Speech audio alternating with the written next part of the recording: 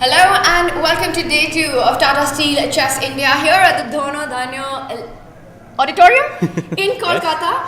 And it's a pleasure to welcome all of you back for this day that we're expecting to be extremely thrilling with how we got set up on day 1. I'm International Master Tanya Sachdev. Alongside me, Grandmaster Sahaj Grover. Sahaj, what a day 1 we had. A topsy-turvy day of chess. What was your biggest takeaway? Thanks, Tanya. It was indeed, a very thrilling day yesterday, and especially during those last moments when the time pressure hits people. The whole situation completely changed, and winning positions were sort of given away, sort of in that sense. So it was quite an exciting day for sure. Lots of hits and misses, lots of brilliancies and blunders that we did witness as we take you live to our auditorium.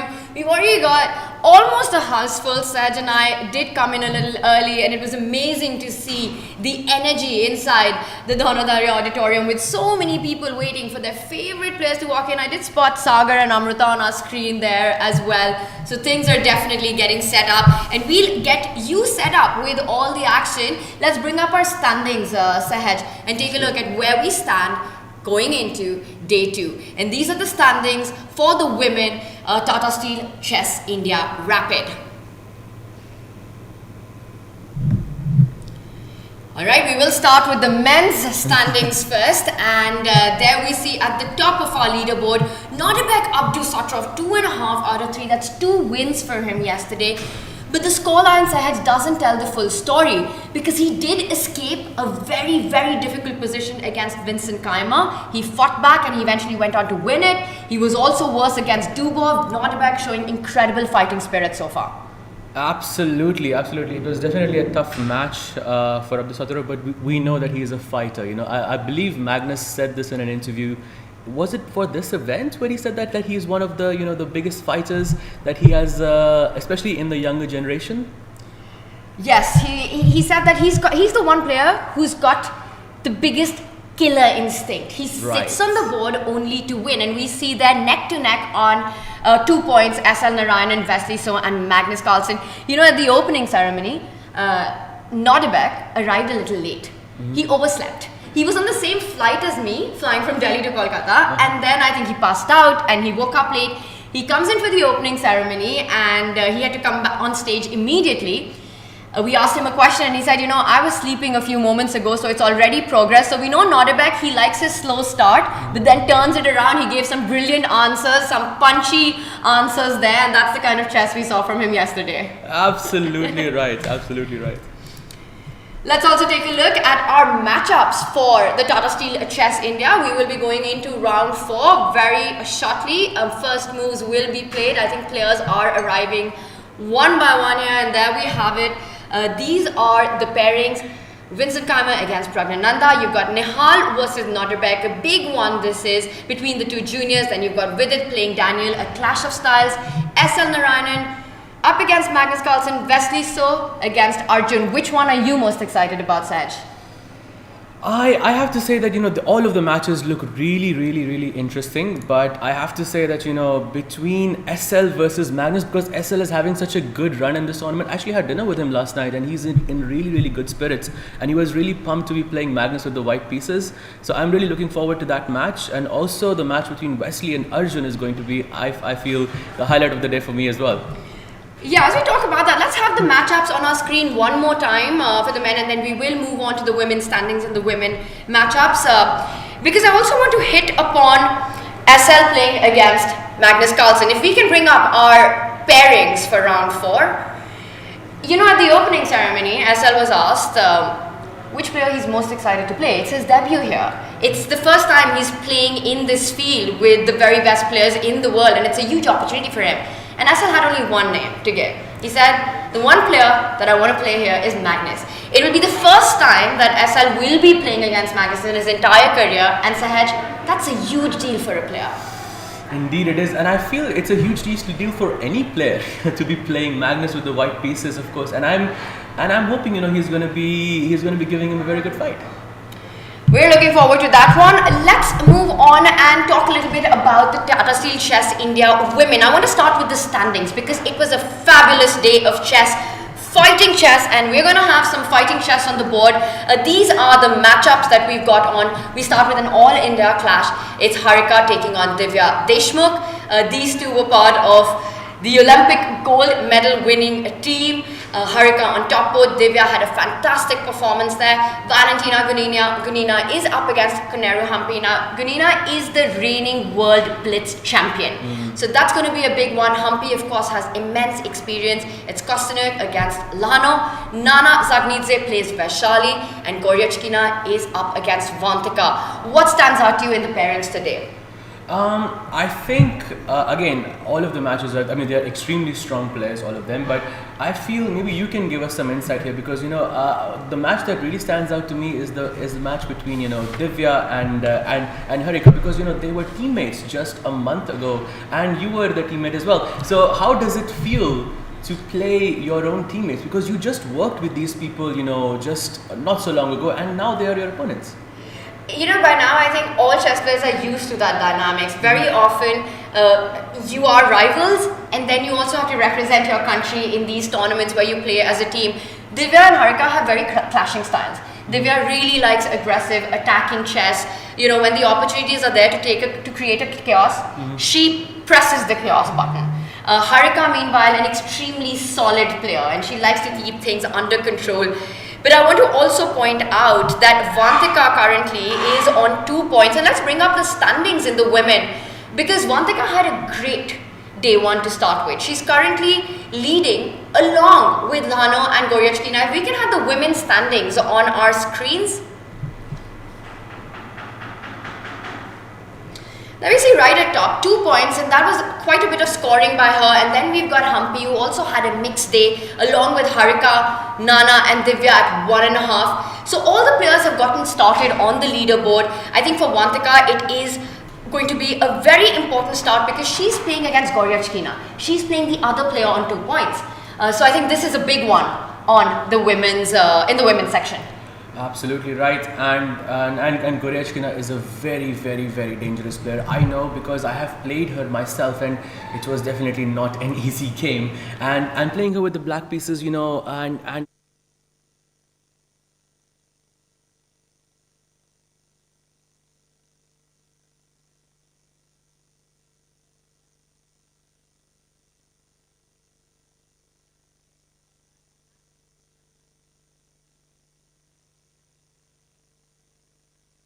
if I'm wrong on the year there, but Goryachkina, immense experience. I played against her in the World Blitz Championship as well. She's a very fast player. She's not, I wouldn't call her aggressive, to have an intuitively aggressive style, but she's very universal in her approach. She just makes moves quickly, asks the questions and puts the pressure on the clock, on the board. I would say positional, but has a suffocating strategy for her opponent. Right, it sounds a lot like someone I know. I have no idea who you're talking about. Who are you talking about? You. Well, I wish I could be as strong as Goryachkina. Having the strategy is one thing, but I need to have the rating as well. I know because I have played you so many times, and each time I suffered. Somehow you managed to escape most of them. I am very grateful for that. I'm very grateful to you for that. Wow, alright, so I need to look back at those games, but right now we're going to go into our playing arena and check out what is the scene there. The players are yet to arrive. I know the audience is there. It would be amazing to also get a view of our Dhono Dhanyo Auditorium. If anyone's watching from Kolkata, you have to join us here. You have to experience the action live. You get to meet the players, you get to see them play some fast and furious chess. I think Kolkata is the perfect city for this tournament. Absolutely, and we just walked through the auditorium and there were so many fans and it was such a nice atmosphere and it was just such a nice vibe to see. And let's also point out, we see at the back there all the boards where the games are on, and very often when we're commentating, we see the players turning around to look at that. So they're actually checking out the other games. What was that like for you, Sad, when you would play and you would be able to see the other games? Because one would think you need to be so focused on your own. I think it can be, I feel that when you're playing a chess match, from time to time, you need to kind of look away to give yourself a break, and that break can be to look at someone else's board, or just to look away, just gaze out for 30 seconds, just to give your mind a breather. I think that could be one of the reasons why they do that. Well, yes, and it seems to be working for most of them, that they're able. I still feel that your own game is still in your head when you're looking at other boards, but like you said, you just shift a little bit, reset, and come back. And we see the players are all set right now. I saw Daniel Dubov, he walked in. That's Humpy walking in. She's going to sit right in front of Valentina Gonina, the reigning women blitz world champion, and this is going to be a big fight as well. I think both these players have a solid style of play. Humpy also really likes to keep things under control. There we see the chess queen has just arrived. Alexandra Kosteniuk currently leading the tournament. Sorry, she's not leading the tournament, but she's right behind the leader. She's playing against a player who is leading, Katerina Lhano. They're two good friends as well. What is that dynamic like? Do you enjoy playing against your friends? The only time that I have not wanting to play against anyone is against my friends. So I know, because when I was playing against you, it was in the Tata Steel, and I absolutely did not want to be there, and because it's just something that I just find very, very hard to just do. And it's not just with you, it's with, I only have this with you and another person that both of us know. I think you know who I'm talking about. Well, we'll talk about that later, but right now we've got the handshakes. We saw Divya and Harika there, of course, two players who know each other very well. It's a clash of generations. Harika has been a mainstay in the women chess in India, one of the best in the world, and Divya, of course, she's really arrived on the scene. What a fantastic year Divya has had. The improvement that we've seen from her, she's won, I think, almost every single tournament that she's played. She comes back here as the reigning Tata Steel Chess India Rapid Women Champion. She won it last year, so she had a fantastic result there. And another great on our screen right now. And not to mention, she crossed the 2,500 milestone not so long ago, and which is, I feel, a very, very impressive feat. Yes, it's what's needed to become a grandmaster as well. So now Divya only needs the norms, and I think few would have any doubts that she's going to get there very, very soon. Well, she's playing against a player who's already a grandmaster, someone extremely strong and experienced. And we see the auditorium behind us there. I've always wondered it's incredible that the audience is able to just keep the silence and keep the zone in the playing hall, because there are at least a couple of hundred people there. True, and it must be very difficult for them, and also it must be difficult for the players to keep their focus as well when so many people are watching. It must be. One player who's a big stage player who loves to play against the audience, in front of the audience, is Nodirbek Abdusattorov. We saw him there on our screen. He's ready to go as well, and he is up against Nihal Serene. Nihal had a mixed day on yesterday.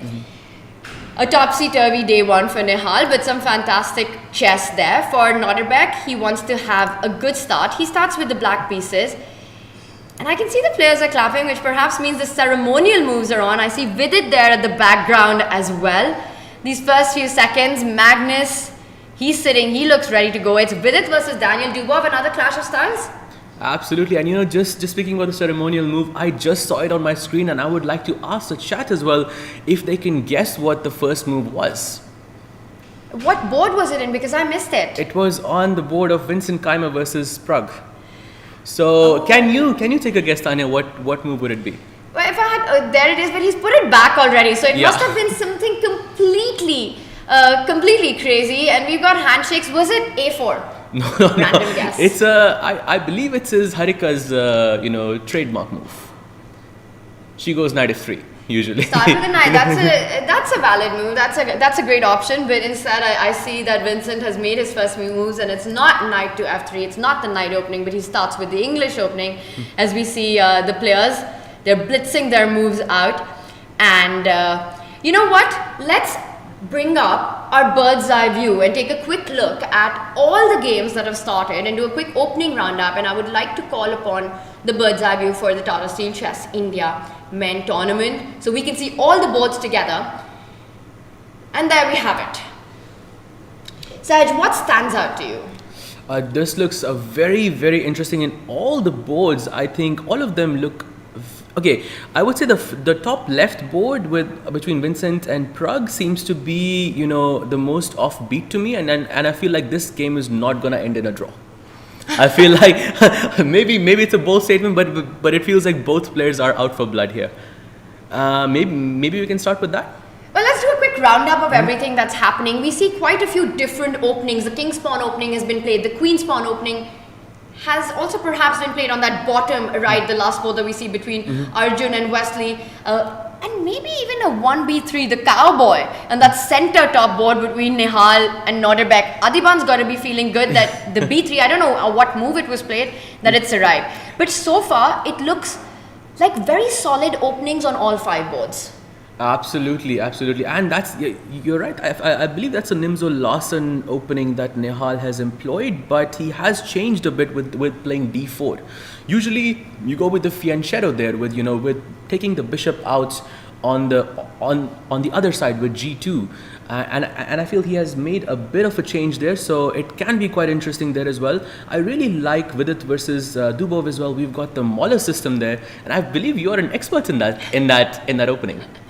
I've played that a couple of times, and the Mahler system, for those of you who might not be playing this opening, is when black develops that dark squared bishop which has just fallen back on that c5 square early on before pushing that white bishop back. We will jump onto it, but do you think should we start with the leader of the tournament?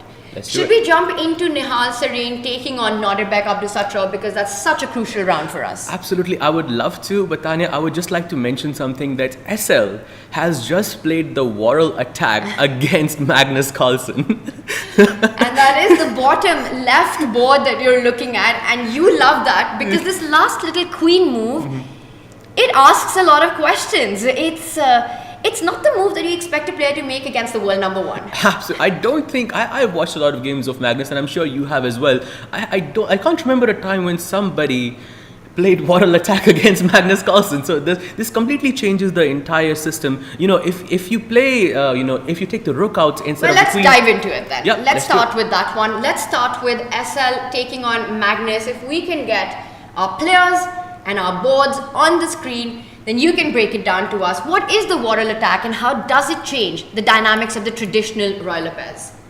So let me just bring it up on the board right here. So we have Queen E2, and here D6 was played by Magnus. I think this is a bit of a sideline here. Usually you play B5 in this position to get the bishop out this way. And instead he played D6 to get the bishop out this way, and now he has responded with the pawn. Now his idea is to get the pawn out over here so he can get access to the center, and this rook over here, this rook goes on D1. That's the gimmick. In the normal royal pace, that's what we're playing here. The rook is over here and the queen is over here, but in the Worrell attack, it's usually the other way around, where once the queen is here and the rook is over here. This might not feel like a very big change, but it can actually have a very big impact on how your pieces develop in the future, in the next 10-15 moves. And it's arrived there. So he switches things up, lines up the rook against the black queen, and only then does SL want to strike in the center with the d-pawn moving forward. Alright, looks like an interesting start. Of course, it's part of the preparation by SL against Magnus. He wants to try to get him into some kind of unfamiliar territory. Well, the Worrell attack isn't as much of an unfamiliar territory, but it's not the main line, and perhaps it's not an opening that Magnus faces as much. Absolutely. I don't believe that. The one thing is for sure that he did not look at this line maybe in this event. Yes. I would be absolutely shocked if he looked at this against SL for sure. Alright, well, let's move on to another board, and I want to take us to the tournament leader, Nodirbek, who starts with the black pieces. And let's bring up Nihal versus Nodirbek on our screens as well. We've got the board in front of us, and that last move gets me very excited, Sahaj. Yep, he has just broken the center with this d4 move, and I feel this is already looking pretty comfortable for Nodirbek. Although Nihal is a very resourceful player, especially in faster time control, so it's too soon. It's way too soon to say how this game will unfold. But the opening looks pretty comfortable for Nodirbek. Yeah, it also feels like the kind of opening outcome that Nodirbek would enjoy, because he's the first one to ask a question in the center. You have to make a decision with that e-pawn, and I don't see so many of them. That e-pawn cannot move forward because you don't have so many pieces defending it. The pawn would just fall after e4.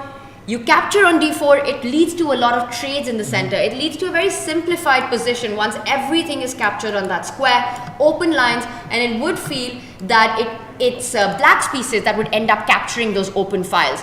Nihal takes a committal decision instead. He pushes the b pawn, attacking the bishop. It's an intermezzo, but apparently our engine doesn't like it. It is a mistake indeed, Tanya. You are 100% right. And can you guess what the move is? It's actually not something that I would look at instantly. My initial instinct was, when someone attacks you, you just move the bishop back. But Nodirbek plays the move instantly. In under 30 seconds, he goes with the right move. D takes e3, and now he will take the knight over here. And I believe this is already better for Nodirbek over here, simply because I think you've got these double pawns, which is definitely not something to be happy about. I'm just glad Nodirbek answered that question before I had to. Took the right decisions, as he usually does. And once again, he said this at the opening ceremony. He just understands the Indian players, how their mind works, their style. And perhaps he's been able to somewhere trick Nihal in the opening here. So things looking good for Nodirbek in this one. Saj, is there another board that you would like to jump to before we move on to the women's section? Maybe we can take a quick look at... Should we look at Vidit versus Daniel, because that looks pretty fun. Let's go ahead. So there we have it, Vidit versus Dubov. I'm just going to look at the opening very quickly to just understand what it was. So he gets the king pawn out. He responds with with e5 as well. The knight comes out to attack e5. Black defends it. Oh, you've got the Spanish system. We saw this in day one as well between Arjun and. Arjun was playing against... Why are you surprised? I mean, we see this all the time, everywhere, in every single tournament. This is the most played opening. But actually, lately, we're seeing the Italian system a bit more. So, we see it a bit less these days, I feel. It was at Marshall game, and I remember Vishy sir gave us a very nice insight on that opening. So yeah, let's go ahead. He plays a6, the bishop comes here, he castles. Oh, we've got the Mauler system. This is the game with the Mauler system. He goes c3. I think it's the same idea to push d4 and gain control of the center. Black castles. He plays d4. Bishop goes away. And now the rook comes out to defend the pawn on e4. Black plays b5 and he defends with the bishop. And he plays d6, the only move in this position. And now he plays h3. A very, very normal, I would say, move in these positions. It's a pretty nice prophylactic move to just defend against this bishop coming out to g4 and, pinning this knight over here. And black defends, black plays the bishop out in the fianchetto position. Bishop e3, takes. And okay, this is the position that we are on right now. I feel Vidit is looking a bit more comfortable than Dubov here because he's got this center. What do you think? I would love to pick up that light squared bishop as black right now. I mean, yes, I hear your point about the big center, but black can just get a bishop pair advantage. And those two bishops on b7 and a7 look really nicely placed on the long diagonal, just eyeing the other side of the board.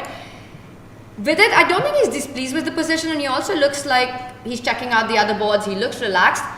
But I think it's just a very dynamic opening where already an imbalance has been created. Whenever you exchange a minor piece, whenever you exchange a knight for a bishop, that's the first imbalance. It's an open game already. So I think it's the kind of chess that Daniel likes to play. It's going to be a big fight, level so far. I think I would agree with that, but it looks pretty imbalanced to me. It's pretty hard to say how this game will unfold, but we can circle back to it. We'll circle back to it, and Daniel, we know he's such an exciting player. I call this the clash of styles because with it again, he likes to keep things under control. We will come back to it. Let's move over to the Tata Steel Chess India women, and we've got 10 of the best women players here in Kolkata, 5 Indians against, I want to say rest of the world, like 5 Indians playing against the top players in the world. So let's bring up our bird's eye view as we shift our focus to the women boards.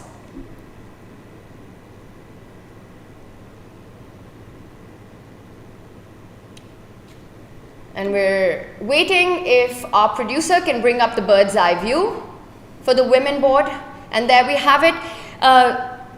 Should we do a quick roundup first? Should we just first take a look at all the boards, Sahaj? There it is. What catches your attention? I see very different dynamics from in the open section. Right, and the first things that catching my eye, Tanya, is the game between Humpy and Valentina Gunina, because I believe Valentina has already made a mistake. This knight c5 is a fantastic move, and I believe she's about to lose a pawn.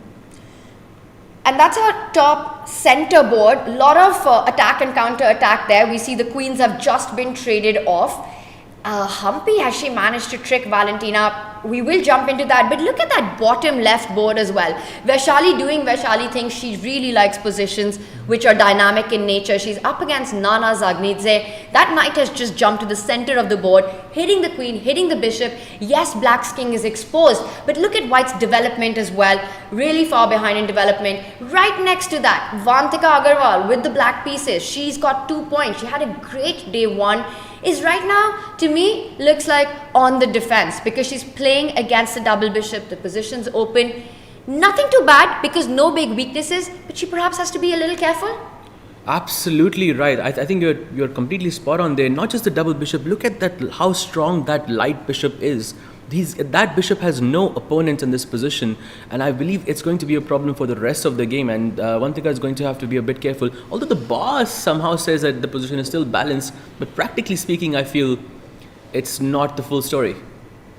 It never is, especially when you've got the imbalances that we've been talking about. You know, pawn formation where black has got 4 pawns versus 3 on one side, it's 3 versus 2 on the other, it's the 2 bishops versus bishop and knight. So definitely still a rich game. But I want to actually go to an end game that I find really complex. It's the one you pointed out first, Valentina against Humpy. Because yes, Humpy has won that pawn, that extra pawn. And let's jump to that board.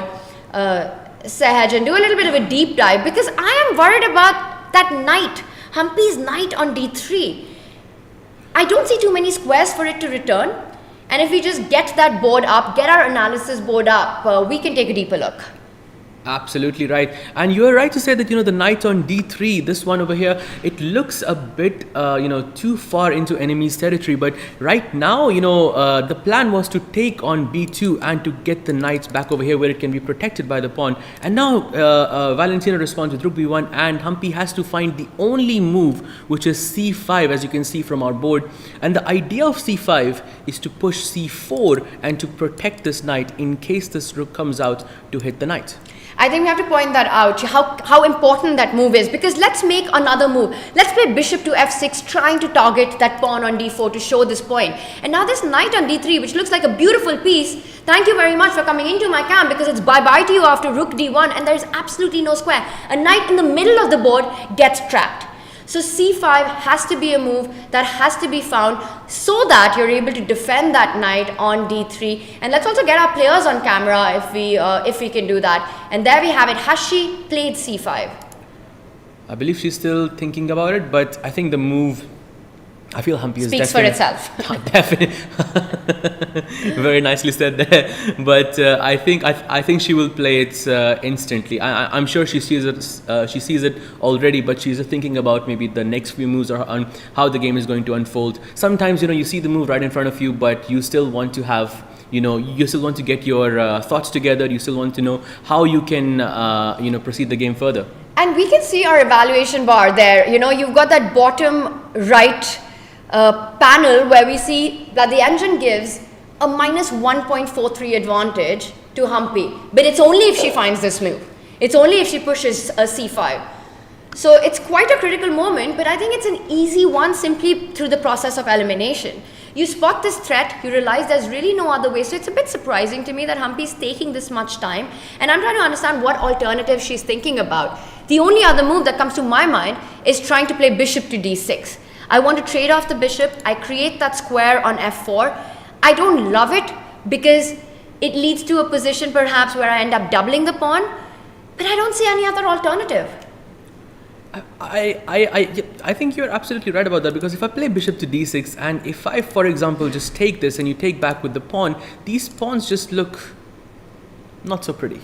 Not so pretty, but you open up the C line, and that knight on D3 controls a really nice square. I'll show you a fun line. Let's say you play rook D1, hitting that knight. You say, you know what, move back, I want to put my rook on C1 and trade. You go knight to F4. And now if you try to neutralize the C file with rook C1, hello, thank you very much, give me that rook, knight E2, game over. Absolutely right. Takes, and the knight E2, and we have this fork over here, and it is goodbye. It's hello and goodbye. So Humpy, she's still thinking, and I think this could be attractive. This line could be attractive. Yes, you double up your pawns, but you get this activity on the open C file. The fact that she hasn't made the decision, which at her level is a very obvious move you look at, it means that there's something going on in her mind. There are alternatives in her head. Absolutely. Another thing that I just now see is that maybe after bishop to d6, what can be really interesting is if I can take, you can take back. Now, of course, I cannot play this because the knight can escape via to f4. But, Tanya, what I can play is something like g3, and I feel like this is something that Humpy could be thinking about, because after g3, I block the square on f4, and now I'm threatening rook to d1. The position still feels a bit complicated. It's hard to judge here who is, whether black is better here for or not. Yeah. It's a difficult decision indeed. And we leave her to that decision. It's also a pleasant one because undoubtedly she's seen c5, she's up a pawn. It's a great problem to have to solve whether you go bishop d6 or c5 here. Let's bring up our bird's eye view one more time in the women's section to get an overview of all the action that's unfolding, if we can have that up.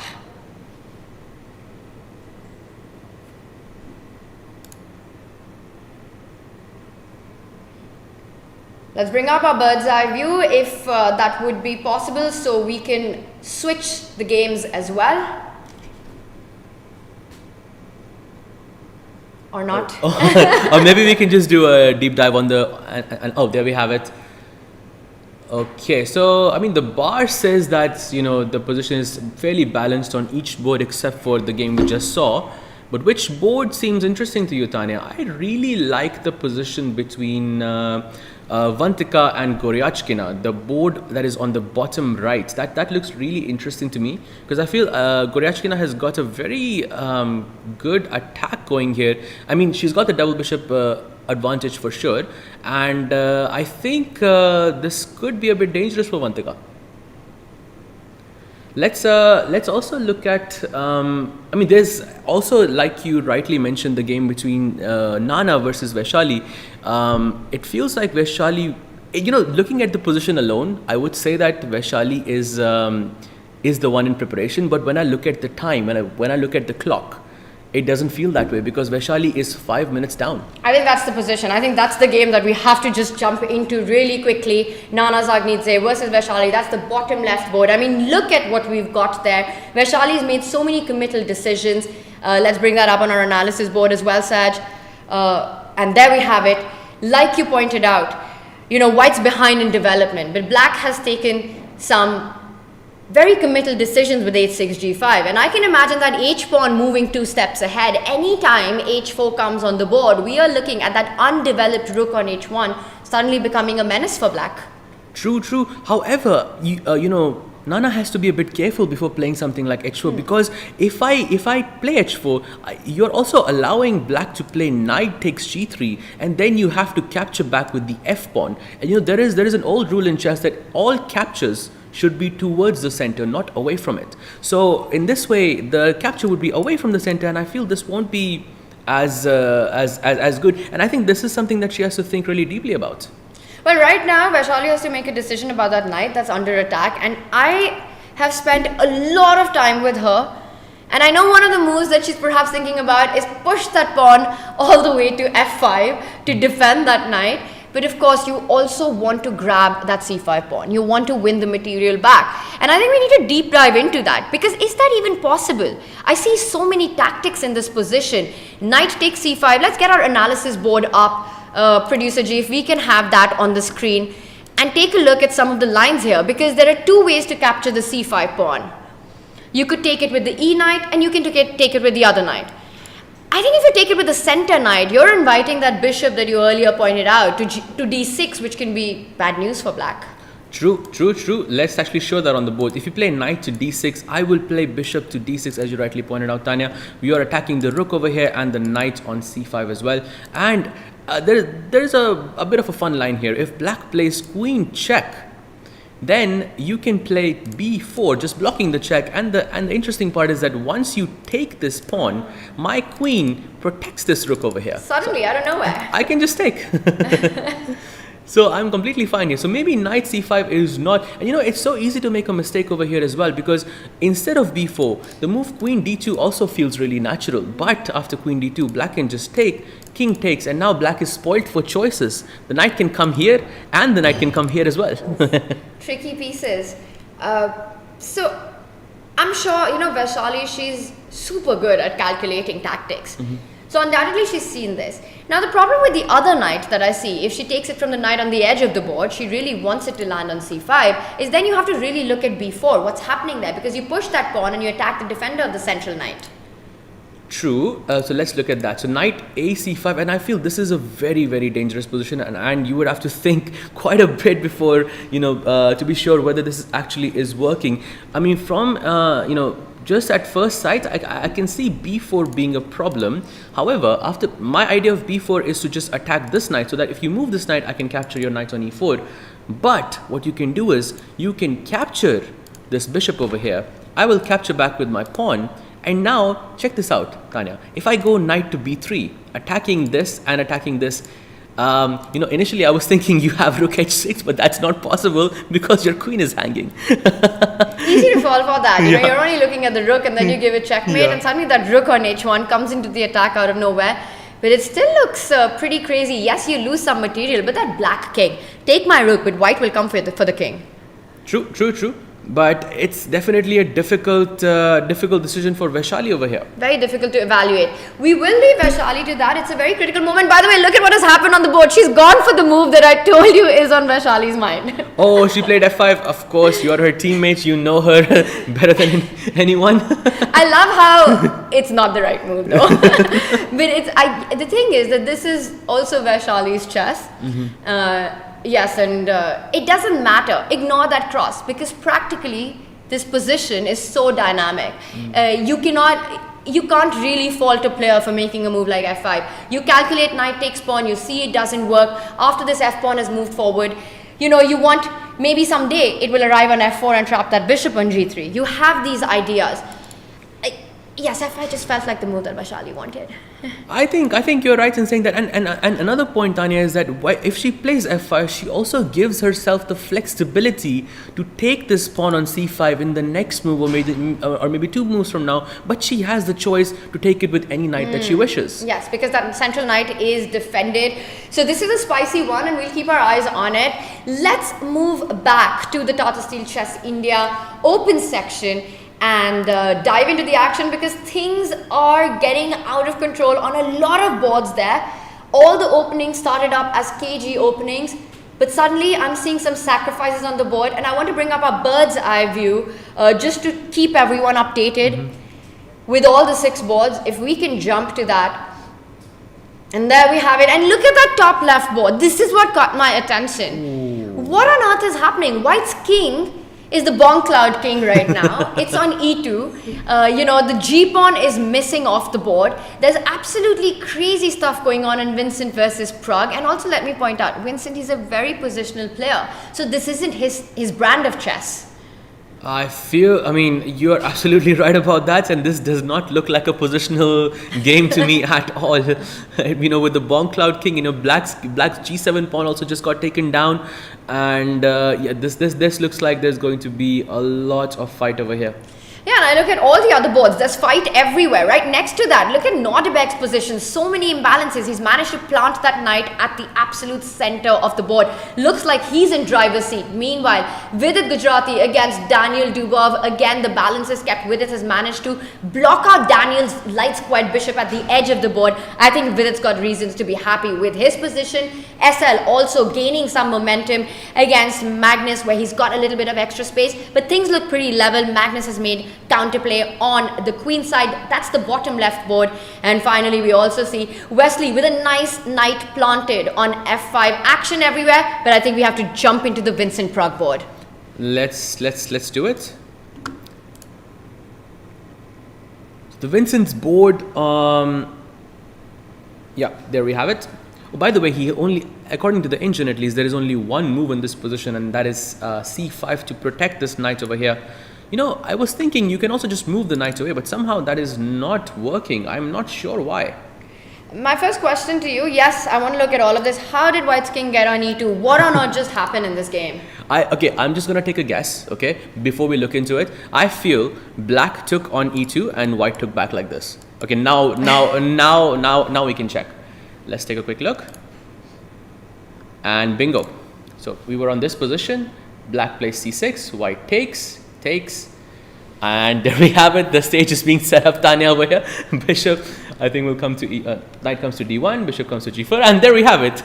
Knight e3, bishop e2, and king e2. I called it. Knight to d7, and I think the idea of this is to bring the knight over here and bring the knight to d3, and this looks quite dangerous already. And I must mention that Pragg is already a pawn down in this position. And I think with this following move, bishop takes g7, which is what we were just looking at, it's a brilliancy.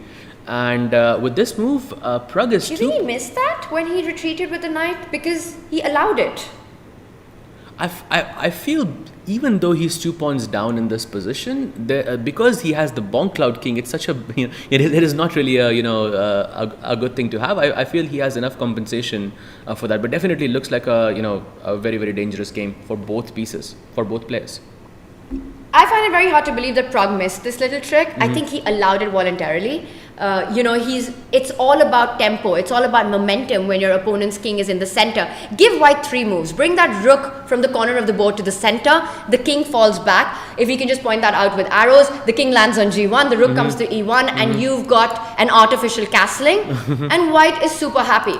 So for Pragg, it's all about gaining time, trying to attack white's pieces, and that knight on d6 is a little vulnerable. It gives black that time to be able to do that. Right now I'm looking at an idea of that rook left, which is currently attacked, but you move it to a square, which I think this was played, right? Yeah, rook e6 was this was played. And actually we have some more moves on the board as well. He plays knight to f5. Actually, this is the move that I was thinking, and black goes queen to g5, attacking the knight. Once again, just pursuing that knight. It's tempo, tempo, tempo.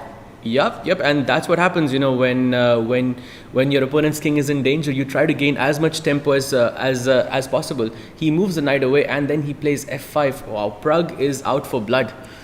He's going for it, and that f pawn isn't stopping on f5. It is landing on f4 for the score. And once again, just not giving white the time to regroup pieces. And sure, the bar says it's still in balance, that there's a way for white to defend this. But let me tell everyone, computers can defend this kind of position. From a human perspective, it's so difficult to find the accurate moves one after the other. One, you've got less time on the clock. It's under 9 minutes for Vincent. I think you take the bar, you chuck it out of the window. I would pick black any day of the week in this one. Absolutely, and looking at the time situation, as you rightly pointed out, you've got the worst king, and you know, you've got less than half of the time of your opponents. That definitely is not a pleasant situation to be in for Vincent. How many pawns has Pragg sacrificed? I'm trying to do the math here. That's 4, 7, 5. That's 2 pawns down. But he doesn't care right now. I mean, he's taken 5 minutes to get to this point where he's given up 2 points, worth 2 points of material. But he's got a clear idea. Yes, Pragg's king is not safe in itself, but none of Vincent's pieces are getting to it. And I also know that Vincent hates these kind of positions. He's the protege of Peter Lecco. Can you imagine Peter having to face this position? I mean, you know, he dreams of just having so much harmony and coordination between the pieces. This is a nightmare. Maybe this could be a strategy for Pragg as well, you know, to go into a position that his opponent is not comfortable with, and you know, to sort of create that imbalance early on, and to put him in a you know, like a spot where he is not you know, the most comfortable. I feel the time also reflects that. Vincent Keymer definitely feeling the pressure in this one, but let's move our attention to another board. Pragg looking good to strike in this, and let me also remind everyone that Pragg yesterday lost the final round of the day to Nodirbek, and it was just one mistake that he made and Nodirbek bounced on it, never gave him a chance. So this would be a very important win for Pragg if he's able to convert this initiative. But let's move on to another board. Sahaj, which one catches your attention? Maybe we can take a look at Wesley versus Arjun, because I don't believe we have checked that game yet. Let's do it. Let's head over to Wesley So taking on the world number 4, Arjun Erigaisi, the new member of the 2800 club. Yep. The second player from India to have ever done it after Vishy Anand. Only 15 players so far have been able to cross the 2800 mark. You know, it's as elite as it gets in the chess world. You know, I spoke with Arjun yesterday, and I congratulated him on being 2800. And you know, to him, he was so calm, he was so humble. It's like for him, it was just a regular day at the office. And he said that so many times, that he doesn't really care about ratings as much. And maybe that's the reason. Maybe that's the reason players like Arjun and Hikaru are able to play at the level that they do consistently, take the chances that they take, because they're not thinking about the number game as much. And I think it was in the Chennai Grandmasters that Arjun crossed the 2800 barrier. And in the middle of the tournament, when he was asked about it, he didn't have emotions towards it. The only emotions he has is towards what's in front of him, the board, the game, just making the kind of moves that he wants, that he expects himself to. Absolutely. He's so calm, so composed. I mean, and not just 2800, Tanya. He was 2809, I believe, which, you know, once you hit the 2800 level, you know, it's every point matters so much. I mean, I can only imagine, you know, and you know, he was, I believe, about only 21 points away from the world number 1 spot, which I think is a fantastic thing to even, you know, think of. Especially at his age. He's I think 20 years old. Yeah, I think he's 21. 21, and it's yeah, incredible scenes. And of course, it's not just Arjun, right? It's this entire boom of Indian chess that we're seeing with these youngsters who are rivals, they're friends, they're motivating each other. And right now, I need to understand what's going on in this position, because I really like Wesley's pieces. You know, the knight that's sitting on f5 is a beautiful knight. You've got these 2 bishops right now. If Arjun's going to trade off that light squared bishop, the other knight also becomes a stallion on that d5 square. I would not want to see these 2 knights. First, he trades with his own knight on f6. And Wesley, what decision are you expecting him to make here? So just to point out one thing, Tanya, I think if he takes with the bishop instead of the knight, I believe that you could have this nice little intermezzo, and you could take bishop takes knight and follow up with the knight. Oh, the bar doesn't like that so much, but I was thinking this is maybe really good. I'm not sure why though, but it looks really good. What am I missing here, Tanya? Can I just go back the bishop somewhere? Is it bishop takes pawn? Is that a move? Bishop takes pawn? Yes. Is that? Can I go bishop takes bishop? Bishop takes queen, bishop takes queen, bishop takes knight. That's way too many exchanges. That's way too many exchanges for me.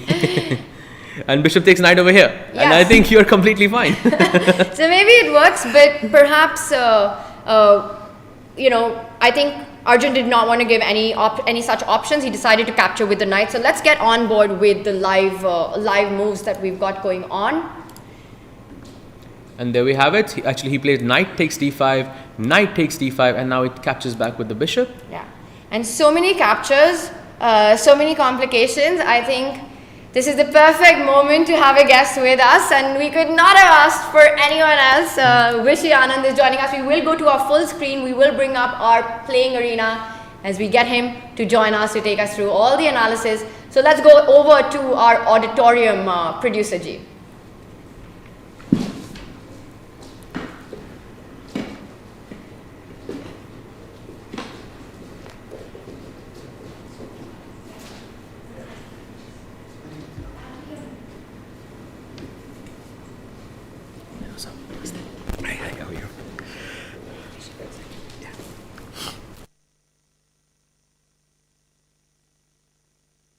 Got 5-time world champion Viswanathan Anand here with us to take us through all the action. Vishy, how's the day been so far?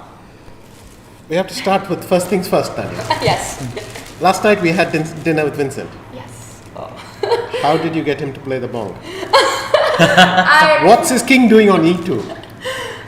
promise you I have nothing to do with this. But I was We had dinner together, then I left, and then I think a few minutes later they left. And at a brief moment, she convinced him that it was perfect time to try the bomb. As soon as I saw this king on e2, I thought, this can't be real. As soon as I saw the king on e2, I was thinking about you as well. I was like, Vishy's got to be enjoying this one, but it doesn't look that great for Vincent right now. Let me just put that up on the board. I can't tell. I mean, white's king d1, c1 away from not being too bad. So I guess, also what are you going to play? Knight e5 or knight f6 or g3 check? G3 check if I go king e1. Let's it's have rather that on messy. the board. Yeah. So So- g3. Black plays g3 and white goes Well, king e1 because king f1, queen f3 might annoy. Oh yeah, that is But now true. it says black is winning. Oh, simply knight e5. Okay. Oh, so then I would have to play king f1 then. And then knight comes to f3. Yes. Well, 95, the computer It's not the doesn't move. like it so much. This is just queen take. No, it can't be queen takes one. There's knight f3. But this looks very scary to walk into. Has he played g3? Oh, maybe then just rook g3 here. Rook takes g3. I will Knight go. d3 and king. Should I go here or should I go here? Maybe knight f3. Maybe even rook f3. So I go knight to here. You will sacrifice the knight. The rook with. I rook am f3. tossing that idea out. That's all. I mean, I can go king f1, rook d8 or something, but Okay, king f1. Black goes rook to He's d8. made a decision. If we just check in with what was he's got knight f6. played. Knight to f6 on the board. We were expecting that knight to arrive on e5 at some point. Does that surprise you? Yes, I mean the knight's out of the game now in a sense. On e5 it was going to participate. On f6 it's doing nothing. But on the other hand, it defends all the pawns and frees up the rooks to participate in the game. So maybe rook d8, rook e d6, that sort of thing will start to come. And also Vincent's Flop. thing on the king side is not happening probably. He's trying to put pressure on g4 though, so we've got more moves coming in and Oh, sorry, Yeah. I didn't see that. So rook g1 and black plays knight to f6. Actually, the move you said. White plays rook to g3. I think you're stopping the g3 check. Okay, idea over here. hang on. For this rook g1, g3 check, king e1, let's just see what is the move that. King e1. Yeah, what did it want to play? Maybe no, not. I queen think maybe f3. it is queen f3. But then fg3. Oh, sorry, I was only looking at rook takes. Well, that was my reason for winning king f1. Okay, now it makes sense. Yeah, you're but right. now, You're right. is it knight c5? Knight c5, I was just Knight c5 because it. But then rook g3 and we were Knight allowing c5, knight then d3 you check go rook- before, and why is it good now? I don't know.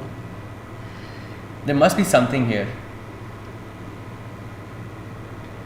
Because the evaluations dropped like a stone. So what could it be? And you don't want to take on f2 and King f2. rook, I didn't. The problem for black is that king is on f8 rook as well. f6 and knight c5. Is that something? Oh yeah. Is that anything I'm threatening? At least I've got a threat. So rook f6, king e1, Knight c5. knight c5. That is a good Then you plan. I have have rook this- g5. Oh, they've all But then reacts you on know- that. But it's still something. Yeah, it's rook g5, queen f3, Oh. Oh, you're threatening this h1 and and also knight knight d3. d3. Yeah. Maybe that's a. That But there's looks- apparently something even better than this. I think one way of winning is good enough. Yes.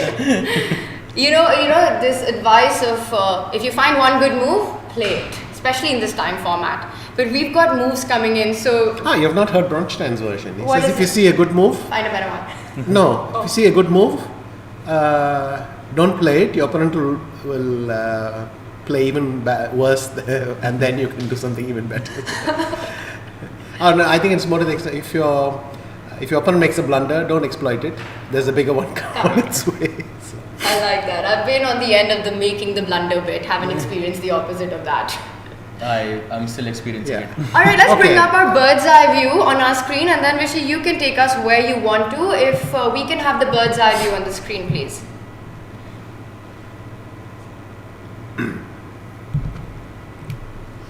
So what catches your attention here? Arjun once again playing an opening you wouldn't particularly expect. Is this a Mehran? It looked like a Mehran somehow. Let me just put that up. So this is the game. The opening was. Yes, it is. It is a Mehran indeed. So Mehran, And they've got a very sharp, interesting position. White's pawn is on d6, but black's pieces are not being kept back by it or anything. So queen d7, bishop e3. Maybe white is just a slight bit better with that pawn on d6. You know, the engine says that the only move in Arjun's game is to take that pawn with the bishop. You cannot move the queen, apparently, because it's maybe because of bishop e3, like you mentioned. Ah, okay. So bishop d6. So that's the bottom right board that we're looking into, and just next to that I want to just quickly point out that Magnus looks like he's taken control of that. He's penetrated on that open A line with his rook, getting a lot of activity. The other games look balanced. Do you want to do a deep dive onto Arjun's board first? Sure. So let's bring that up if we can get the analysis board for Wesley So and Arjun. How bad is queen d7? I mean, it might be. Just put it up and see if the. Let's play queen d7. Okay, we have a 1.7 advantage. Yeah. Yeah, it's in fact trending up quite a bit. So okay, so bishop d6 is the. It's the only move. But I feel it's If natural. bishop d6, would you have bishop h6? Ooh, that's a nice move, because you're forcing me to take over here and damage my structure, and if I go to d6, that's going to be quite dangerous for black. No, I think. But maybe black can live with that. Rather than a pawn on d6. It's better of the two moves, you know. Yeah. So, and actually he's played queen d7. I think it's on the board already. Has he? Yeah, I believe so. Mm-hmm. Is it on the board already? Yeah, he has played queen d7 already. He's playing queen d7, so apparently. So Arjun is computer's in a bit not of, a fan. Yeah, he's in a bit of trouble here. Maybe he can just go bishop e3 over here. Just bring it back, and now you've got the strong pawn over Also, here. this bishop, maybe bishop d2 to put it on b4 and. D2 and go like this into attack. Oh, sorry. Well, just to. I mean, AB, bishop b4 suddenly has a nice feel to it. You have got a nice outpost. Okay, let's come back to this. Pragg is very interesting. So we've got quite some. You want to? Can we get a quick look at the SL Magnus and also Nodirbek? He's currently the tournament leader, so I definitely want your thoughts on his Yeah, show. Which I one? thought he was doing very well. It seems that Nihal is probably out of real danger. Let's bring that up. Let's bring up Nihal versus Nodirbek. Nodirbek currently leading, and this is what we have, you see. Yes, so he's gone. He's taken the pawn on a3. If queen c4 check, king f8, h8, and you cannot go rook d7 because of knight e5. Okay, let's actually show No that background tricks, to everyone. Because that's 7's defense. Yes. So queen c4 check, king moves away, rook comes to the 7th rank. That is And not then knight possible e5. because of knight to e5 when you've got the queen and the rook. Yeah. I think this is losing, so maybe not rook d7, Vishy sir, maybe something else. Yeah, so some random move, yeah, h4 maybe. h4. When in doubt, play h4. Alpha Zero style. There's a gap between Tanya's when in doubt play h4 and Alpha Zero's h6. And there's a little gap there. The but gap is h5, that's all. But it is true that you'll never get to h6 without playing h4 first. So. I don't think Alpha Zero's pawns go g5, g takes h6. No. Not often. Alternatively, if he doesn't play queen c4 check, he can play rook d7. But sir, a quick question after queen c4, king h8 and h4. In this position, would you rather be white or would you rather be black here? I guess I'd rather be black. I mean, it is a fairly clear pawn up. My knight is superior to that bishop. But there are the major pieces floating around, right? True, but I somehow feel that this rook over here, and it might get to d7 and also have the strong h pawn. But you're right in saying that the a pawn looks a bit it looks quite dangerous. It is long term, but if I put the queen on b2, for instance, but the reason I played queen c4 check, so I didn't start with rook d7 is if you go rook d7, then I was worried that queen b3 would lock in the light squares. So now I see that queen c7 is an option. So Queen maybe C7. that was a mistake. Queen c7.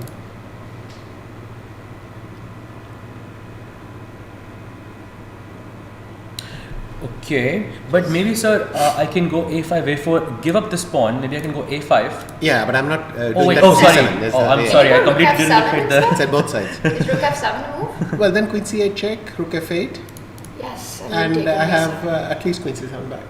So I think Black I'll is take playing it. for an advantage. After Queen C7, it looks a bit risky to play for an advantage. Correct. With G7 and B7 hanging. I agree. So, but I have the feeling that let's go back to the initial position. So the initial position is after Queen A3. Queen A3. In fact, the computer evaluates it as total 0. So maybe Rook D7 is the move. True, but you still think that practically speaking, this position for Black is easier to play. Well, one move ago, before Queen takes A3, I would have taken Black because, except for that extra pawn, Black has all the trumps. You've You're got not the- really threatening Rook D7. I can play Rook F7, Rook E7.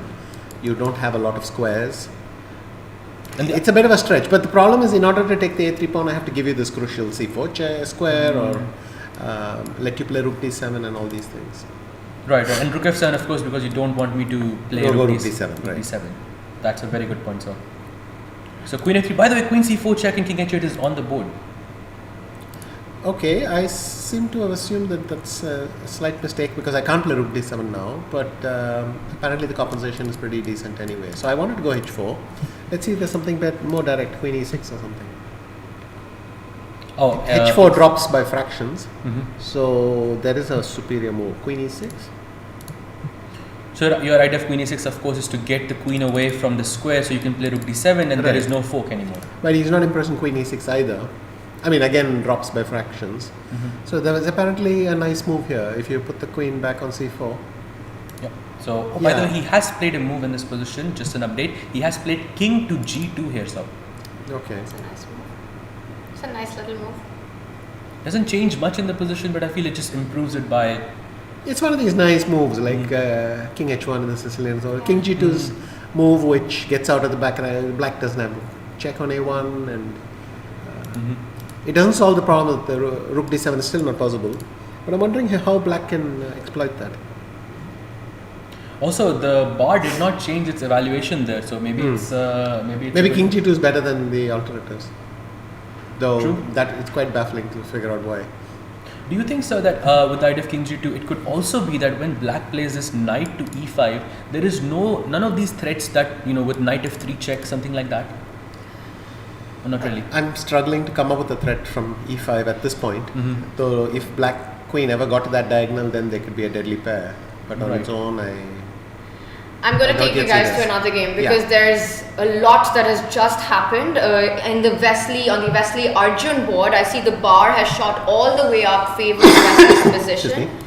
and it didn't look all that bad for Arjun when we checked in last. So, Vishy, can you just update us with what happened and why is this so bad for Arjun? So we had Queen to D7 here, Tanya, and after Queen to D7, when you played Bishop E3, your moves up. Black played King to H8. It's one of those moves that you were mentioning earlier. Takes, and now improving his E4. queen, yeah. Oh, that was, I think, the only move here. Maybe not the only move, but the best move in the position. He moves a rook, and now rook to A1. It takes the file, yeah. Wow. And now I think the rook is just. And it seems to be just overwhelming. It's not very difficult to understand, but this is one of these positions that when it's winning, and when it's not, it's not. In this particular case, the open A file I think makes too much of a difference. Without that, White would have to play H4, H5, which could still be a reasonable try. Yeah, you just compare each of White's pieces to Black's counterparts. The Queen centralized, the D pawn, the A file that you pointed out, and very often for Black, you're relying on this passer, the B and the C pawn already far ahead. If this B4, C3, you could get in these two moves, you've got counterplay, but perhaps Arjun's too slow to make that right now. Yeah, I mean G7 is dropping, and after that, I don't think he'll have the time. So let's see what did he play? He went Queen D8, He went Queen D8, sir. which I don't fully understand. Rook A7, He actually played Queen to B7. sir. Okay, that's also nice. Maybe Rook A7 is also working. Yeah. Queen B7 has a checkmate in one idea. Always like those moves. Today this is the second time that I've missed the threat on G7. I don't know what is happening. It happens all the time with me. Easy to miss. Or threat from one side of the board to the other. Missed it many times ahead. Okay, Nodirbek has gone for a5, and both of them in a way betraying that So they just- can't improve their pieces any further. Yeah, just to wrap things up, so you think any tricks you see for Arjun in this one where he could... I don't know if it's a trick, but I would defend the g7 pawn fast. So queen f8 or g8. It's a good idea. Queen f8 or g8 seems like a good place to start, but then d7 maybe is too strong or something. So would you say this game is already, pretty close to being over, or would you say that there's still a bit of play left? I mean, once I saw rook a1, I realized the advantage was large, but I can't get that bar out of my head. So, I mean, now if you ask me, do I think is this winning? Well, yes, now it looks winning, but you can't unlearn what you've learned. So, Yeah. that's always the thing, right? I mean, you think, oh, this is a nice position, and then the computer says it's totally winning, and then you think, oh, yeah, it's totally winning, but there's. True. By the way, queen d7, queen f8 is already on the board, sir. I mean, he had to defend that that mate. No surprises there. But Wesley, he's also got enough time to think his way out. He's got about 3 minutes. D pawn looking great, rook looking great, queen, knight, everything working. So now let's try bishop h6. Oh, bishop h6. Yes. Wait, g8. You have to explain that. Oh, and you want to go. Okay. Oh, Show that. So you Pawn have to takes play rook. g6. that's a beautiful move. Yeah. And then I go rook a7. Queen g8 only move. And now black wishes that he played queen g8 maybe first, Yeah, So I And go knight knight takes h6. And that's over? Well, he's going to play rook b8 and needle me a little bit. He's done it, I think. So is bishop h6 on the board? Yup, Vishy sir called it. Yeah, this is looking very, very tough for Arjun. I think we should tell the computer to shut up for a few seconds before it puts the exclams on the board. Just so we get a chance to. That's a brilliancy. You found it. Wesley played it. Okay, this is not looking good for Arjun. Do you want to switch to another game? Because players are in prime trouble. So, which one? Oh my god, Vincent Pragg. Yes, Sure. I was hoping you'd say that. Vincent and Pragg. Let's go on that board. So we have, we were on rook g1, and a few moves have been played after that. Knight f6, I think we already saw that. Rook to g3, here, queen comes out, rook comes to d3. Queen breaks out. Yup, queen check, king moves away, queen goes to b8, attacking, this a7 pawn over here. Black plays rook d6, rook d1, defending the d2 pawn. So some queen a5 takes a3. Yeah, queen a5, b4. So already looking a bit shaky for Pragg. Queen takes a3, knight f5, and inaccuracy. Apparently he had the way to equalize, but he didn't capitalize on it, and he played rook to d7. And now queen. What could be the move instead of? Look at move rook d7, and then Vincent goes queen e5. Yeah. It's a move. Okay, there's a threat with knight h6 check, which actually it's quite a serious threat. You mean in this position, sir? After queen e5. After queen e5, okay. He's threatening. No, I was wondering why queen e5 is so strong, because it's a nice square, but what was it doing? But I realized knight h6 is a big threat. And rook takes pawn. And queen g5 takes f6. Oh, even better. No, I just wanna go back to this move over here with knight f5. The best move. I just looked at the engine. It's rook takes g3, and it's not every day that you see this, that you can take a rook with the check, and then you can take the other rook, but the position is still a draw. Oh, but you have to show that why that's the case, because of Yeah. queen f3, queen g3, that's beautiful. And so easy to miss. Rook takes rook, and now you can play knight takes d6 with the check, and you can take the other rook. And is the bar saying that black is better here? Where do I move the kings up? To e6? Let's go to g6, just avoiding any checks if that's a move. Okay. And then pawn takes rook, and the players are blitzing, so let's get quickly up to date with the live board as well. And this doesn't work, but at least you have a perpetual here. Absolutely, with checks over here. I think Pragg is probably safe. Yes. White's pawns are fairly uncoordinated, and as they say, all rook endings might be drawn. So But the queen's got off the board. How did I don't know. we missed that? Let's do an action. So queen e5, he went rook f3, which is very clever. So queenie, yeah. So this way he defends his knight indirectly. Maybe it Yes. is the only way to do it. So Very knight nice. h6, king f8. Oh, this is getting cuter by the minute. So now Vincent uses the pin to play queen takes f6 check, Oh, that's nice. which is a mistake, but anyway, it was cute. Takes, and rook takes, and now we have a rook Rook in da1. I can, for instance, go rook h d6. rook h d6 to attack the d2 pawn. Yes. And do I defend it with this rook a2, sir? Or? Then I'll go rook d4, and that way I have counter-attacked enough pawns. So this is the live position. Pragg, he's thinking about rook d6. Can he also be thinking about just capturing on h4?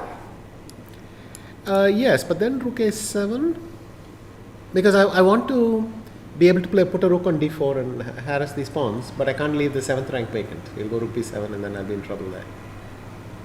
So I wanted to get this out of the way. Also, we should mention that Vincent is on 1.5 minutes here. So I think we're going to see. Pragg has done it. Oh, he's gone for king. He's taking the king to the queen side, which maybe neutralizes the. But now I can take the e4 pawn, and then I'm a serious pawn up. So rook takes d7. King d7, king e3, rook h2. Let's You start with. Yeah, let's just show that on the king board. e3, and now.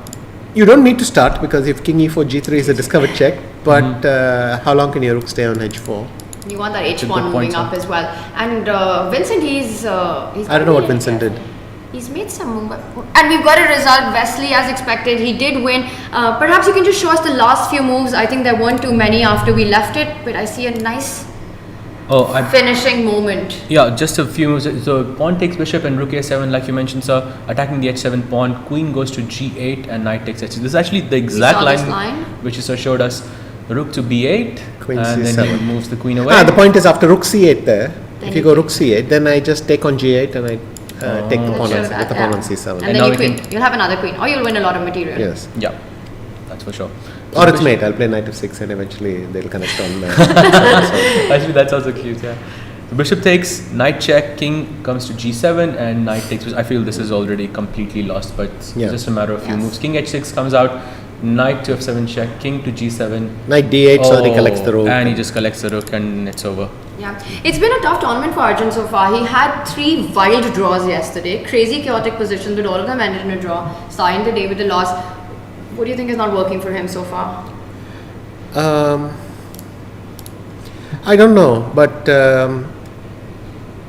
his openings are quite loose. And then sometimes there are openings where that is not permissible. Maybe this Mehran, he just crossed the line. Yeah. You can play loosely in a lot of stuff. I think especially the Nimzo complexes allow you more flexibility. In the Mehran, maybe you have to be more precise. I mean, with this pawn on d5 and knight on f5, black needed something very exact. It's not obvious to me instantly, but you see how quickly it can go wrong. It's like a Grunfeld. You can't be too flippant. Yeah, it can get into serious trouble very fast in a Grunfeld because of this pawn on d5. So, but sir, in your experience, when you play your loose openings, offbeat openings, is it better to play them in faster time controls or classical time controls in today's world? I wish there was some easy philosophy. I think the most important thing is to just play well. The same logic applies to your opponent, right? If you're playing something flippant in a rapid time control, well, easier for him as well in a rapid time control. So that's true. Okay, so Pragg and Vincent are, I think this is heading. Pragg and Vincent is most likely. We have ignored poor Magnus, who has managed to win already. And I know you've been saying, well, let's go there. To be honest, if you go to the very beginning, with Narayanan versus Magnus, sir? Yeah, not the very, very beginning, but when that rook was on a2, I was not at all impressed because... which positions are in the opening? Yeah, Vishy, because that 29, game is over, move 29. Can we check that once all the other games and go to the live action right now? So do you want to just... I mean, we can have a pick here, but we'll check the Magnus game right after these are done. So, the Nodirbek board versus Nihal? Yep, let's do it. There we go. Another mate in one being threatened? Oh, we have a mate in one already on the board. Gives h4 queen b4, and now we have this position on the board. No, when you said mate in one, I got a bit worried because I thought there would be another threat on g7 that I was going to miss. Close. On f8 this time. It's actually not a mate in one, I just realized there's queen g8, but let's not go there. Oh, by the way, I see a really cool tactic here. So if you go rook to a8, maybe we can play your move bishop to h6. Yes. Is that possible, sir? Wow. But the problem is I can even go back to rook to g8 because that knight on c6 is covering the d8 square. It might not be a win. Oh, I see. I mean, I was trying rook g8, bishop h6, so you got a worse version of it. I was thinking rook g8, bishop h6, but maybe h5 is very good. Whoa. Wow. What? Rook g8 loses on the spot to what? h5? Or? Yeah, could be h5. No, it has to be something stronger. Bishop h6? But h5 looks amazing. Oh, Which bishop one? h6 idea, but there's no idea bishop takes pawn. I'm just going to refrain from moves. The g7 square, I'm just a bit nervous here. Why is it so totally lost? Maybe sir, h5, h6 looks really good. And how do you stop it? Okay, let's try h5. Let's try it. Let's see the bar reaction. Okay, so not h5. See, this is why. Not h5 apparently. So h5 is actually you just went from a winning position to a lost position. To a lost position. Maybe 90. h5 is that bad. Okay, what about bishop h6? Okay, let's go with bishop h6. Yep, that's it. But there isn't a threat. I was just trying to see what is the threat because I'm not threatening bishop g7. Yes, sir, because you can take, and I think you can play. Oh no, queen f6. Yes, I wasn't sure. I mean, I go queen g8. You're still missing a blow with your rook, but you'll play rook takes b7 presumably. Something like that, sir. Yeah. Yeah, and even some long. Maybe so. Just long term, it's winning. So maybe let's just show that if you go a3, for example, we can go. Let me try knight e5 by the way instead of. So after a3, the position is mate in 8 according to the engine, which is bizarre to me. Not Oh, sir, there is rook. 5 seconds. Rook takes Rook g7. takes That's g7. his point. Yeah. There is rook takes g7, Tanya. That is Yeah, what that's is let's, really let's nice. show that line really quickly. So rook takes rook. Yeah, queen f8 check, and if you go queen to g8, then we have bishop takes g7, which is a checkmate. Okay, but I wanted to try instead of a3, knight e5. So in this position, sir, Yeah, knight e5. Knight e5. Okay. Okay, we've got moves. It's still very strong, but rook g7 now. I can play queen f3 check and rook takes. Oh, still there is mate on queen f8. He put another piece on g8. It was the king that came to defend. Yeah, I the think rook. Nihal is winning now, right? No, Yes. he's repeating. And a lot of moves. What? King g8? Queen c7, and he. Oh, he actually came back king g8 and repeated because good for him. He saw how dangerous bishop h6 was, and Yes, but Nihal, does he repeat here or can he try to? No, he. Yeah, down a pawn, that a pawn piece is getting traded, and that's it. It ends in a draw. Has it? Nihal repeats, yes. okay, that was nice. Vidit Super nice game. pressing all the way, but now it's a draw. Do you want to quickly? Oh just no, show he that? can Let's- touch her. He can touch her. Let's bring that up because Yeah. this knight and rook dynamic is really interesting. Vidit versus Daniel Dubov. So this one ends in a draw. So this is the position on the board. And Pragg is now just absolutely fine against Vincent. So there's nothing at all happening there. Yeah, it's the Bon Cloud. It's a great opening. Yes, and Pragg was not the one playing it. So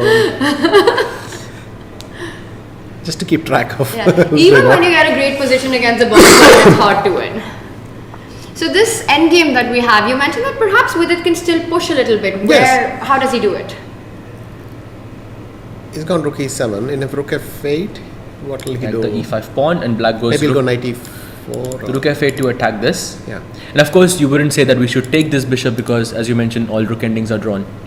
2 versus 3 seems a bit weak. But Okay. So he goes h6. No, yeah, he's not even trying to defend it for one move.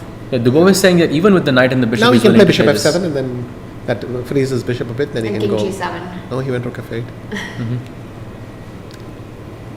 So very likely to end in a draw, and okay, as is the other one. Okay, so we have just 2 more games But left. perhaps Pragg has more chances to convert than Pragg here. Than Vidit here. Pragg, Is there? Or should we look at it? Yeah, let's get a quick update on that one as well. I mean, have f3, you go what, rook b3 check? No, f3, yeah, f3. And Also, Vincent is in Undermines. serious time trouble as well. Yeah, and you have to make a decision. C pawn's falling. How accurate does white need to be? By the way, your move on the board, as it usually is. So what was the idea after rook check? From b3, the lateral check? I mean, if any of my moves turn out to be mistakes, then Tanya's really stamped them with your move. No, they're never a mistake. It's always... no, I'm kidding. I'm just kidding. But It's never a mistake. That's just my moves usually. so, yeah, but this is a draw. Gf3, rook takes h3. And Gf3. f2, rook d, f3. And you. Yeah. I mean, it doesn't matter if you start with rook b3, whatever. So it'll probably be this extra C pawn at the end. We're expecting Pragg to have the C pawn, but it's not going to be enough. Everything else will get liquidated. No, I think it'll be a d pawn against a c pawn. It'll even be equal material. So not even like they have to demonstrate. They know how to draw rook ending a pawn down. It will just be d pawn against c pawn. So this is just a very clear draw. I think in both boards we have rook endings, right, Tanya? Yes. No, with it we have a pair of minor pieces, as well. so that's Okay. slightly different. And an extra pawn. Yes. And an extra pawn. With same size, so looks tough. If I had to push you to pick one of them where perhaps there's slightly more chance for one of the players, is it because of the knight versus bishop dynamic perhaps? Well, at least he's got an extra pawn, so that's the only factor which is unbalanced. Let's bring Maybe that up. Vincent and Pragg, no, they have not agreed to draw. No, but, they haven't, they're still I think, on. Should we Pragg go is trying to find a way, but Should we Not go gonna into happen. Vidit versus Dubov? So? Yes. sure. I saw a bit of a look that Vincent just gave Pragg. I always find that interesting. The eye contact. So this is what we have on this board, rook a6. Are we going to have a repetition right here, right now? No, that's crazy. I mean, with it, no, for instance, there are some important plans. I can play king g3, Okay. What's now the or plan? ever. And the idea is to play h4. If you play gh4, Yes. I'll play king takes h4, and then I have the opportunity of f4, f5. So the aim is to create an F passer here. The aim is to create some imbalance. So I go h4. If you don't respond, I can play h5, which means your bishop has to leave the best square. And then when I check you on the 7th, everybody is a bit more loose. At least there's some hope in that plan.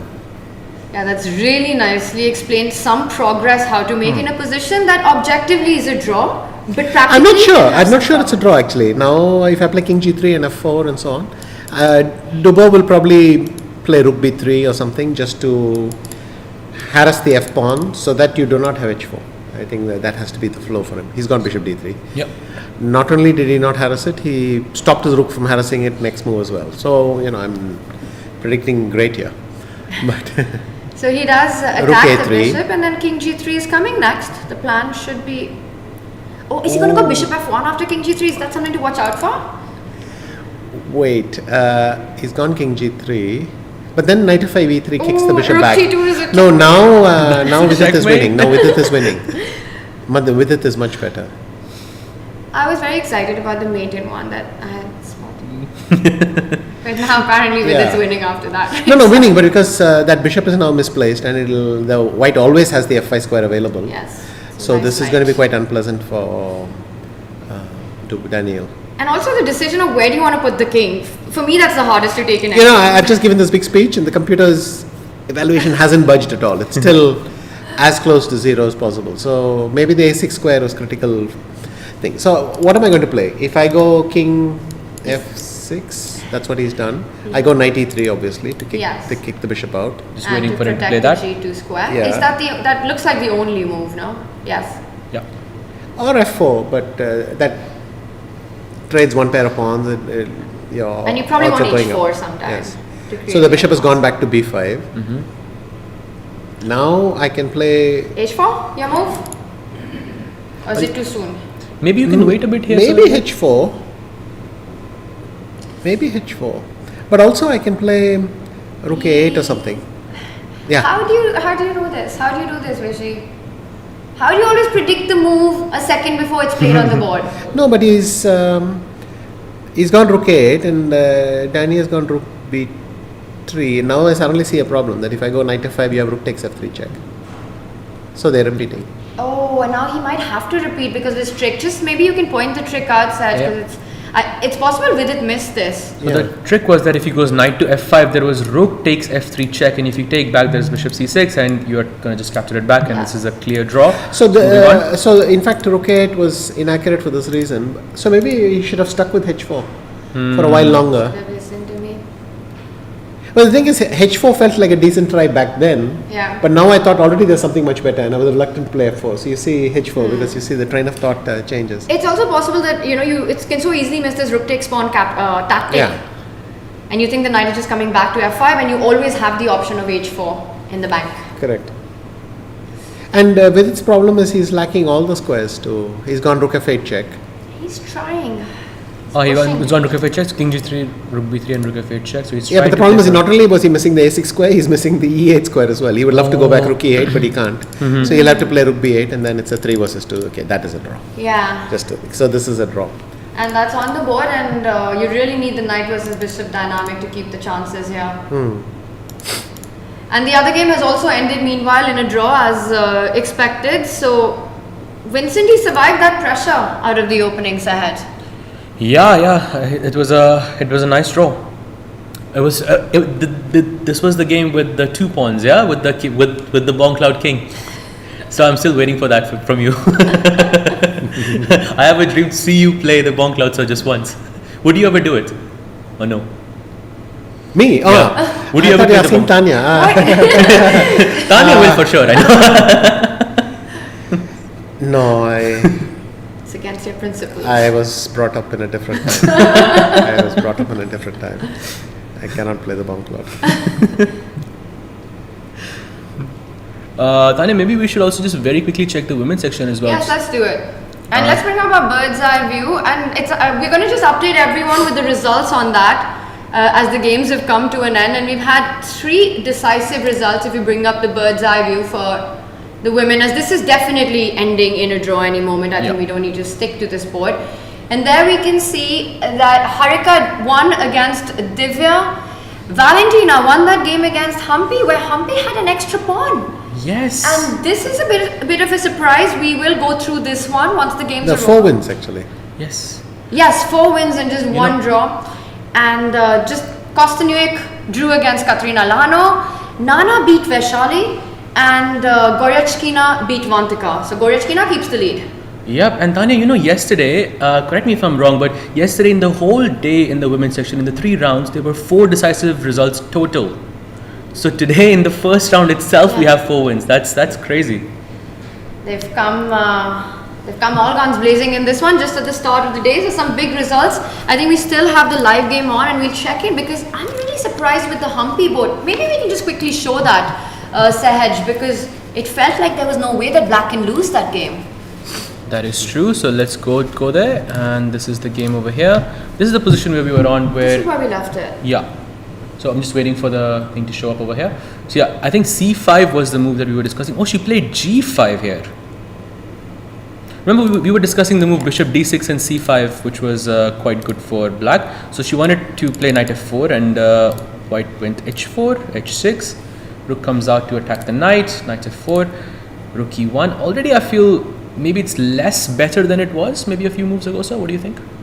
Knight E6 is Black is just a play upon It's an extra pawn. I feel C5 was a bit more comfortable for her, but yeah. Yeah, well, I thought C5 as well. In fact, I wouldn't have considered G5. Because once you double the pawn, somehow I feel White has options like Rook FD1, Knight E1, King to F3, those kinds of moves. It's not easy to make progress. Once you take this, the pawn is, of course, you've got double pawns and you can put the king on F3, so you said. Something like that, okay, as a defensive structure. And Knight E1, D3, Knight King E1, F1, E2, F3, some... That's actually a good point, sir. So what happened over here? Maybe she made, it still looks a bit better for her. So let's see what happens. She took the pawn takes pawn. There are lots of things that can happen. You would confidently state the one result you would rule out is White winning. So I'm still baffled as to how White won. But anyway, let's see. That is true, sir. So Knight comes to E5. Black plays C5 finally on the board. And I think she's still much better in this position. Pawn takes. Rook comes out to D1, attacking the D5 pawn. Once you take this, an only move by her, she plays it. Takes. White plays B3. Okay. Rook C8 happens. Oh, okay, she's trying to create a passer maybe over here.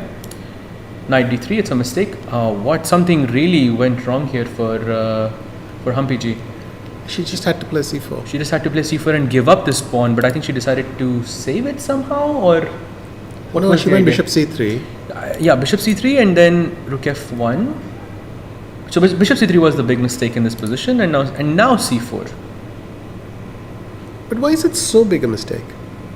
Let's see what happens. Knight F4, okay. No, She but plays D4. no, I thought the whole point... Oh, I see the problem. If C takes B3, Knight takes D5, E7 is a unpleasant threat. Oh, and if the bishop was on F6, then the E7 square would have been protected. I could play King G7 and I still have a pawn on D3, something like that. Right. That's a good point, sir.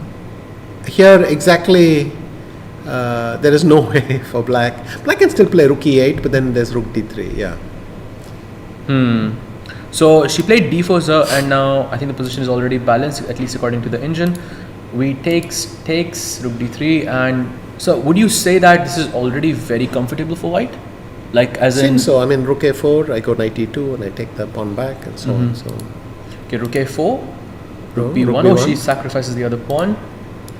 Yeah, now the problem is the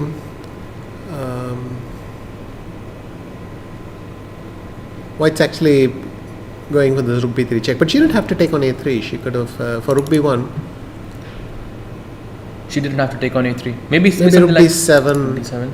But still, rook b8 check, rook g3 check. That king is going to go walk around a bit. May not be what she intended.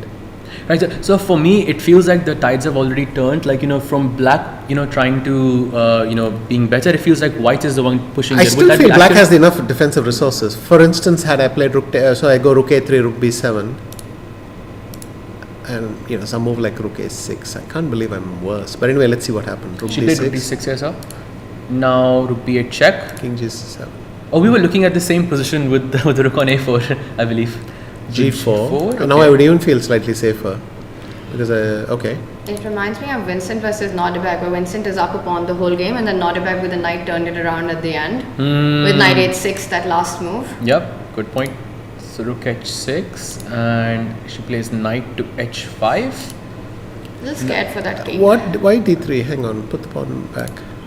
So she's afraid of knight f6 And check rook g8. and rook g8 check. But I would take it happily. You would take. I mean, I'm finally left with a pawn on d4 and a pawn on a7, which could be on a5. I think that's worth an exchange quite happily. Bishop protects. Could I both. go rook g5 here? Rook g5 in this position to attack the g4 pawn. So same Or maybe idea. exactly now knight h6 and rook g8 is awkward because of the double. Both rooks are under Yes. threat of Yep, exchange. so let's show that. Knight f6 check, king comes here, we Rook play rook g8 g8 check, king takes knight, and I And take rook the rook takes, over yeah. here. And now, of course, you have to play rook g6 because if you move the king, then I will take You your. take both rooks, yeah. I take both rooks. So rook g6 happens, and the boss says it's still equal, but it doesn't. Well, because I put one pawn on a5, one pawn on d4, and they're both protected by the bishop and things. So your king cannot round up the last pawn very easily. It's unpleasant for black because white can harass black a lot, but whether white can actually make progress is harder to say. Right. So she played the move d3 in this in this case instead. I think maybe the idea was to free this bishop and to not allow. I mean, knight it f6. stops one problem, but at the result of eliminating a trump after all. Yeah. I felt bad giving up that pawn. Also, could black have played? But right now it's not easy. Maybe bishop d2. Bishop d2. Well, it supports that rook in a different way. Mm-hmm. So Yep, that feels like a really good move as well, sir. Because just to explain it to everyone watching, knight f6 check, king g7. If you play rook g8 check, you cannot take the knight because of course the rook is protected. yeah. So bishop d2 is a really good move here, sir. Maybe I can play something like king g2, but I feel like Yeah, black's next move is not evident. Anyway, let's move on. Let's Yeah. go through the game. so rook d3 happens, rook c5, and Ooh, that was the blunder. is the blunder. Rook Yeah, b7, next let's figure out why. Yeah, I mean the blue arrow helped. rook g6. You lose another pawn. So she could not defend this pawn anyway because if she comes to g6, there was rook d6 check, yeah? Yeah. Yes. So rook g6, you take the pawn. But the knight. There's a checkmate. You can't take the knight and go to the bishop. Yeah, maybe you can show that as well. So king, if black had defended with king g6, you could play rook d6 check, right? So, because if you play, King g5. yeah, I was only looking at f6. So I was really happy that I saw something on the g7 King square for g5 once. f4. Yo, reliving your g7 demons. So The king just go g5 f4. Yeah, king takes g4. Take the rook. Take the knight. Yeah, and the bar says that you're still fine because of this a pawn. But you're going to lose that pawn, and still this is a draw. That's interesting. Well, I'm simply not going to let you consolidate your f pawn. You go rook h5 and king h5, rook f7. So rook h5. Yeah, I think you can't take, no, because Yeah, there's well, you bishop take on d4 check. f7 obviously. Yeah, you take on f7. So and then I can play king g4 or something. Yeah. yeah, this. But it didn't happen. Yeah, None anyway, of this let's move happened. None Yeah. of this happened. So she played rook g6 instead, and she chose to give up the pawn on Yeah. Let's- f7, and white took on f7. Black played king g8 and rook a7. Okay, rook f4 was the Yeah. best move here. Rook a7 happens. Rook takes g4. King f1, and now all the bar says it's equal, but it's not an easy move to play here. King h8. Oh, That's the wait. big blunder. anymore. This is, and she played rook Oh, h3 because a here. rook h3, king g8, rook takes c3. Yeah. Yes, That is knight the point. s6, Yeah, knight yeah. c4. That's exactly what happened on the board, sir. Oh, she probably, Yeah. And, Because if you go rook takes c3, then there is knight f6 check, Yes. and you win the rook over here. and you had to move the king away, and yeah, that's a heartbreaking loss for Humpy because it felt like she was so under control. One more game I want to look at with you, Vishy, before we go into round 2 is Magnus's win against SL. Saj, if we can have that up. Magnus against SL. Let's have that on. It felt that SL started well and he was keeping the pace on the clock, but then suddenly Magnus took over on the queen side. We were, I believe, somewhere here. And it was a Warhol attack. I was really, we were just discussing that earlier. I don't think I've seen someone playing Warhol against Magnus before, but it was very nice because I really love the Warhol attack myself. Okay, so a4, rook b8, you take, and bishop d3 attacking the b5 pawn. Black plays queen to b6, and now b4. It's a slight mistake. So I don't understand this because usually this move is usually very Maybe good. there's a refined way of doing it. You go bishop e3 and b4 or something like that. Okay, I don't okay, know. got it. It seems too quick to say it's bad, but anyway. Okay, got it, sir. Bishop c2. Bishop c2, knight d8, knight comes to d2, queen b7, bishop e3, takes, and rook a8.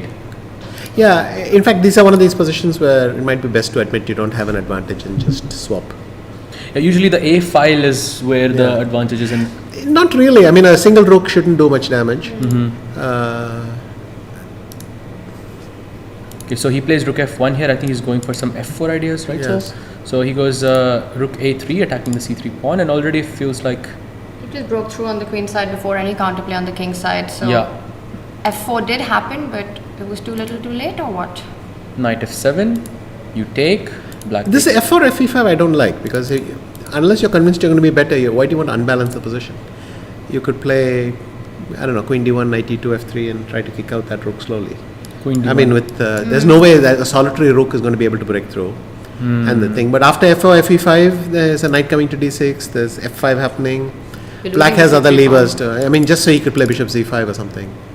The bishop c5 was the only move here, I think, in this position. But already it seems a bit worse for white, at least according to the bar here. Again, this feels like a game that's drifting away from white rather than falling apart. But And how did it finish? So rook a2, h3, knight e8. Okay, bishop c5 finally on the board. Black plays knight d6. King goes to h2. I think he's just out of ideas here, sir, or do you think there is a... so am I. I mean, yeah. What do you see any plan for white? No, not really. All his pawn breaks are finished, and he's just sitting there and twiddling his thumbs. Yep. I mean, if black gets his queens off and he can play f5, then it's very nice. Trades the queens and push something like f5. So yeah, king rook f2 happens, queen to d8. I think he's also just planning. No, but this way he's releasing that bishop to go f8, h6, f4 maybe. Oh, that's a very nice. Oh, because he's protecting f6. Yeah. That's a very nice plan. Queen d1. Yeah, that's exactly what happened on the board. Wow. Takes. Knight comes here. King comes here. Knight f1. I think they're just. I think the position is already quite bad for white here. Queen comes to f3 and rook a3. Queen e3. Yeah, this is just a very Magnus-like game. Queen 8. Queen f3 attacking f6. He just defends it. Knight g5. Queen moves away. Okay, now I think he loses the pawn on e4, and I think that's game. Yeah, I think he just resigned in this position. He just went out of ideas at some point and just couldn't. No, he drifted down. That's all. And with that, Magnus gets his second win of the event, and we've got a second round coming up of the day. That will be round 5, and it starts very soon. The players, I think, are already ready to walk into the arena. And then we're going to go into a short break. I hope you'll be joining us soon again. Yeah. What do you do? You're in the players' lounge otherwise? Yes, it's a bit of wandering between here and there. Go to the players' lounge, chat with Ramesh or someone sitting there for a while, and then I'll come back. Yes, please do that. We look forward to having you back with us. We will go into a short break. We'll be right back.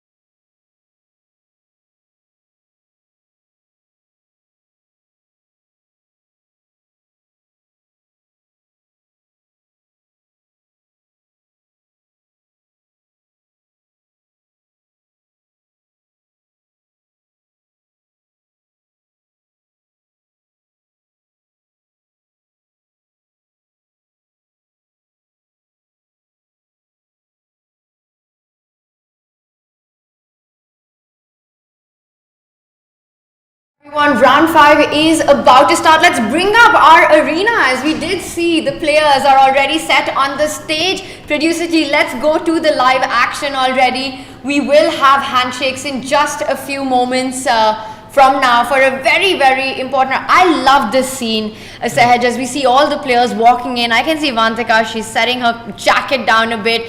Everybody's seated. You know, the first few tensed moments before action begins, then everyone gets in the zone.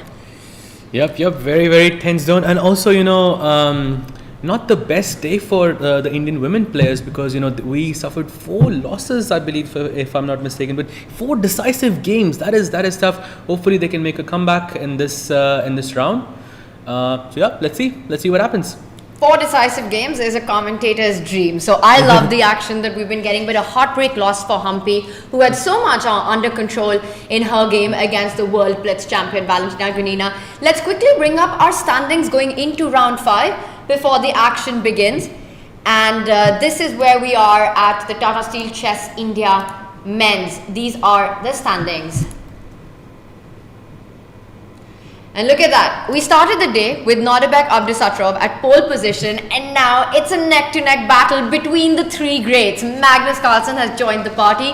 Nodirbek survived a bit of a scare there at the end against Nihal, though he had the extra pawn with some threats against his king. He's at 3 points along with Wesley So also at 3. And then there's a bit of a gap, a 1-point margin there.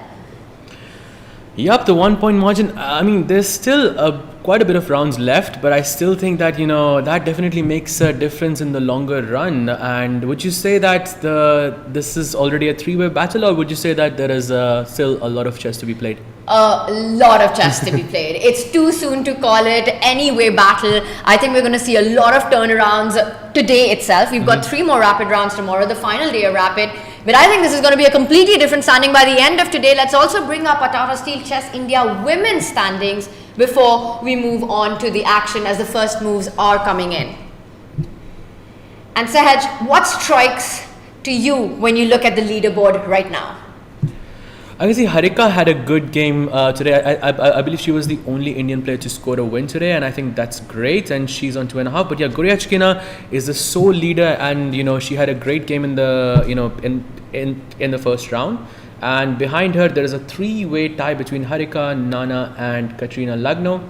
Vantika was having a great day 1, but I feel she had a bad start in the earlier in the day. But hopefully she can make a comeback. I think compared to the men, we see that it's sort of more hotly contested. You only have half-point margins across the leaderboard, so a tight battle. This one we saw in the men's standing that players, the top 3 are currently a point ahead the rest of the field. Actions on, first moves are coming in. Let's bring up our bird's eye view of the Tata Steel Chess India women round 5 and do a quick tour of the openings that we've got. So if we can have the bird's eye view up.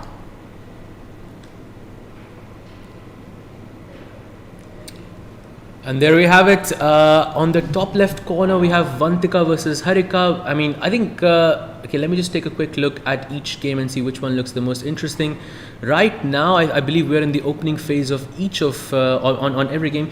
You just take a look at the bottom left corner between Humpy and I believe it's Goryachkina. That game looks very, very exciting to me, Tanya. Yes, and that is our bottom left board that you're talking about right there, Humpy, with the white pieces. It's a very interesting opening, this one. It's quite trendy as well. We often see black, going into this imbalanced position. Now, how much of that is psychology? Because Humpy has just lost a game that she was much better pretty much throughout. She had an extra pawn. Goryachkina, do you think she's trying to get Humpy into more chaotic positions and try to strike from the mental game aspect?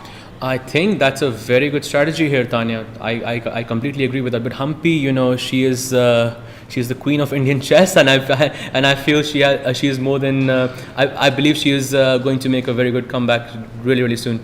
It's so much about that when your ball is against the back, how quickly you're able to forget what's happened and move on. But I think that's the board we do a quick deep dive into, Sahaj, because it's really the most interesting position, one. And also, Alexandra Goryachkina is at the top of the leaderboard. So we need to just quickly jump into the game between Humpy. This opening. Yeah, let's do it. So if we can just have the analysis board.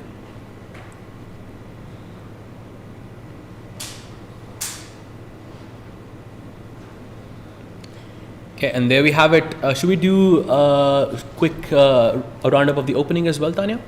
Let's do it. Let's back up. Let's do an action replay. And this is a very trendy opening, like we were saying. But Sahaj, you can break it down to us because there are so many tactics involved as well.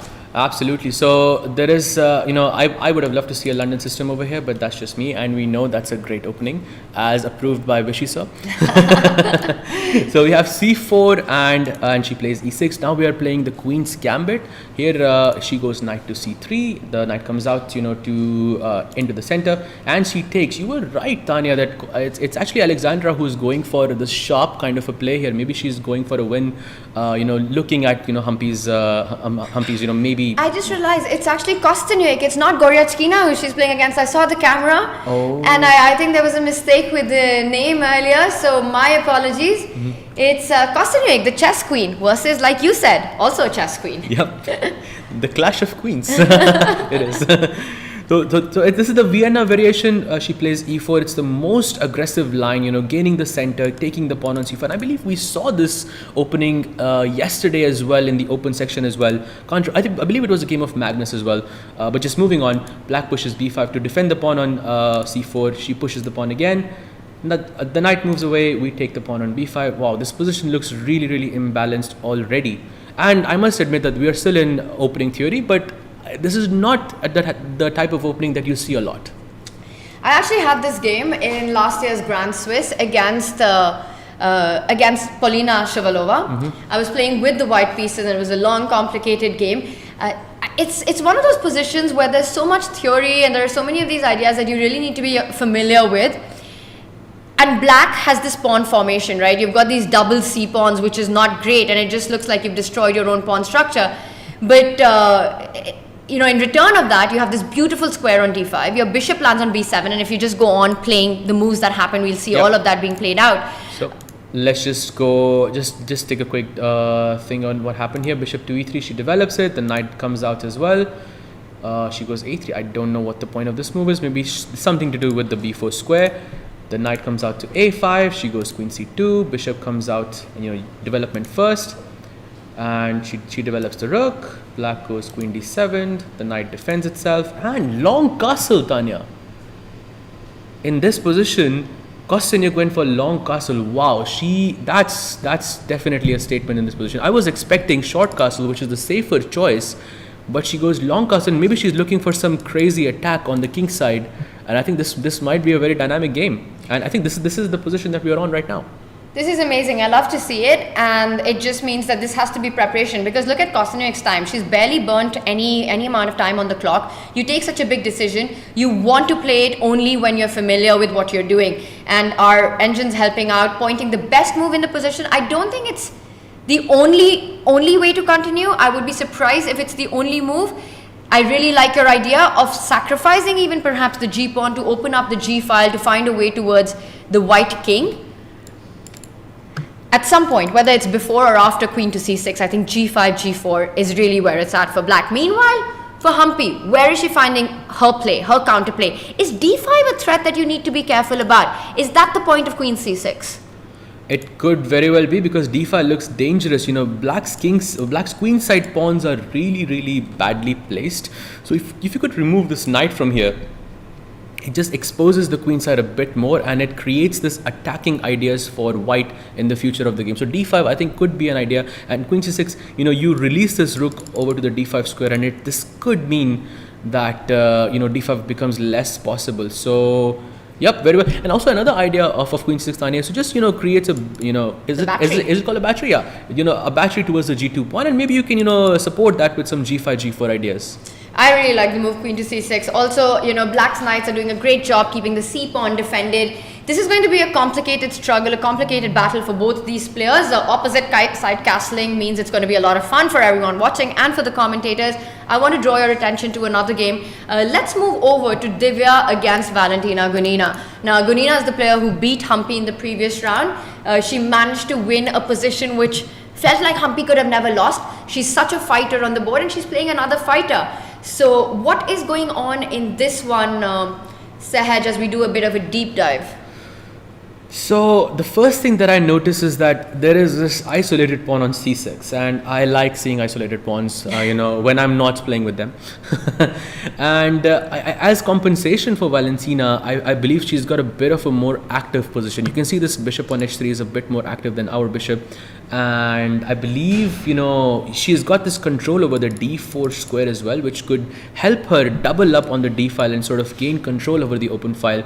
So maybe a bit of an imbalance, because you've got this isolated pawn and you've got more active pieces. If I had to choose a color, I would say, okay, I love playing against isolated pawns, so I would say I would choose to be Divya here. What about you, Tanya? What do you think? I agree with you. I mean, it looks like a balanced position, and at first it also almost feels as if black's pieces are more active, but when we talk about static weaknesses, long-term weaknesses, Divya's got more to play for. The isolated weakness that you spoke about can already be put into fire once a rook lands on c1. She first wants to target that f pawn, making sure that there are no breaks with f5, trying to create counterplay on the king side. So she stopped those ideas with pinning that king on g8. Also, I want to point out this little move, it blocks that queen on b4 from attacking the e4 pawn. So now queen takes pawn is actually a threat. The queen from e3 can leave the defense of that pawn.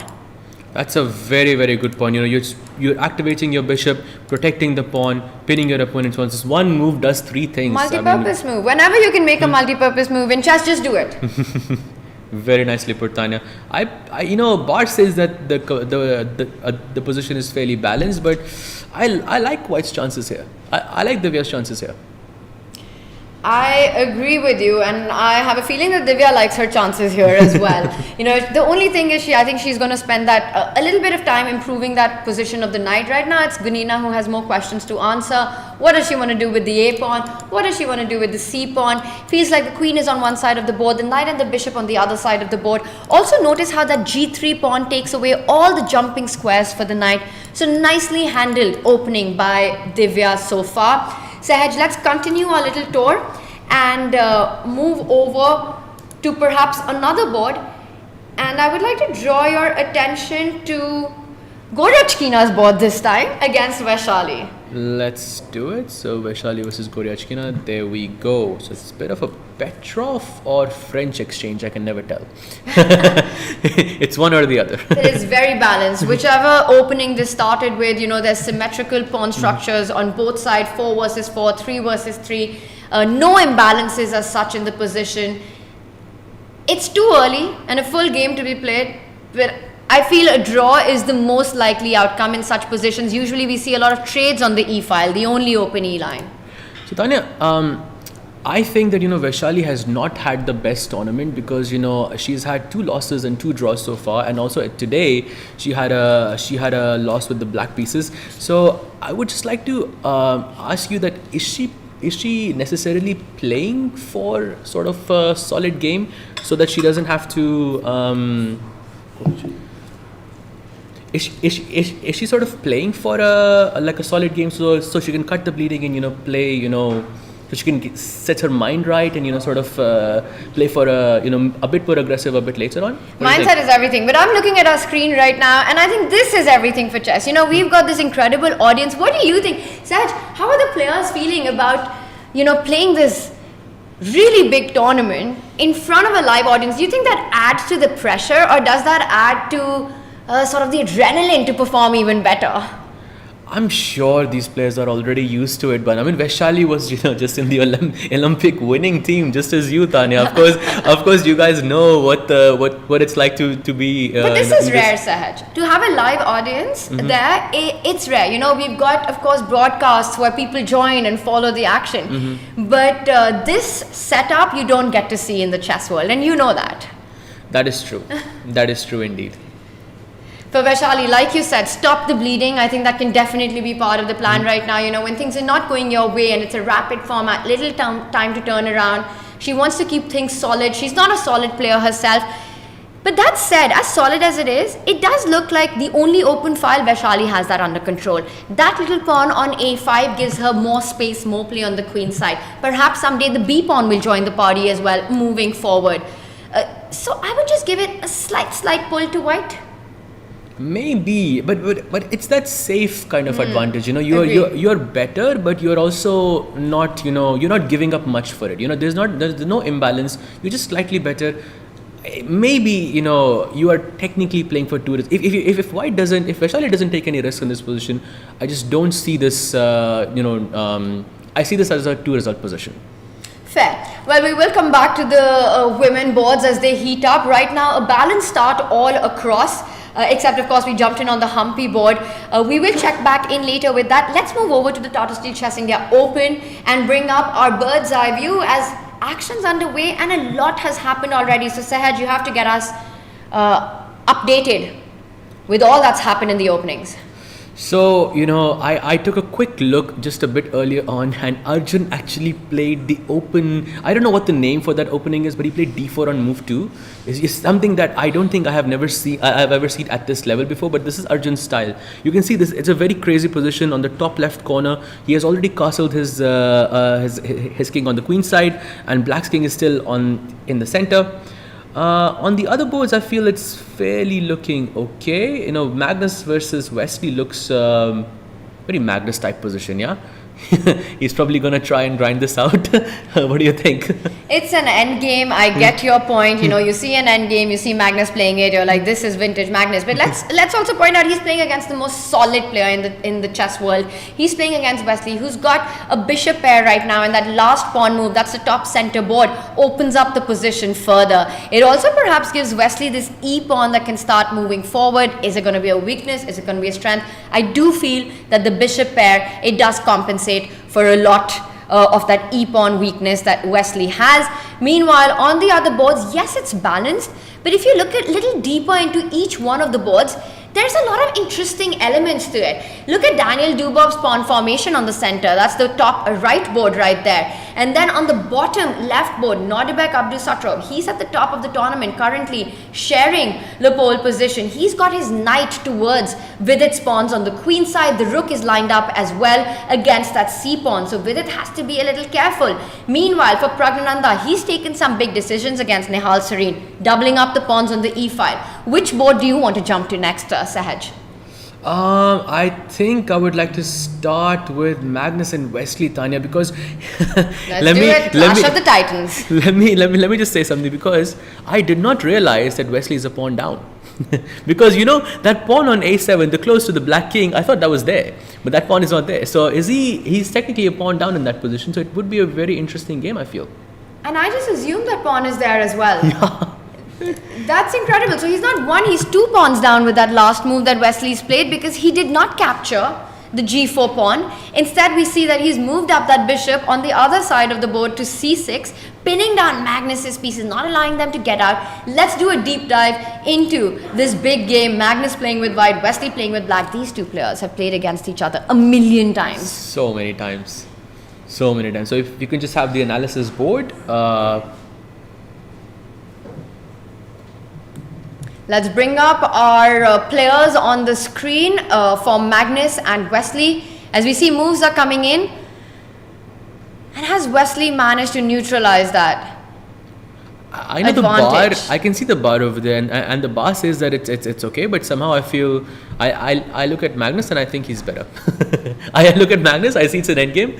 You know. That's got nothing to do with the board or what's happening. That's the Magnus aura. I feel, but you know, I have often felt that you have a bias in certain positions, you know, end games which you would say this will most likely end in a draw. You see who's playing, you see that it's Magnus, and you're never ready to call out that result. True. You know, Vishy sir was also just pointing this out a bit earlier, that when you see the bar, your whole impression of the position changes, because you've already seen the truth of the position. I feel, at least for me, it's the same thing happens when I look at Magnus, you know, because when you look at him, he's playing with white, he's going to be fine. And I want to add, you know, this last game that we were checking out with Vishy, Magnus against SL, Magnus was playing with black. When you were going through the moves, Sahaj, how easy did Magnus make that look? It was to a point, and of course I was trying to explain it, but it just felt like he was just making very, very normal moves, and SL's position just collapsed. Yes, just on its own, and Magnus was able to get everything. And SL, one of the strongest grandmasters you've got, you know, he's so close to crossing. I think I'm not sure, but he's already crossed the 2700 mark. He has, I believe, once before. I think he's 2680, something like that. But he has crossed the 2700 mark before, I believe. Don't quote me on that. But I think maybe in the live ratings he must have. Yes. So just incredible scenes. And now let's get to this position that we have. You know, you so rightly pointed out, it's so easy to forget that A7 pawn is gone. There's supposed to be a pawn there. I'm not even sure where it went, how it was captured, but something captured it at some point. And I have a feeling that it was done to get the bishop pair by Wesley. It could be, it could very well be. And now, but somehow it feels, even though Wesley has the bishop pair, it doesn't feel like much to me. I still feel that Magnus has a very, very comfortable position. I look at a move like bishop e4 or something like h4 as well, just to defend the pawn because it's under attack right now. Actually, technically, it's not even under attack, Tanya, because if you take on h2, I can pin both of your bishops. So I can make a random move here as well, and I think it would not make much of a difference. I feel Magnus is very, very comfortable here. Well, perhaps one of the random move, which is the most national one, I don't know how much you want to make that, is bishop takes pawn, because I think we have to just show that to everyone, because that's the move that you really want to look at first. Yeah. Absolutely. You always, in any position, you start with the direct moves first. Absolutely right, Tanya. Checks, captures, threats. No checks here. Go for the capture. Absolutely right. So bishop takes h7. Now, what's the move here? Am I looking at rook h8, Tanya? I really like that you pointed out that after bishop takes pawn, there's a threat of rook sliding up and then just winning one of the bishops. I would have completely missed that and fallen for it. So rook hitting that bishop on h7 feels like the way to go in that, and then the rook gets active, picks up the h2 pawn, and then that's really not what you want. You don't want to activate the rook and helping Wesley with the cause. So Magnus says, I'm not rushing with the pawn trade. Instead, he picks up his own h pawn, moves it up the board. It's pressure on Wesley. He's down a pawn. He has to continue finding the initiative. And bishop g3 again runs into rook g1. Absolutely. And this is the move that initially came to mind. But then I thought, why do I push this pawn? Because, it's not under attack anyways. But I think his idea is that even if there is no bishop g3, he just wants to push g5 and he wants to create a passer on the king's side. He wants to go g5. Maybe he can play g6 at some point, and that pawn can become really, really dangerous in the long run.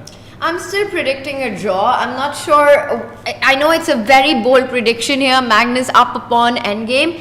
But I've seen Wesley, what a tremendous defender he is. He's so resilient as well. So I feel like this position, he will find a way to keep the activity going. g5. The moment I say that, I don't even know if I'm stopping it. And let's show that, because for me, it felt that h6, g5 is impossible. Okay, so firstly, let me point out that I missed h6. This move, and let me point out that I also missed that I can play g5 afterwards. So very nice, fine, Tanya. So h6, black can play. Well, I think white can play g5 anyways in this position, and you take the pawn, and now to stop this pawn going forward to g6, the point was to capture it with the bishop, but it again goes into that same trick of the rook lining up against the bishop and winning material.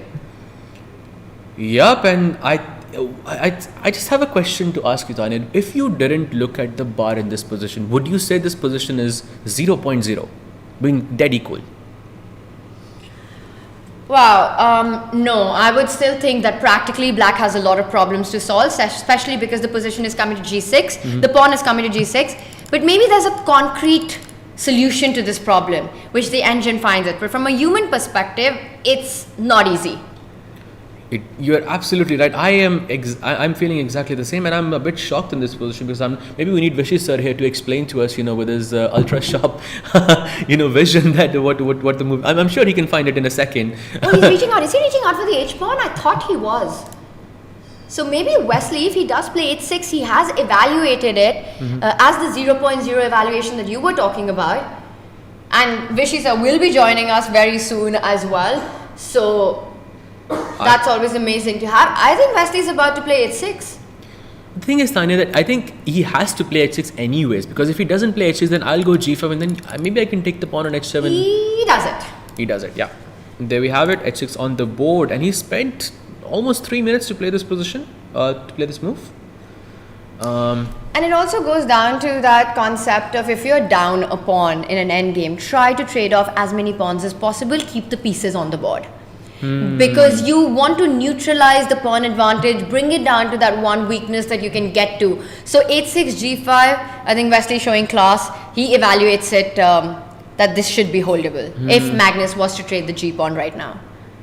I think you're right about that, but I think I'm not sure if he goes for G5 or if he keeps the tension, because Magnus is technically up in material, and he made a good point, that he doesn't want to exchange pawns in this position.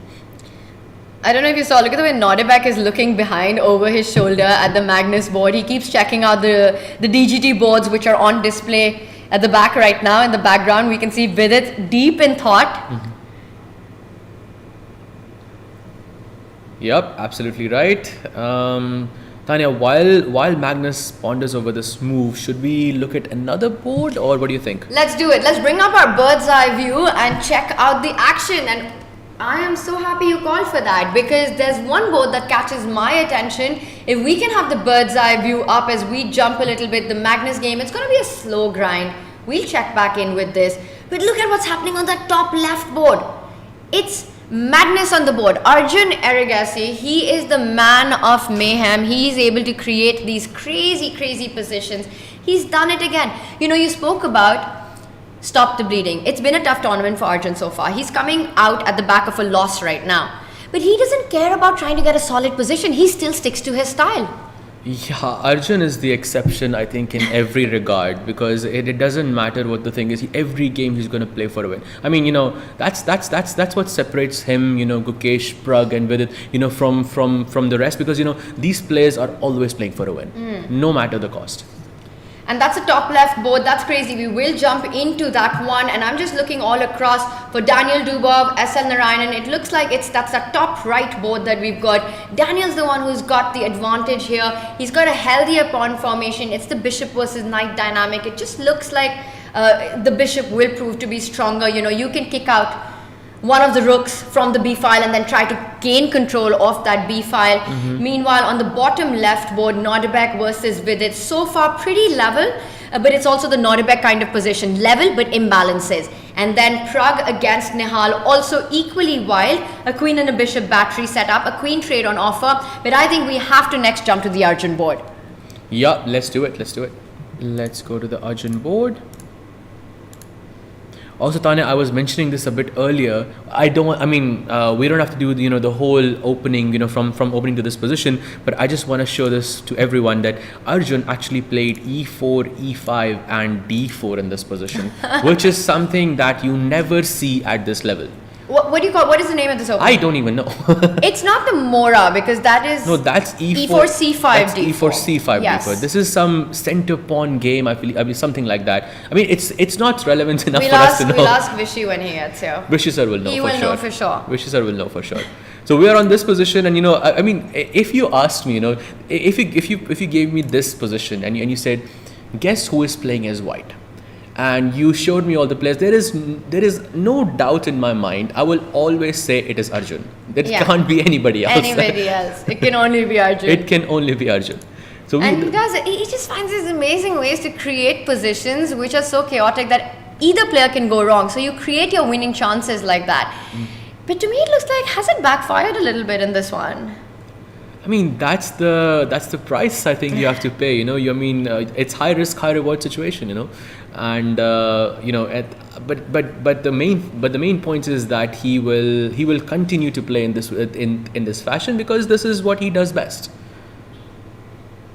Okay, and the queen trade is on offer. And does he go queen c3 or does he take the queen? Knowing Arjun, there is no way he exchanges the queens.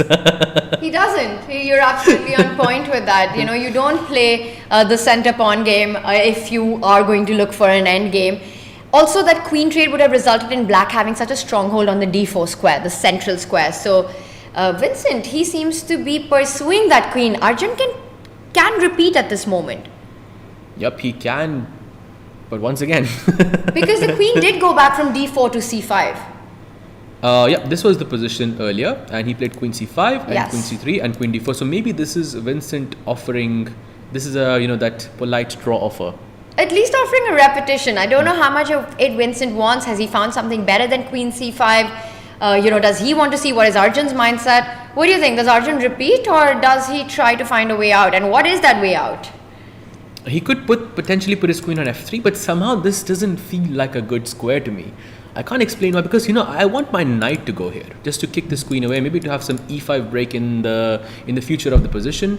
I don't like putting my queen on f3. Maybe I can put my queen on c2 instead on this card right above the king. And now I have this move knight f3 which can come with a tempo. This is going to show us so much about Arjun's mindset once again, right? Because you come out of a loss, you've got this exit right in front of you being offered, where you're like, okay, if you want to play on, you show me the way forward, I'm okay repeating. Or does he want to play more fighting chess? I don't think I've seen Arjun repeat out of the opening too often. I can't remember if that's ever happened.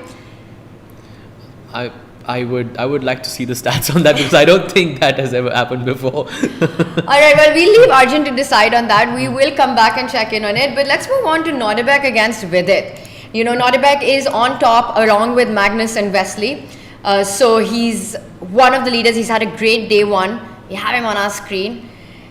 Vidit, I haven't seen now I see the position, but to me again, it just looks like Nodirbek, he just exudes so much confidence ahead. He has that slightly intimidating presence about him. Absolutely, you're 100% right about that. And also, they have very, very different styles. I think you mentioned that earlier as well. And do you think, Tanya, that Vidit would be a bit uncomfortable in this situation, considering the situation is so dynamic, so imbalanced? Would you say that Vidit would be slightly uncomfortable, and this is more Nodirbek's forte, or no? I would say Vidit 1.0 would have been, because he always kept things solid. But over the last year, Vidit has evolved his style so much and taking so many more chances. It's been a Vidit 2.0 version that we've been seeing. So a lot more comfortable in positions which are chaotic. He's able to put pressure, but it's also so much about form, and definitely the form these two have been showing in this tournament so far. Nodirbek has been on top. Vidit has had a bit of a struggle in this event right now. He's right now at the bottom of the leaderboard. But what's going on in the position? Because Black has an extra pawn. It's 4 versus 5, so Vidit has an extra pawn. Right now, Nodirbek's last move puts pressure on Vidit's bishop. Vidit is about 7 minutes behind on the clock. You're pointing out a really strong rook on c6, the activity of the pieces, the queen, rook and knight combined to put pressure on the c7 pawn as well, which can be picked up at any moment. And also, not to mention, the d4 pawn is also under attack. So if he just moves the rook away at, I don't know, to c1 or to c5, either of those squares, in the next move he can capture one of the pawns. So he's temporarily a pawn down, I feel. But so rook d3 and he went back knight. Can we just back up a few moves, because everything's hanging in the position set? So this was, oh wow. So yeah, just about here. There's a bunch Let's of exchange. start from here. Yeah, so you take Black plays rook to d7. I think the point is just to defend this pawn on d4, and now he just thought to liquidate the position. He captures the knight, he captures the bishop. Now rook joins the action. Black plays bishop takes b3. This is the move that we saw. And he plays rook d3, attacking the bishop, and he says, I'm not going to defend my bishop, I'm going to attack your rook instead. And now it's Nodirbek to think, where is he going to put his rook? A lot of exchanges just took place in the last 5 moves, Anya. Yeah, it's offense, counter offense. That's what we've seen in the last few moves. The bishop was attacked, attacks the rook. The rook was attacked, attacks the bishop. The knight goes back, attacks the rook. And now the point is that taking on c7, rook takes pawn, I think it leads to so many trades. I don't believe knight d5 is the problem there, because then if we can just have that line on the board, because it's really complex as well, and I'm trying to work it out as we're looking at it. Here, knight d5, at least you can take rook takes rook, queen takes rook. I say you can take it, but it goes on because white's queen is attacked, white's knight is attacked. Yep. What on earth is happening here? And maybe you can play queen f3 in this position. I'm just saying that because if you take my knight, I will just take your bishop, and I'm happy that I didn't lose a piece. Queen f3, bishop c4, it still goes on. I'm trying to find where does this end? Tanya, you're on fire today, I have to say. You are on fire today. It's the Vishy effect. You spend some time with him analyzing, and then you're looking at all these ideas. I 100% support that. And the bar just doesn't move. This is crazy. And Nodirbek is calculating all these ideas. So the line continues here, and Sahaj, let's bring up our live board. So this is the position after knight e7, and here if you can just click on this one, yes. So, yes. And knight e7 has just been played. We are looking at rook takes pawn. Rook takes pawn. Because if not, somehow I feel, you know, something like rook c5 or rook c1 is a bit safer. Solid. Yeah, because, you know, I want to create an imbalance here. I want to take d4 instead of c7. Has Vidit just gotten up and walking around with 10 minutes on the clock and everything on the board hanging? I mean, that's a sign of confidence as well. Vidit 2.0 indeed. You know, I was thinking about some crazy ideas with rook takes f6, you know, just... Whoa! But I don't think it works because you have this Knight annoying d5. knight d5, yeah. Because if you took pawn takes rook over here and I took your bishop, yes, the position, maybe I'm a bit down in material, but your king is very exposed here. Agreed. No, it's scary to do this, and that's a really creative idea that's always in the player's head, and I'm sure it's on Nodirbek's mind as well. But knight d5 keeps things under control. So not rook takes pawn. He's trying to work out, does he keep the tension? Because rook takes pawn on c7 would liquidate quite a bit the position. Knowing Nodirbek, knowing his style, he always wants to keep the tension, even if it comes at the cost of a material. True, absolutely true. How does he do it? I just don't see Nodirbek kind of liquidating just yet. I feel like he shouldn't do that. Because let's just actually do a bit of a deep dive. So we were looking at rook c7, black goes knight d5, we take, queen takes, and now the bar still says it's equal, but I can't find a way where I can save my material. I feel like I'm losing something. Like you pointed out, after queen f3 there's bishop c4, and I'm losing something here for sure, right? I thought so, but the bar still doesn't move, so we're not sure. By the way, meanwhile, Vidit's found his way back to the chair, and Nodirbek just took a decision. I think he decided to not liquidate. He wants to keep the game going. And this is what Magnus means when he talks about Nodirbek.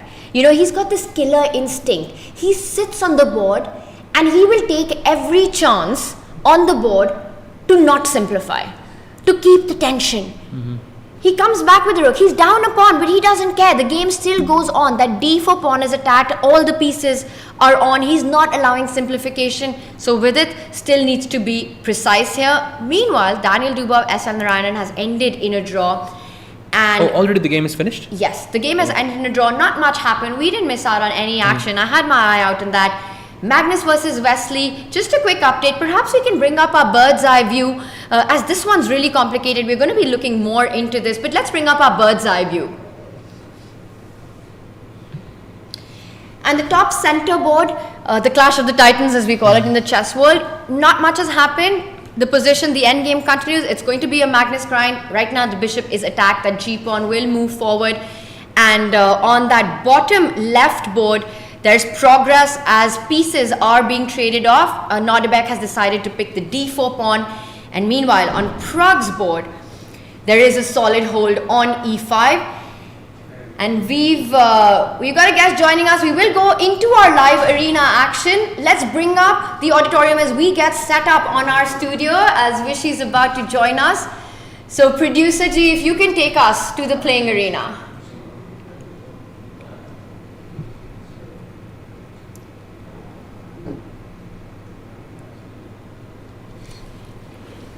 Vishy, we are so happy that you've come at this moment because we really needed all the reinforcements that we could get. I remember Robert Hess last year. He said, producer G. Alright, and we've got Vishy joining us. Before we deep dive into any one of the boards, I also want to bring up the bird's eye view of the women's section and just have you give us a little overview of what's happening. So, if we can have the bird's eye view.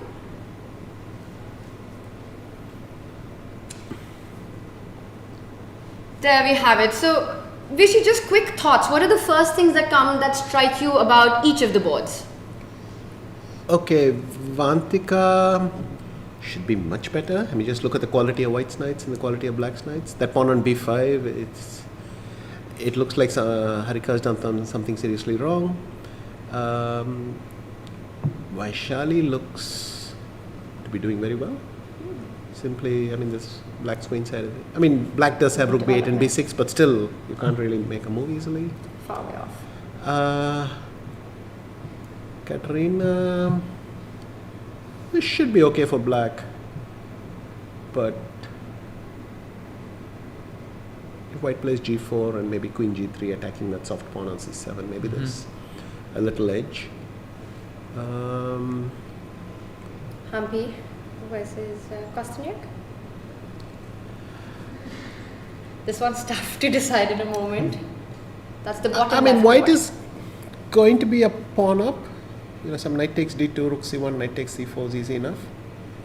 But black will play some h5, h4. So knight d2, h5, rook c1, h4, knight into c4, hg3 is a problem already. So you have to react a little bit faster there.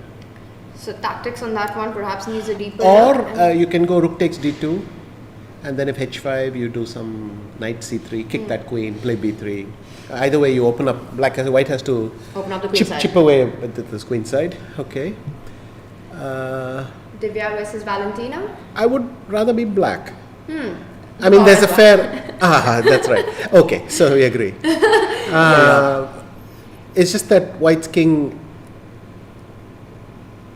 Black's king side is quite safe, and white's king is just that bit exposed. And h5 looks better. It's going to be much harder to push the b pawn, a pawn. So that looks nice.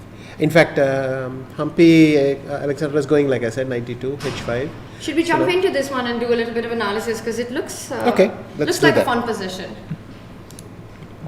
Let's bring up the Hampi Kosteniuk board. Hampi Kosteniuk board, and there it is on the board. Sorry, yes. h5 is already on the board, yeah. So white doesn't have time for, as I mentioned, right? Rook c1, h4. Sorry, if we can just have the analysis board up. Yeah, if I go rook c1, you go h4, and if I go knight c4, already you're playing hg3, and So rook c1, h4, and you're not in time correct. to take the c4 pawn. Sure. So how should white? Because h4 is coming very fast. Yes, and stopping it with your own h4 is very scary because then I'm looking at It's f4. not a move I'm going to make with a lot of pleasure. No, I mean you play h4 and then your hand hurts. Yes. So But also, would Black's response to that be something like push the f pawn and look at? you know what's funny? sacrificing? It doesn't even help you. h4, I go rook g4. Okay, let's just have that. So in this position, white plays h4 and black goes rook to g4, yeah. Yeah, There and we now have it. make a move. Let's make a move. Let's play rook c1 just to put pressure on c4. Yeah, and in fact you walk into rook and h4. So, Oh. so it's not. I mean, even if you do it, it doesn't even help you. So h4 is just awful. That's nice. Thanks, Vishy. Yeah. I mean, and now I see there's f3, so maybe you want to play rook at g8, but you get the general drift. Yes. It's very nice for. Maybe Okay, also what about queen e4? Do you want to trade queens as white here then? The problem is how you want to trade it. If you go queen e4, queen takes d5, then black has a sensational pawn structure at the end of it. I mean, I'll Yes. recapture cd5 or sometimes ed5, and it's great for black. We can just explain that. Queen e4, f5, and if white takes queen d5, and now the pawn structure is very nice for black here. So that would not be the best.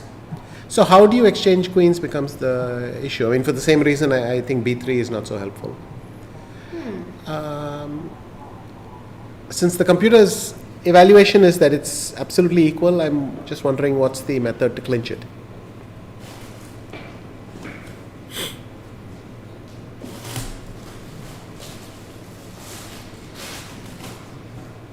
So can I play rook c1 and h4? You said, and there is this threat of takes, and rook takes, which I think maybe we can show that to the people as well. So rook c1, h4. Can I go knight takes c4? So here, Yeah. knight takes c4. I think this. Oh, H3. apparently it's not bad for some reason. Yeah, well, maybe knight b6 check. Maybe knight b6 check, because if we go, of course, f takes g3, then there is rook takes g3. Yeah. And then that is just game over because rook h1 is coming in, queen h1 is coming in, and it's just over. So knight b6 check. I think the idea is to exchange the queen, sir. So takes, and now queen c6 would be the idea. No, queen c6 take, I'll go king d7, and you don't have time to stop hit gh2. Oh no, I'll play fg3. You'll play fg3, okay? Yeah. Rook takes g3. Rook takes g3. No, but this is not it either. Yeah, It usually is this not, looks winning for black, no? Because I think there's rook h1, rook h2 checks. Yes, I see, but I thought maybe with the two rooks against the queen, it looks uncomfortable, but maybe I thought that was its point. So what is its point? How can this be equal? So maybe queen c6 check, So the pawn on h2 also looks very uncomfortable. Yeah, so queen c6 check, queen takes. Yeah, queen takes, Rook takes, king d7, and he just wants to go rook takes b6 maybe. Rook takes b6, okay. And he's saying gh2, king h1, I don't care.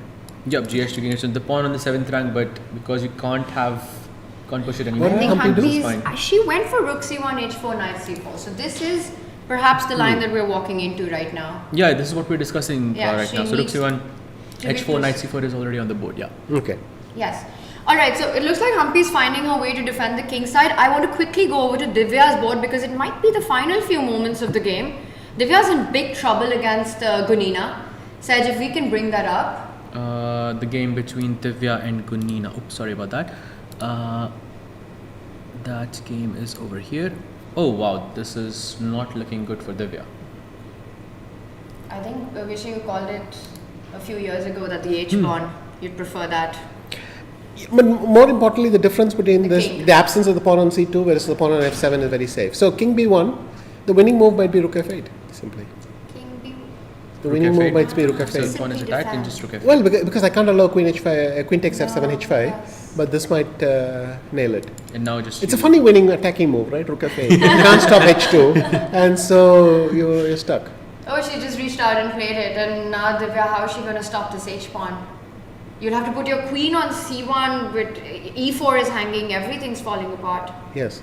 You could go rook e1. There we have it. Rook to e1. She went to a1. Is that right? Yes. Okay, so that is at least half clever because when queen e4 happens, it won't be a check.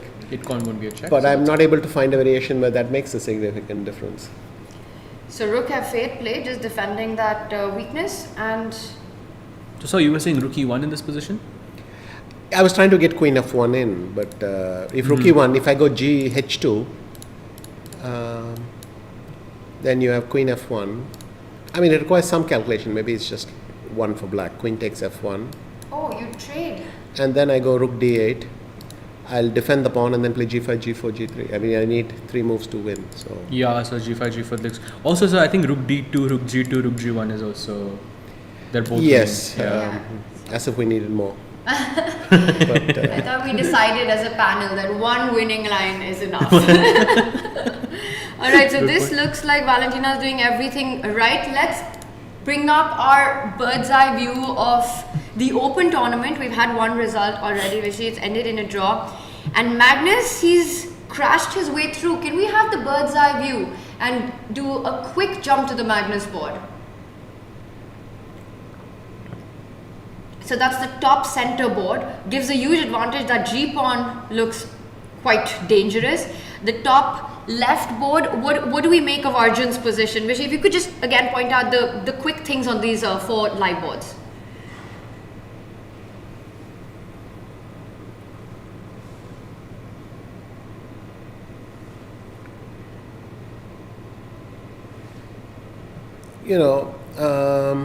Yeah, this one is quite fascinating because very rich positional battle. White delays the recapture on d4 but gets all this activity, queen f4 and so on. But Vidit was able to time this counterplay with a4, ab3. I was joking with Ramesh that that's the only move I wanted to make simply because it achieves something. a4, ab3. I couldn't see any other clear plan for black. Now I don't know what exactly is happening. We've had some moves. We've had moves, yeah. Oh yeah, we have. So let's just get everyone. So bishop f7. I'm just going to go very, very fast here. This looks pretty decent for black, I'm guessing, unless there's some tactical issues. No, yeah. But this is the position on the board, so. Yeah. So this is what we have, and of course we will come to it, but this is going to go on for a while. The one game which is not going to probably go on for too long is Magnus versus Wesley. Can we have your thoughts on this endgame and how does Magnus convert this one, if we just bring that up? The game between Magnus and Wesley. There you go. So things actually went really badly for Wesley. Yeah, he was. It was slightly worse. I was wondering why the computer didn't evaluate this position as lost for Wesley. So what did it want to do? Rook g1. Rook g1 happened, and he played bishop to f3, and that is a mistake. So what was the move which does not lose on the spot? Maybe bishop to c6, but I don't see the difference. Maybe no. e4, knight e4. I didn't see the point. Yeah, that's a good point. E4, knight e4. That's just. Wait. If e4 is bishop e4 bad? I think that might even be better, sir. No, I was wondering what could be a good move for black here. I failed to see one. I mean, why did the evaluation drop so much after bishop f3, g5? Maybe I can go bishop c6. There must be some tactical reason. But yeah, you're right. So in saying that it looks optically very, very Wait, so pleasant bishop to white. c6, g5. That's it. Hedgy, simply I harass your rook. Hedgy, bishop e3. And the bishop's not loose. And if the bishop was on f3, I could play rook g3 and they would both be under attack. Yeah, I mean, here you run out, you have no squares. You will go rook g3, I'll go bishop f4. You can go rook g4, I'll go bishop d7. You'll go rook g2, rook g1, I'll go bishop e3. You go rook g2, I go bishop c6. So basically, I don't let your rook ever settle down, right? Isn't that the point? So that was a crucial miss by Wesley, and then he's lost. But So that was a I big was. one. I mean, bishop f3 and just lost. So the same thing, if you go bishop e3, there is rook g3 over I here. did not expect Wesley to go for a line which. It's sad, this line. Why would you play this line in the Petrov when you have so many better openings? But anyway. He played e4 and e4 takes, and now just 2 pawns up. Bishop e3, rook f1 happens, and I think this is just Yeah. winning, right? G6. G6. There's some accuracy required because he'll bring his knight around, but he can defend the. so he's bringing it around to f6 or? Yep, this is the final position on the board. Probably it doesn't even matter now. He'll just move the rook and then play a4, king a2, knight d3, whatever. Even if black takes his king all the way to the king side and collects that pawn, Yeah, the king is so far away that the white king will. on the other side. Yes. So of course you move the rook because there is bishop e3 threats in. So Yeah, but also we should mention that didn't work on the previous move, bishop e3. in this position, sir. After rook g1, Yeah. that bishop e3 check, bishop e3, and then I have knight d7 check. Okay. King c8, knight f6, and that's why he couldn't go for that. Right. If I go rook g7, sir. Move the rook. No, you can Then go just move the rook rook. e1, rook He didn't e8. move a knight?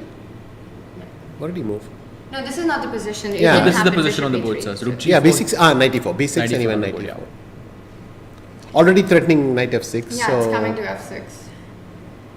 Yeah, if you had any doubts about what the evaluation was a few moments ago, I think you missed it, and Magnus just gave the biggest yawn.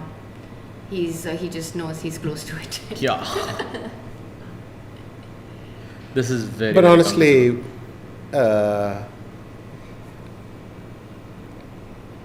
in a way, I'm happy that you can't play this line against the Petrov. Something like that. I just don't see why they do it. I mean, Mamedyarov has made a sort of a living out of it as well, provoking some response. But what the? All right, so this one, it looks like close to being over soon. So he does fall back, controlling the f6 square. Even if you start just pushing a4, b4, a5 in this position, is that another idea, or do you focus? No, on there's a major problem. Is that white is threatening knight f6 somewhere. Yeah, So you you might cannot not even, bishop you cannot play, yeah, even bishop g7, then I play a4. Yes. And I play a4 just to get that off my, okay, he's gone c3, I think. So this is going to be, I think this is going to be a Magnus win, 2 extra pawns. I don't see this not going his way. Wesley's playing on 17 seconds. Do you want to stick to the end of this, or sir, should we move to one of the other positions? I think we should move to something I think else. we can move, yeah. Do you want to just quickly... Well, check Nodirbek in? is the closest Yes, to that's Magnus, so he's well. I think the only thing you can say for Vidit is that this pawn structure we are familiar with from Wesley against Arjun is that this pawn on f6, knight on g6 has some clear weaknesses sometimes. Typically the h6 square with a knight on f5, white's knight is poised to come there, maybe h4 is an idea. But here it looks fairly solid. I feel like Will he h4 just- is always an idea. Yes. We learned that today. Maybe black should play knight e7. Is there anything wrong with that? God, a lot looks like it's hanging, but it looks, yeah, 97. I mean, I would just get knight e7 out of the way.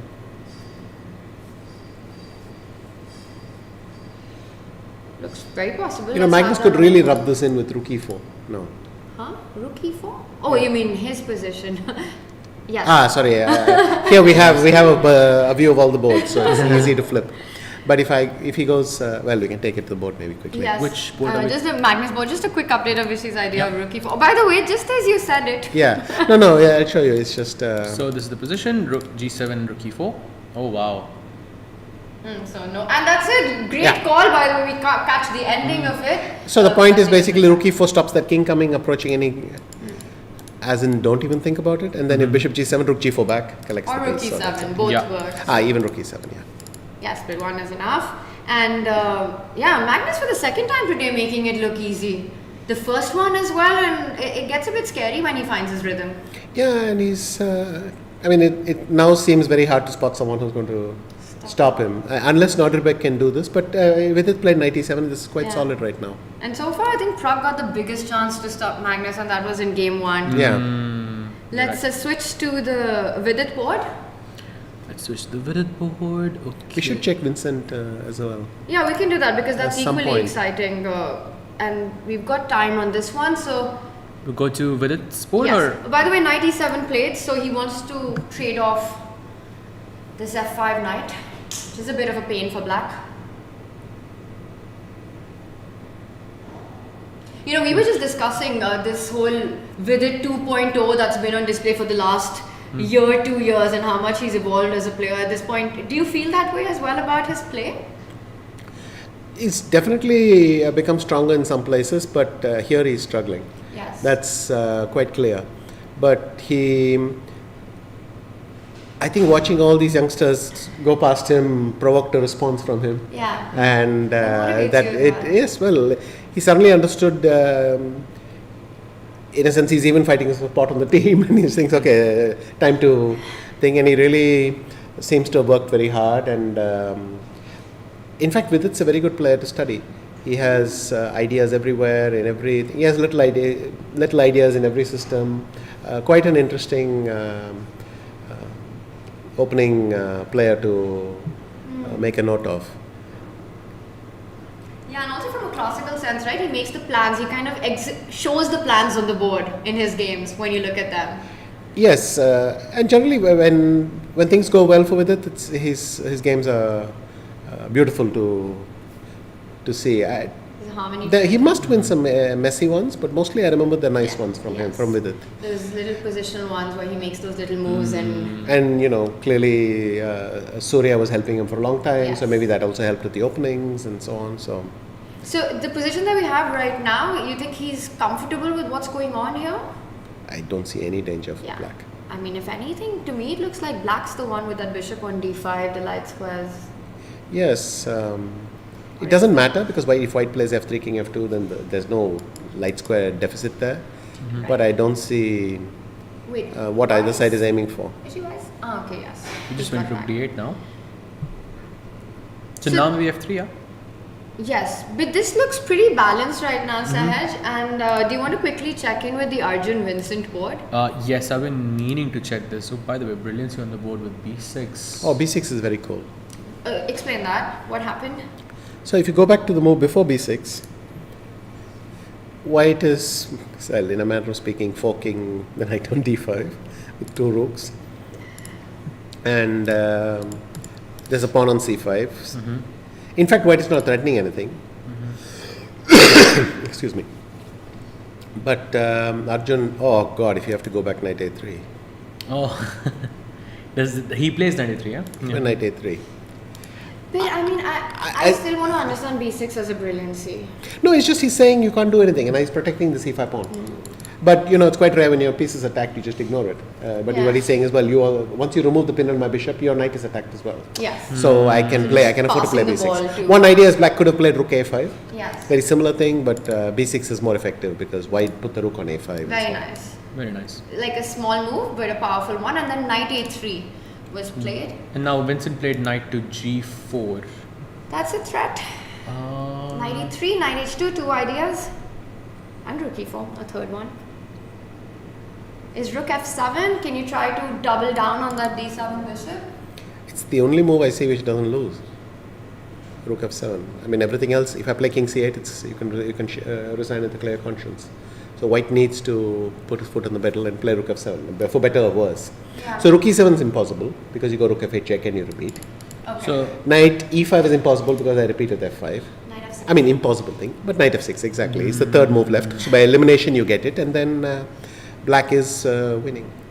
Oh, black is, winning. And Well, before I say something way too strong, let me just double check. But yes, rook f7, knight f6 looks so awesome. rook f7, knight f6 here. E4 falling. The Basel says 1.1. Maybe can I go rook? Just a quick update. Magnus did win that. We saw the end of that. So We saw them shake hands. Yes, and we all, saw yeah. the end of that. This looks really bad, yeah. But Arjun still, I think, testing the limits of what's permissible in chess. Yeah, his openings have this weird feel. We were just discussing that a bit earlier. So E4, E5, D4. So what is the name of that opening? Ooh. It used to be called the Queen's Pawn opening. The Queen's No, it's something else. Is the center game? That's what we just decided. It can't be Okay. maybe this, yeah.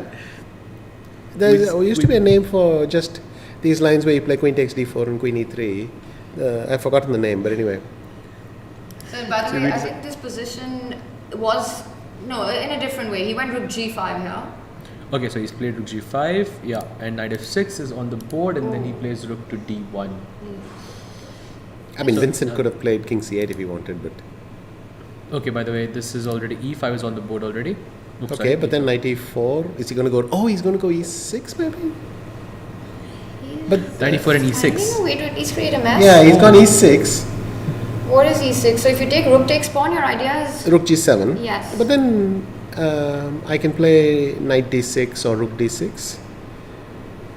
Maybe knight D6. So rook E6? No, he's in fact taken the rook and saying I don't care. Okay. King but you lose C8. the D7. Okay. King C8. Now I think Arjun's position must have improved. King Just see how bad the evaluation was without it. It was 1.1. Not much. It seems to think knight G5 is about the same as rook E6. But I mean, what kind of chess is this? If I go knight E8, how can this even be a position? Wow. It didn't want king C8. I don't know. Presumably, I wanted king E8, but I'm baffled by that. And now, it's not that easy for black because the rooks don't have easy entry. I mean, if I play rook E1, H3, knight F3, and then bring the other knight B1, D2, then I've cobbled together something where your rooks don't enter my position. That's and, cemento. Knight D2, knight F3. Yes, So Peter now- probably has higher standards for cement. That's probably plastico, but Rook E1 on the board, knight E6 also, nice follow up. but here's the thing. I just explained that I want to shut that the knight position. down. I want to shut the position down. I want to bring the knight near a pawn so I don't have to defend it anymore. So I just play knight F3, H3, knight B1, D2, and Arjun. going It's a down. solitary knight just charging in there. There's no accounting for style or taste. He's But always going to do it. maybe H3 is already a nice move for black to throw in. Yeah, I just want to point out a quick trick that rook E8 trying to pin the knight doesn't work right now, or rook E7 because Or rook of the E7. tactics. But he's gone for rook F7, which is threatening entry on F2. But I wanted to see if I could throw in H3 instead of rook F2, rook F7. In Yes. this position, sir? Yeah. H3. Because if GH3, maybe rook D3 is kind of cute. I- But no, then it's true that it's still G7 is also hanging, so it doesn't matter. Oh wait, there's some other Yes, game. I think we will come back to this, but let's quickly go over to Pragg Nihal, a game that we haven't had the chance to look at because there's been so much action. But Nihal just made his last move with 3 seconds on the clock. That's already an eternity for him. But this is what we have. Vishy, is it as balanced as the bar seems to be saying right now? And this doesn't look very balanced to me. No, the problem is in some ending the H pawn might actually turn out to be a thing. But if I go rook B4 here, why is Nihal happy with this? So rook B4 to try to trade off the rooks. Or maybe I play king E1, but then I think you'll continue with rook C8 and you'll go on. Let me play rook B4. Let's see how bad this is. So rook B4, okay. Yeah. On the board. I think you're. Not at all. The computer seems unmoved. Yeah. My idea is just trade the rooks, then I'm threatening king E1, bishop D2. Then I'll push the B pawn, then I'll try and H pawn, and something like that. The white upper pawn can't try to be ambitious here once the D pawn stopped. That was my point. I was trying to, if I slowly push the pawns, then I'm better, I'm winning. Yeah. So all I need is to create that H passer. So Or I maybe- have a question, sir. Who's playing for a win here? Definitely not Nihal. My rook B4 was an attempt to convert. Oh, I was thinking because of the d3 pawn, you were trying to liquidate the position. Not at all. But if rook c8 happens and that rook hangs Then around, we'll see the moves. yeah, if rook c8 happens and black keeps the rook, then I was not so sure. But this is unimpressive. What's happening here? But yeah, there we go. King d1. And if we can just go full screen on the players right now, they're playing on seconds perfect. So this is where we are. Oh, now there's a problem. The white is threatening rook e5 check. And Nihal knew he couldn't repeat bishop d4 because the rook takes g5. Rook takes g5, yeah. Winning. So now rook e5 check, king d f4, and black is hanging on for dear life. You know, at first But look, there's still that pawn on d3, and that's the problem, because if black plays rook a6, then suddenly he's threatening something. He has a threat. Something very little. maybe instead after rook a6, I can also go rook a5, but yeah, somehow For the moment, yeah. At first look, I was thinking black is the one playing for a win because there's so much activity. But yeah, you're right. I think black has to play for a draw at some point. I get the feeling that both of them are trying to create some chances in this position. Yeah, here it feels that Nihal was the one who missed the moment to clinch it. I mean, to not be a pawn down, to put it in a funny way. And then here, demonstrating that you're the one. He's gone bishop d4. Okay, so now rook g5 wasn't possible because he'll take on c3. So king d2. He's rotated the king thing, and now rook c6 happened. Yeah. So Pragg is just waiting on a5. So now also rook f6 is not possible. And maybe he went rook c8 for that reason. So because he wants to put a These guys are good. I mean, they have seconds on the clock, so they just make moves, which it's a. They're just able to keep the position going and pass the move back to the opponent. I mean, you also have to do that. Look at their hands are trembling already because there's no time. Yeah. Both of them are shaking, regardless of the fact that Nihal is so good with little time. But now it's getting dangerous because rook f8 is a threat. With rook and then rook a8. Yeah, if rook f6, then rook a8 because the rook is outplayed itself. But I can always go rook a5 check. That's why he went king d5 because rook f8 on the last moves the hedge would have resulted in a check first and then a rook trade. Exactly. Yeah. So really he nice. had to do it this way. It's very Not, the awareness. but even that it's not that easy to say because if I had gone. What you mentioned, rook f8, rook e5 check and rook e6 check and rook f6. I take and I go king g3 in the end and attack the g2 pawn, and that way I'm saving myself. So anyway, but just a tactical detail. Yeah. I think maybe the position is equal and neither of them is finding a way to break through. But they're not repeating either, by the way. They're trying because both feel that, or at least Pragg feels that the win is just there waiting to be had. And, Pragg has this extra pawn, but Nihal has this solid hold on that white king with the pawn, bishop, and king in the center. I still think it's a game. Anything can happen. Anything is possible. Maybe. Anything is possible. It is, in fact, draw. I don't think it's a given here at all. So he lines up against the king. What's the clock situation? It's 20 seconds versus 12 seconds. He played the last move with 2 seconds on the clock. Wow. King d1. Again, pass the move back to Nihal, who will no doubt pass the move back to him. And so it goes. So rook e7 would be nice. See, now he's opened up rook f7. Yeah, Not a big deal yet because rook e8 check is there, but in the air. So for black, the aim is to try to get to an open file. now he's gone rook a4 check. He's repeating twice. But are they going to repeat it after king e4? Do you think Pragg's going to go for rook a4 again? Is the best move? Well, I mean, what do you do? You're looking for a win, but maybe it isn't there. It's not there. Maybe the position is balanced. Yeah, the evaluations are just that. And Pragg In fact, we have. He doesn't repeat. He's trying bishop d2, but this must be equal.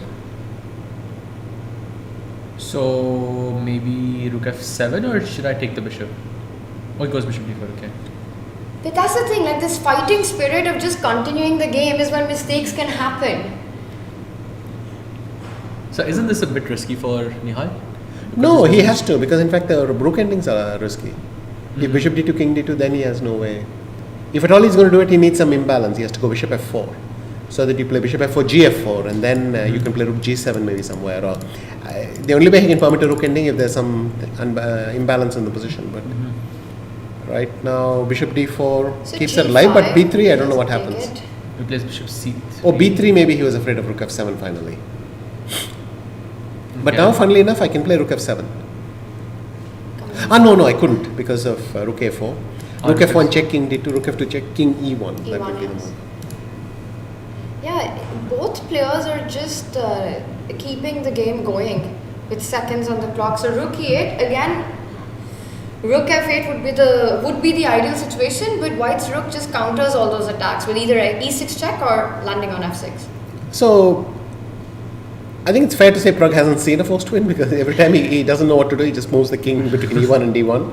And Nihal has found some useful moves as well, either the rook to e6 or e7 or to e8. But from that we can conclude the position is just equal. Sak is going to just come back to the e4 square. And meanwhile, Nodirbek Vidit has ended in a draw. And how many games left, Tanya? Just this one and Vincent, but I feel we can wait before we jump to Vincent's because Arjun has escaped again. yes, as he usually does. Houdini, Arjun.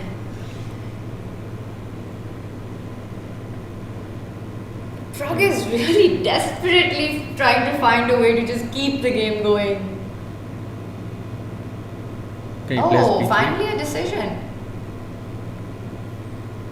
Also, he doesn't have to think about 3-time repetitions anymore because the pawn has moved one square up, so it's cool. Clever. But what's the deal of rook c6? Does he just want Oh, to then he goes rook a4 check and starts again. with bishop d2? Yes, he's gone rook c6, The rook a4 check. king d5, and then if bishop d2, then he'll take and go rook c2 and rook g2. That's take it. everything. And that's a yawn. That's And I think it's headed there. We're going to see this being No, played. wait, it doesn't What work happened? because there's rook g4 at the end of that line. So what is happening now? oh. We But should- the bishop, Can you have the arrows on? So bishop d2. so it takes rook c2 Rook check, check. king takes d3, king d3, rook g2, and and then then rook g4 rook at the g4, end. yeah. So very nice move. Bishop d4, he doesn't. want Nihal that. spotted There it. really wasn't Nihal saw right that there. idea about g4. Now Pragg could be 2 pawns up, but g5 is hanging. Can I take bishop g5? He doesn't for some reason. Something he didn't like. Or maybe he'll just take it on the next move. If I just play bishop g5, I think rook what am I c2? missing here, sir? well, rook c2. That's all. Bishop I d2. bring the bishop back. He's taken on g5. So now once again rook c2, and then you go rook b2 something. Yeah, just don't allow rook d2, bishop e3.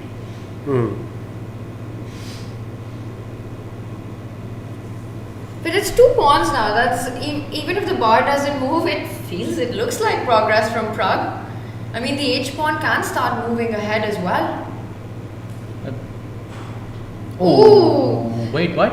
Yeah, I think there was just a very narrow path to equality. So there's something big here. Okay, that's completely winning for him. Maybe the Why difference not was do d5 or e5 and still. So what happened there? Rook f1, maybe king d2 is over. That's the problem for he can't go bishop. But sir, what was the difference with king d5 and king e5? Hang on. So king d5. If I go bishop e1, maybe you play bishop e3. But here bishop e3 ran into bishop c3 check takes f6. Oh. So in fact Pragg is now winning. Let me just It's a game explain over, that. yeah. So if the king had to be on d5 because in this position bishop e3 is not possible because now there is bishop c3 check and this is Yeah. hanging. But if king had to be on d5, Then bishop e3 was possible. Yeah. And bishop Nihal, e2 he was reacts, he knows he's missed. Now he knows that something has happened. Yes. But Yeah, you lose the d pawn and now it's just 2 extra pawns. And how incredible is this that Pragg, he just kept the game going. There was no progress actually being made at a certain point. And then suddenly now it's... but he gets to keep the piece as well. He gets bishop g3 check and takes on d4. So And just in case h pawn is of the right color as it's well. the right color, yeah. Yeah, this is... Nihal was close in this one. And he had done everything right. So what was the turning point? Was it just king e5, king d5? Because with that time the margin for error was already so little. Maybe it was a bit earlier as well. I'm not sure, sir. Yeah, the thing is, black has sometimes the move will be rook a6, sometimes it will be bishop e3, sometimes it will be rook f1.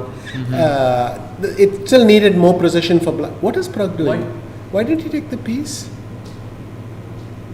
Okay, this is winning, but why would you not take the win of the piece? Good questions. But this, I think he just knows that this. But sir, correct me if I'm wrong. It reminds me once when I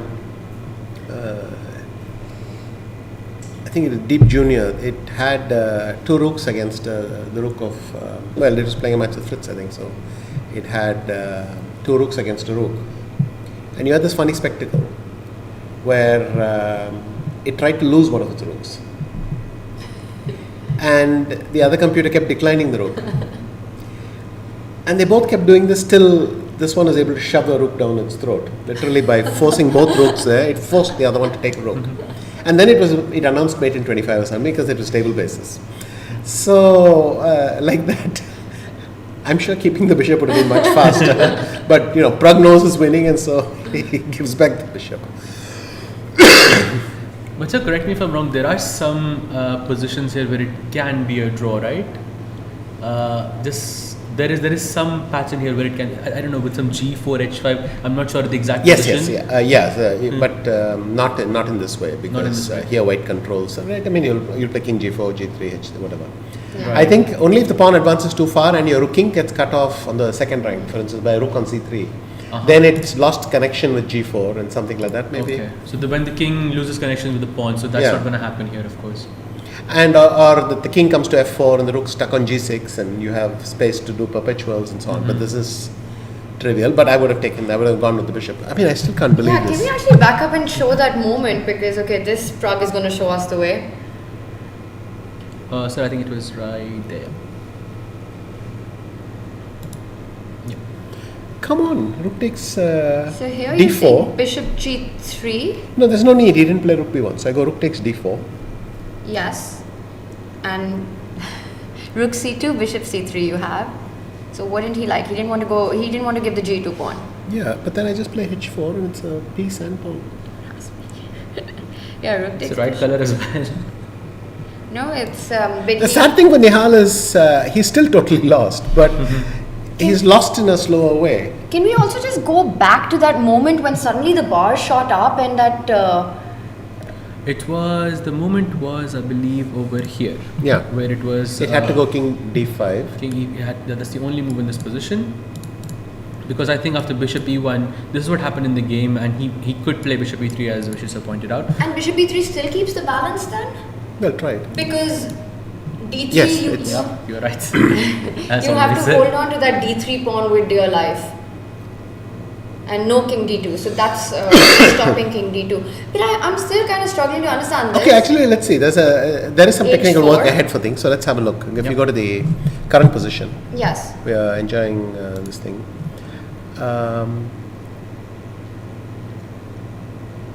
So would you say there is any chance of a draw here? There's no? always a chance for a draw. I think white would have to play rook e4 next, and then h5, and then king h4, and you slowly advance like that. Okay. Equally, I could play rook e5 and h5. He's also managed to get some time on the clock so he can find his way forward. Unfortunately, I think both of them have managed to get extra time on the clock. For Nihal, it doesn't really help. Yes. I mean, this is still winning, but there's work to be done. Yes, you need to find a way to push the pawns. Yeah. I am still adamant that you could have taken the bishop. I keep banging on about this for a while, but you could have taken the bishop. I think the game would already You know Pragg well. When you tell him about that, what would his reaction be? No, he'll laugh because this is also, I think for computers, both winning methods are equivalent. So probably they can already tell you a mate in how many moves. So.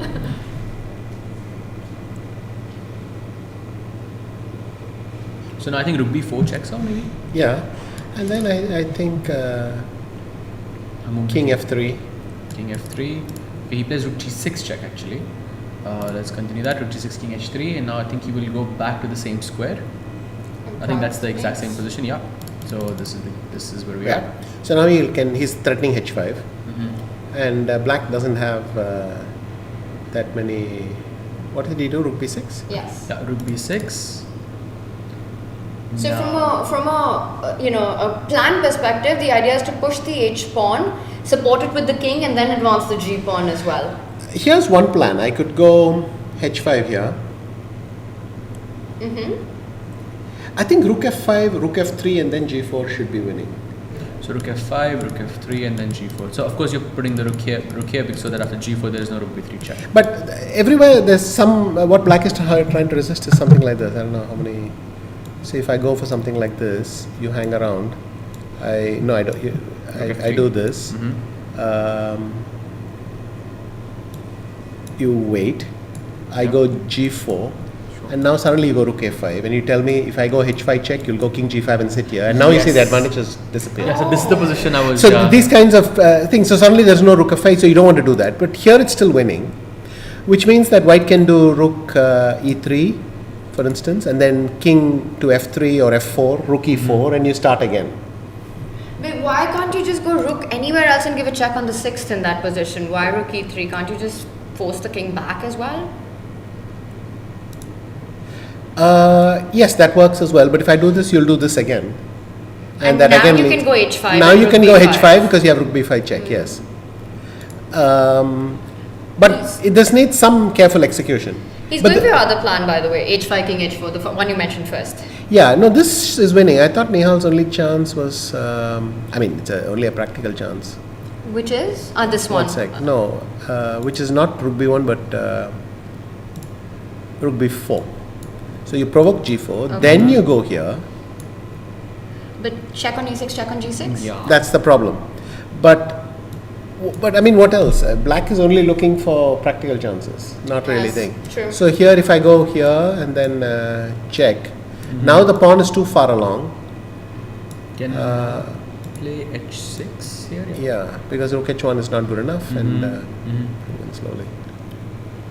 So we've got some moves and he's making a lot of progress. I don't even know if Yeah. Nihal will continue seeing. In fact, this Nihal has a plan. problem. White is threatening rook a7, and then this mate is Checkmate. mate. Oh, rook a7 and Yeah, and then you'll force. So he's gone rook a7 check. Now Nihal will be forced to go to the 8th rank. Isn't there a moment where you need to be accurate with whether you push g6 or h6 in these positions? Exactly in this kind of a setup? I think that's when your king. that's when you king. I think what Tanya is referring to is a king cut off from those pawns, and you have h5, g6, rook h7, Yes. and you have to be careful. Which one you move? Because the king has to find a path in, no? Yes. I don't know if we'll get that position here. So are you talking about which pawn to push? Yes, once both pawns reach the 5th rank, there is a certain position that Yeah. only one of them is a correct move. But I'm not remembering which one that is. You should help me. I thought one was easier than the other, but not that the thing. But again, it really depends on where the rooks are in specific. But when you're playing at this speed, you just want to increase the odds that your opponent blunders something. So Pragg was very careful. By playing rook a4, he eliminated all checks. He's gone g5. Yes. Now he can check his way to a7 and play h6. So this one is over. So just Yeah. h6 is the better h6, move no, here. yeah. Yes, 8-6. and Because the then king wants to hide behind the pawn always, right? Just let me show that on the arrows. h6, 8-6, king h5, rook a5, g6. Just keep doing that. The, Step I mean, by step. the reason why Vishy sir is saying that, I'm just explaining to the chat as well, that after g6, king g5, the king would be exposed to some checks over here. Just now the king hides behind The G pawn, yeah. The G pawn, exactly.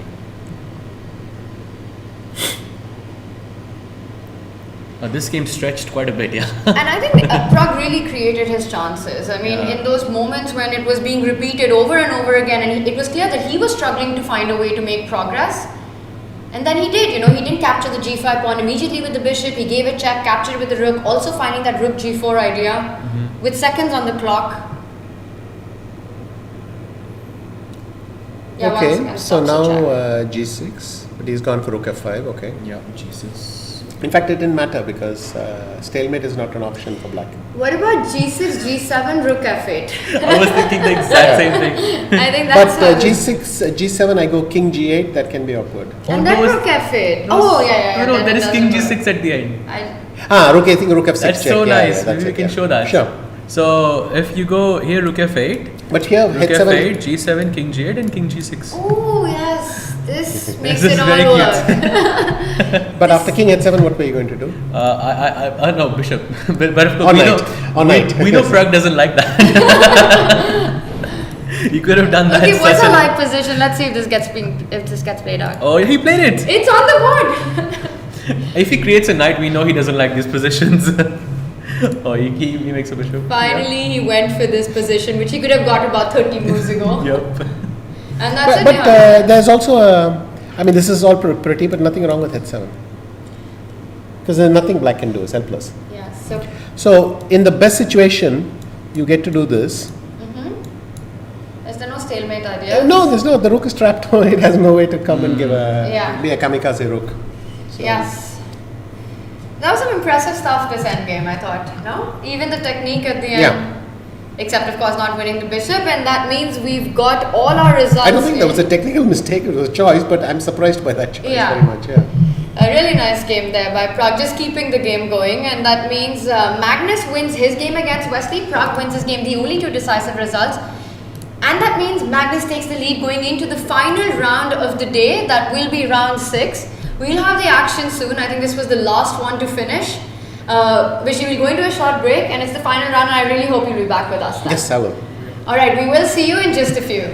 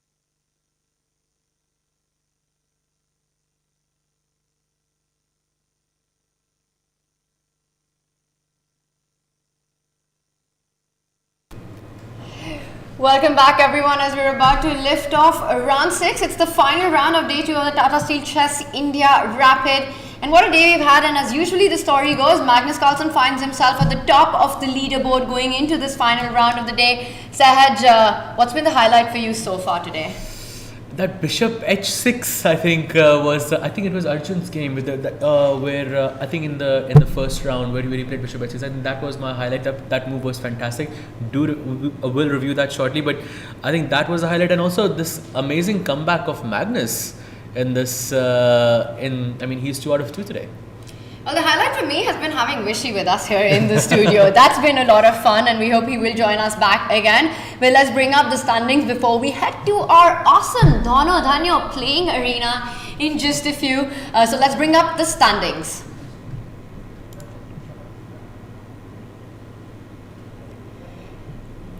And first, we've got the results here with us. We see Magnus getting a win, Pragg getting a win. What an endgame play that was by Pragg, just keeping the chances alive against Nihal.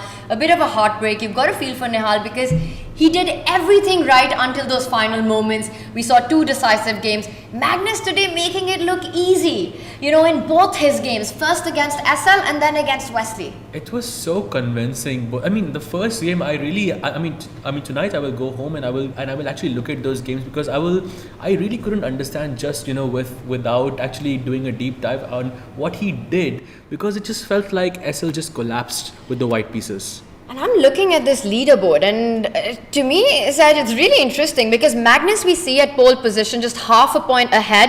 Nodirbek, of course, chasing him as he usually does.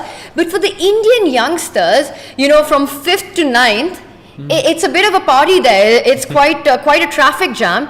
But Vidit, Vincent at the bottom of the leaderboard, how much are you expecting this to turn around for the Indian crew? There are still 4 rounds left, so I would say quite a bit of fight in those matches, and I would say it's still not over. Yep, it's a 1.5 point lead, from the leader, so that's still quite a bit. But it's 4 rounds to go, so I'm still hoping that there can be a bit of a fight there. Alright, but right now Magnus Carlsen looking in great shape today. Nodirbek Abdusattorov also bringing on that fighting spirit and not letting go of his chances. We will move on to the women's standings next.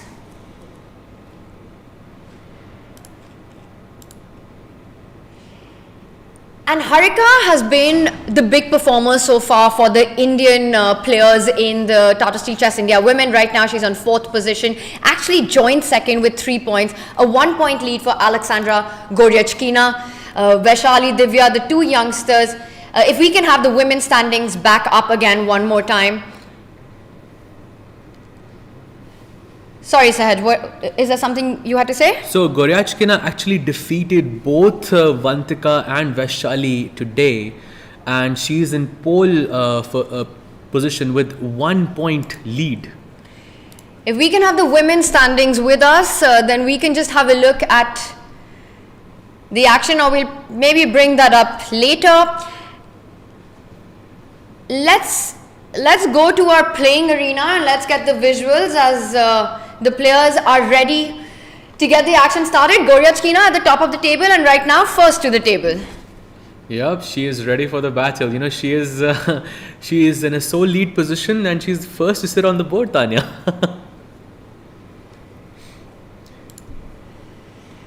First to sit on the board, and she's got a big one up ahead of her. Is that Katrina Lhano we see there? She's ready to go as well. Arjun Erigaisi, he's the one first to hit the chaos button in any game that he plays, and always finds a way to escape.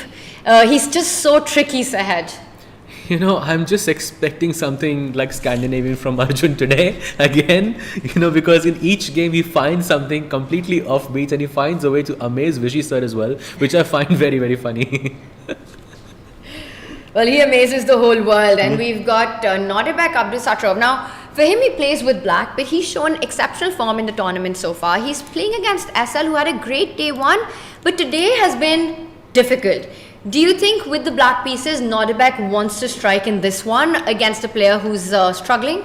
Well, I know SL is a very, very solid player, first of all. But, from Nodirbek's perspective, I think he has to play for a win, because if he wants to catch up to Magnus Carlsen, because he's the only one, he's half a point away from the leader. And if he wins with the black pieces, then, he will start the day 3 with... maybe with being in the leading position, or maybe being, sole second. Well, it's a big one. And the thing with Nodirbek is, right, he wants to catch up with Magnus. It's really his thing. He's looking for the championship here. He wants to end this day on a high. You look at him, you see no signs of fatigue. You see no signs of tiredness on the Uzbeki youngster here. SL, he's got to fight this one out. I don't think it's going to be easy. Nodirbek, I believe, will try to create his chances. We'll try to get into those messy positions which are complicated, where both players can go wrong. That Mikhail Tal forest of complications where 2 + 2 = 5, and the path out is only wide enough for one of them. That is Nodirbek's style of play. I love that. I love that analogy, Tanya.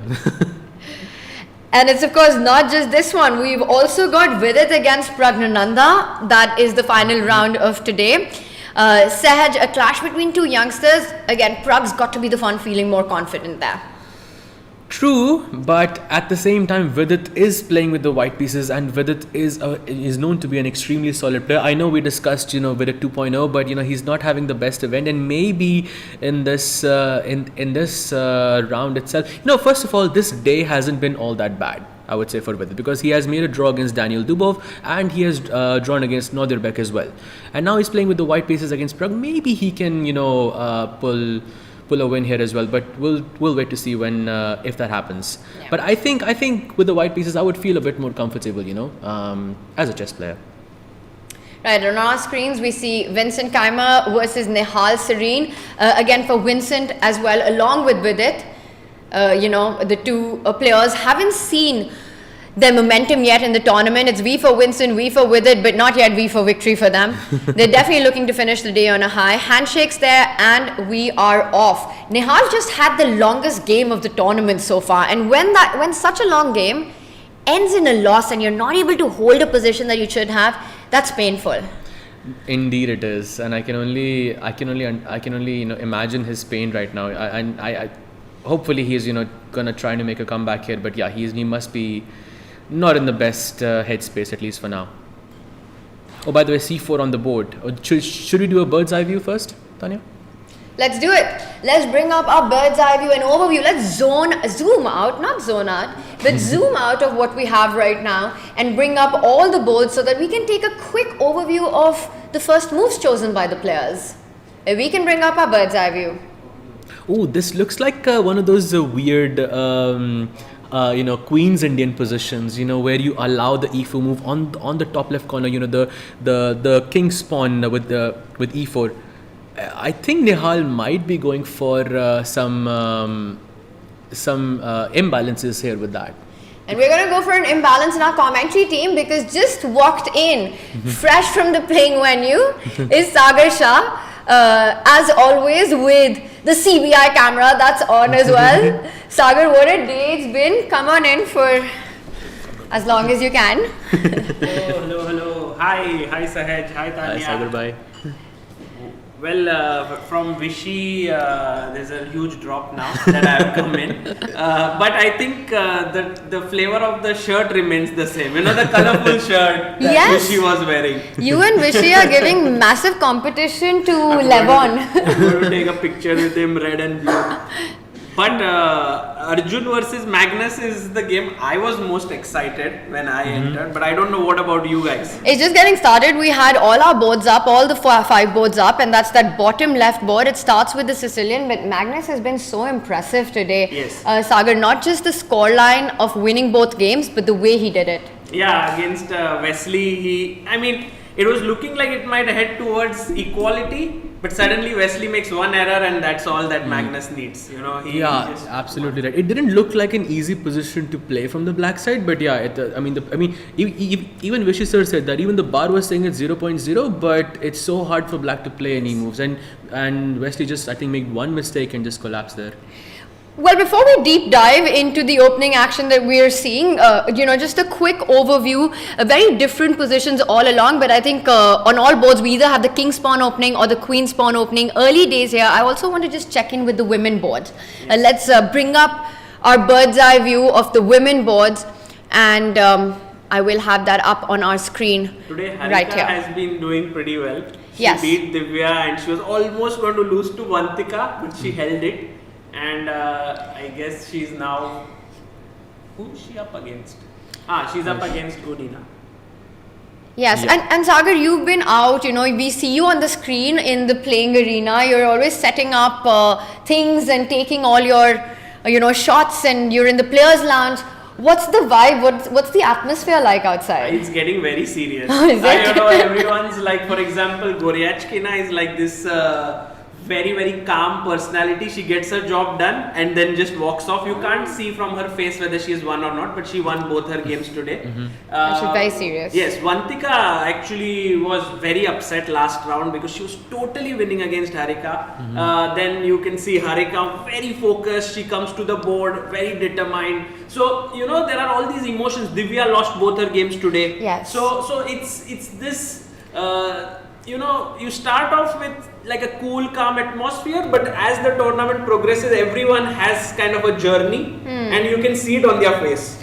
Yes, and things are getting intense. And I just want to touch upon what you said about Divya, because she's had a phenomenal year, Sagar. But she's also played non-stop chess. Yes. The last tournament and her start here, do you think it's been a matter of fatigue for Divya?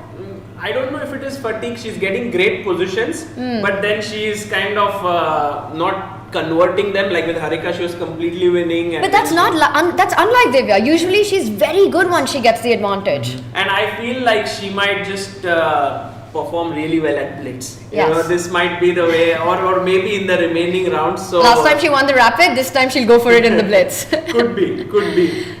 So these are the boards that we have. Which position? I know early days, but what stands out to you? I like the game of Humpy because you can see that Humpy is going for the Benoni kind of setup. I don't know what. Maybe it started with a Trompowsky, and then they reached here. But still, it's a very fighting position that we have on the Humpy board. Maybe there we have it. So this will be a very exciting board. Also, Nana is playing well today. Yes. And she is so calm, she's cool. Like, I think most of the players, from their face, you cannot even guess what their result is when the game is over. They are all like so calm. And what about the live audience, the arena there? What happened? They it's are very cool. so excited, and like any player comes, all that you have to do is just step on the floor there. And they all want to just take a picture with them. They want an autograph. They are so chess loving. Yes. It's just fantastic. I think Tanya, you also got mobbed today on the way here. I guess maybe you also met some fans. It's just happening this way. Yes, but are they able to keep the hall silent and just maintain that seriousness of it? Yeah, so that's amazing. Because I think it's really a chess loving audience. They know what's important for the sport. Absolutely. And you too, Sagar bhai. I mean, they all love you as well. No, Sagar's a superstar. I'm very keen to go and actually interact with them and so on. But the moment you go in between when the break is on, there's no way that you can finish meeting all of them till the round begins. So you have to wait till the end of the day. By the way, there's a small trap here that that Humpy has set. Queen A4 check. Is it Queen A4 check? Let's show it. Let's bring up our analysis. Both Sagar, what trap do you have in mind here? I was thinking like Knight D5. Yes, exactly. I know Sagar very well. Oh, I actually fell for the trap. Right? If you play Knight C3. I was thinking Knight C3. Knight takes D5 would be a free pawn, isn't it? No, I was thinking you will play Knight takes E4 for some reason. But after Sagar bhai, oh sorry, can we just have the analysis board so we can? Okay, just one second. Yeah. No, but please continue. I'll just quickly. Yeah, Sagar is very, very tricky with these traps. Why were you not that tricky in our matchup, Sagar, when we played as a team together? Well, we did win one match. Yeah, no, I'm joking. It was amazing to play with you. We did win one match, and here you were talking about a big trap on the board. Yeah, like here, this is a very common one when two bishops are opposite each other on E7 and G5. The knight can jump to D5, take the pawn, and then if you take the knight, the bishop hangs. If you take the bishop, then the knight jumps back. Very nicely put, sir. And I actually fell for this trap because I was thinking that you want to play Knight E4, but I had a reverse trap here. Because I thought after Knight E4, I have Queen A4 check. Wow. Because I can take it with the queen and pin your bishop. Nice. And I mean, if I was playing here, I would have definitely be a pawn down by now. Tricky, but I don't think Nana is falling for any of this trap, or Humpy will fall for the counter trap. Will Dzagnidze fall for the trap? Na.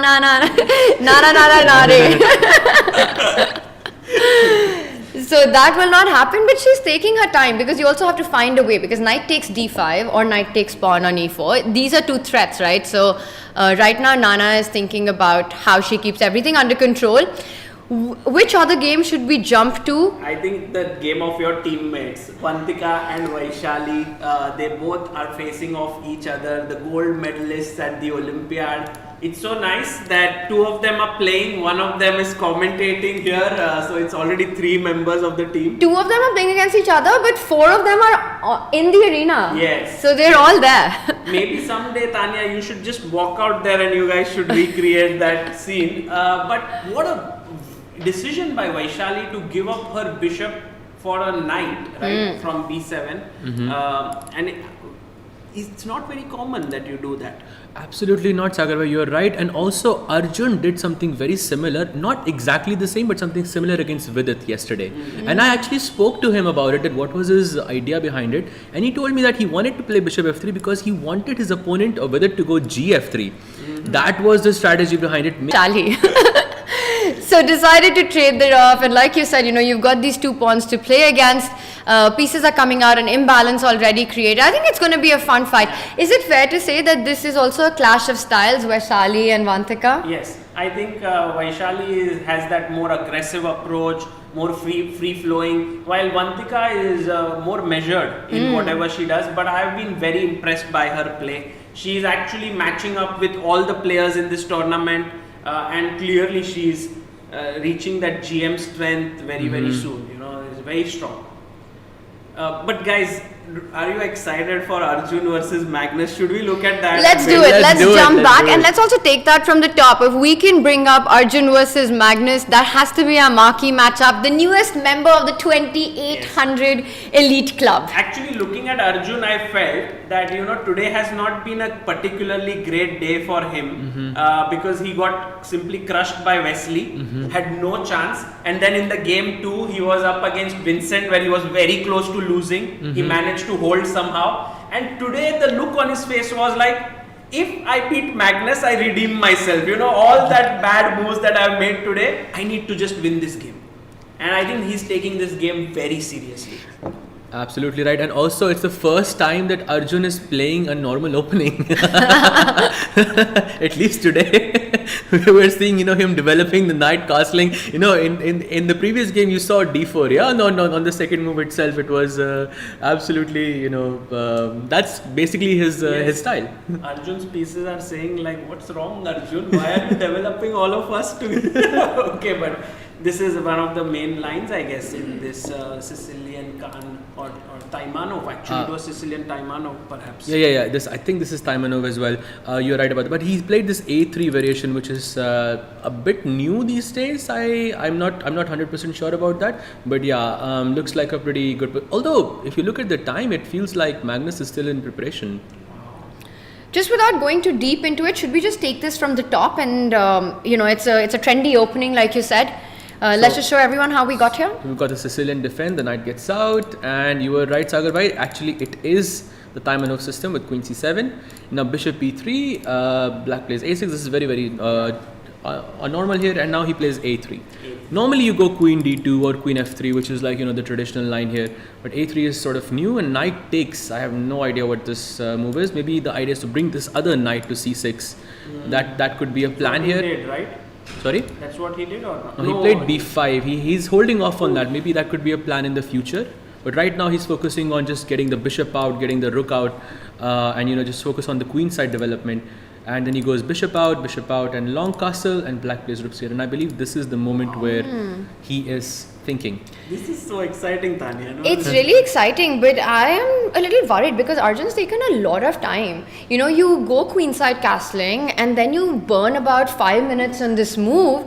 I know you're loving it, Sagar, but is Arjun feeling a little uncertain in this position? What's going on in his mind? I think Arjun is trying to find the best way to take advantage of his lead in development right now, because if he doesn't do it, Magnus will develop his knight maybe to f6 or to e7, c6. Bishop, yeah.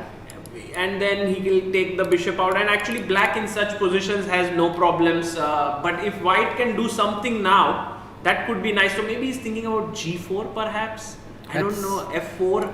Sagar bhai, this is h4. Very Arjun-like move. Very Arjun-like move, Sagar bhai. You know him the best. I just want to push some pawn, but maybe he plays king b1, And by the way, Parham Maksutlu just said in Chennai Open that long castling is not just one move. You always have to play King B1, so you waste 2 moves. That's a good one. That's a very good point. You always play King B1, so maybe that could be an idea. But knowing Arjun, Sagar bhai, he's gonna go, he's G4? Yeah, G4, H4 something. He's gonna go crazy. What do He you needs think, to make a move soon. I mean, whatever he decides, whether it's G4 or King B1 first, do a little prophylactic. But he's just burning too much time too early on. Magnus just, yawned right now. Arjun, make a move. I'm waiting. Magnus is calculating in all the other games also. Actually, the water bottles are very small in size, and Magnus generally drinks a lot of water. So, he's finishing I guess 2-3 bottles a day. Right now, I think he might finish 2-3 bottles in this move itself. And wow, he now focuses in. There was a time when Magnus had that orange juice phase every game. And now I don't think he drinks No, juice yeah. anymore. It's maybe something to do with now age or more mature. Yeah, but I remember all those world championships and you'd see it on the table, multiple bottles lying around. Arjun, the more I look at it, the more I get a little worried because it's a lot of time on this move Let's again. guess a move. Okay, he's made it already. It's one of the ones that you said. He plays King B1. Wow, I would not have expected that. But do you see the blue arrow showing that Black's best move is only one, Knight F6 here, right? All other moves are inferior. Inferior to Knight F6, I'm not sure by how much, but Knight F6 also feels like the most logical move. You not only develop a piece, but you block that queen from attacking the pawn on G7. So you're setting up tricks like bishop takes pawn on the other side. Right. Bishop takes pawn, you mean like this?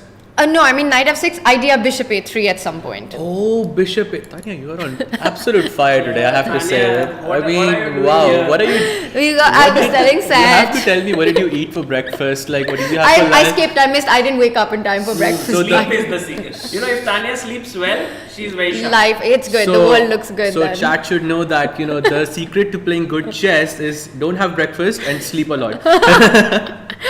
No, but we've had Vishy so many times in the studio with us and Sagar, that's been so awesome for Sahaj and I. It feels like we've been getting free lessons. Arey.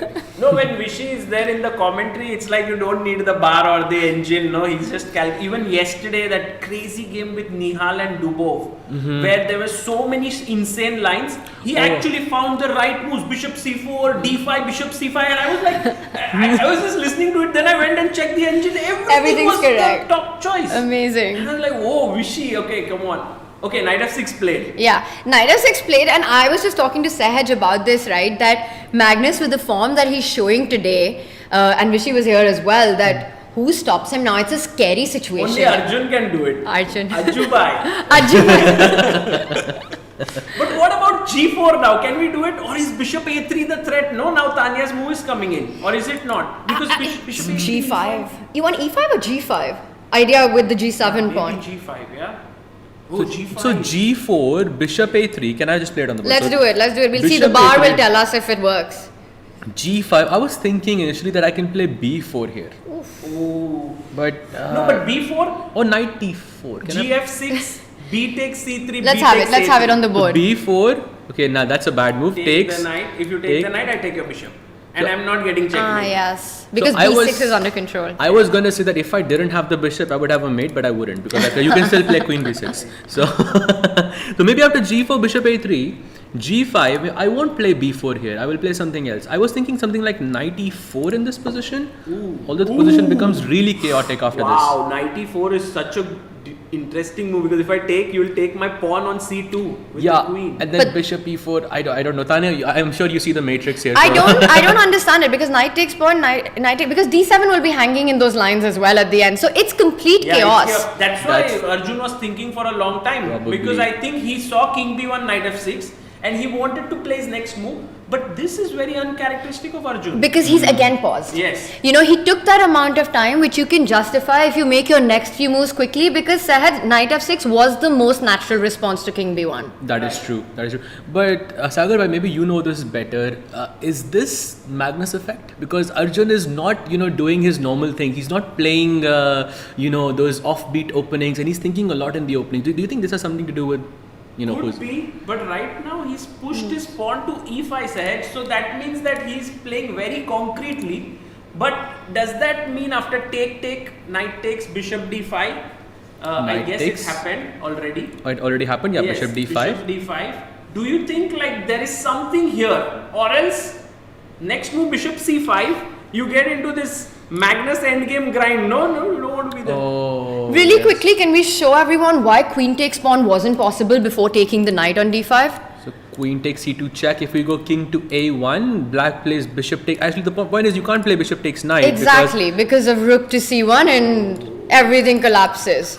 And you're then forced to take with the pawn, which is just an ugly move. Which is something you never want to do in the Sicilian. Block your own bishop, ugly pawn structure, like you said. No, this is not what you want. So, what do we have on the board right now? Knight d5, he took it with the bishop, And defends now the c2 pawn. And now he played bishop d3. Yes. But now g2 by is hanging. G2 by, who cares about when the g file will open up and the rook comes to g1 and then Arjun's a happy guy. You think so? Yeah.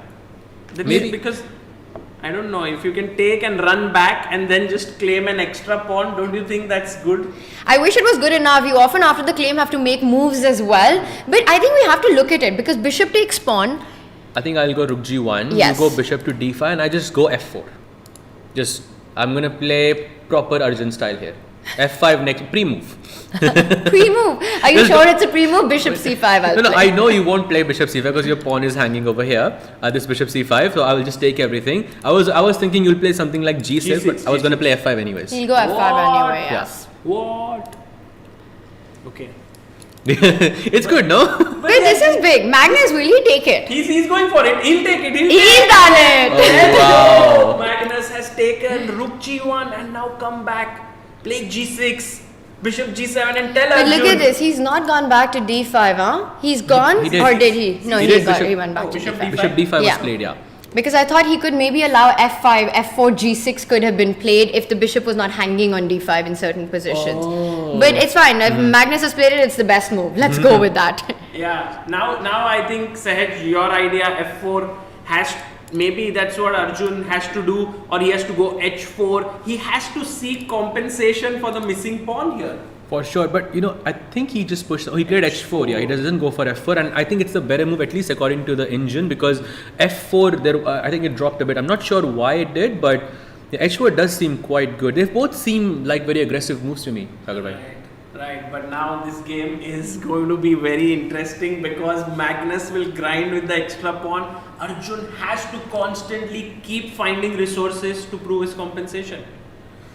Not easy. Not easy, but it's also Arjun's style of chess, right? Where he's given up material for the initiative. He's not allowing Magnus easy development. After g6, Arjun undoubtedly will push the h-pawn even further, taking away the g7 square. So he's created his kind of chances. And this is often the kind of positions, the messy positions, where Magnus sometimes, can go wrong. That's true. It reminds me of this famous game of Magnus versus Judith Polgar at that park which they played. It was very similar like this, and Judith played bishop b6 and won. But okay, that's not happening here. But guys, Nihal Serene is in big trouble. Vincent Keymer is just winning out of the opening.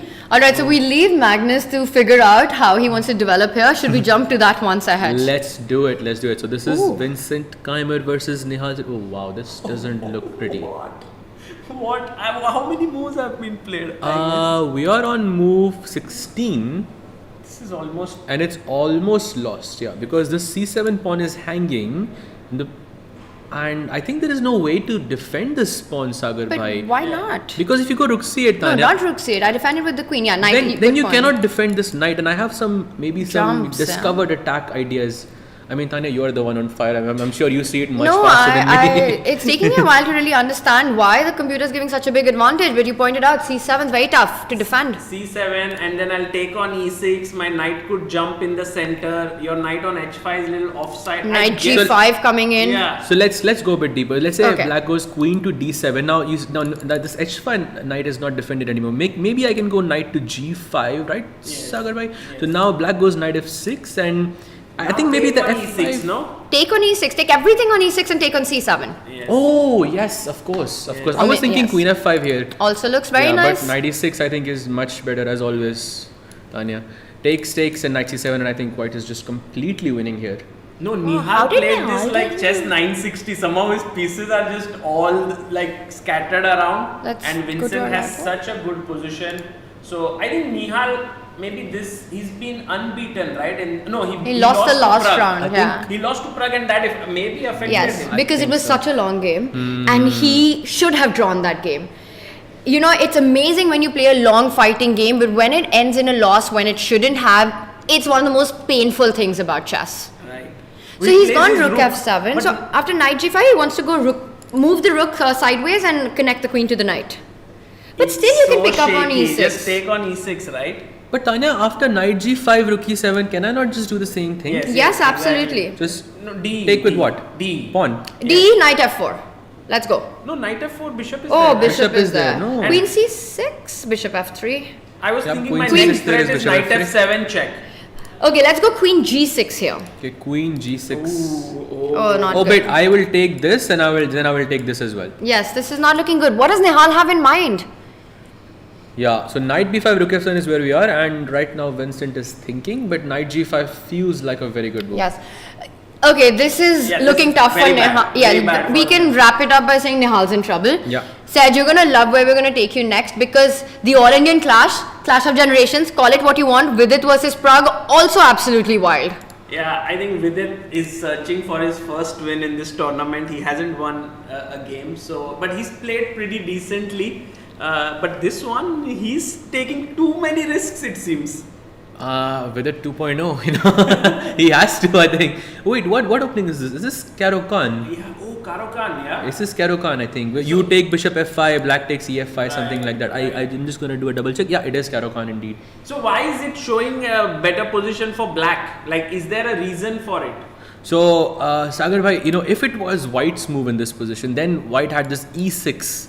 Because then if you take, then I can go rook e1, and I think black is basically the game is over. But after queen e6, I feel black has this control over the light squares, but I'm not sure why there is such a substantial... Okay, not anymore, yeah? Now it's 0.0. Do you think the better move was knight d4 to put the knight on e6?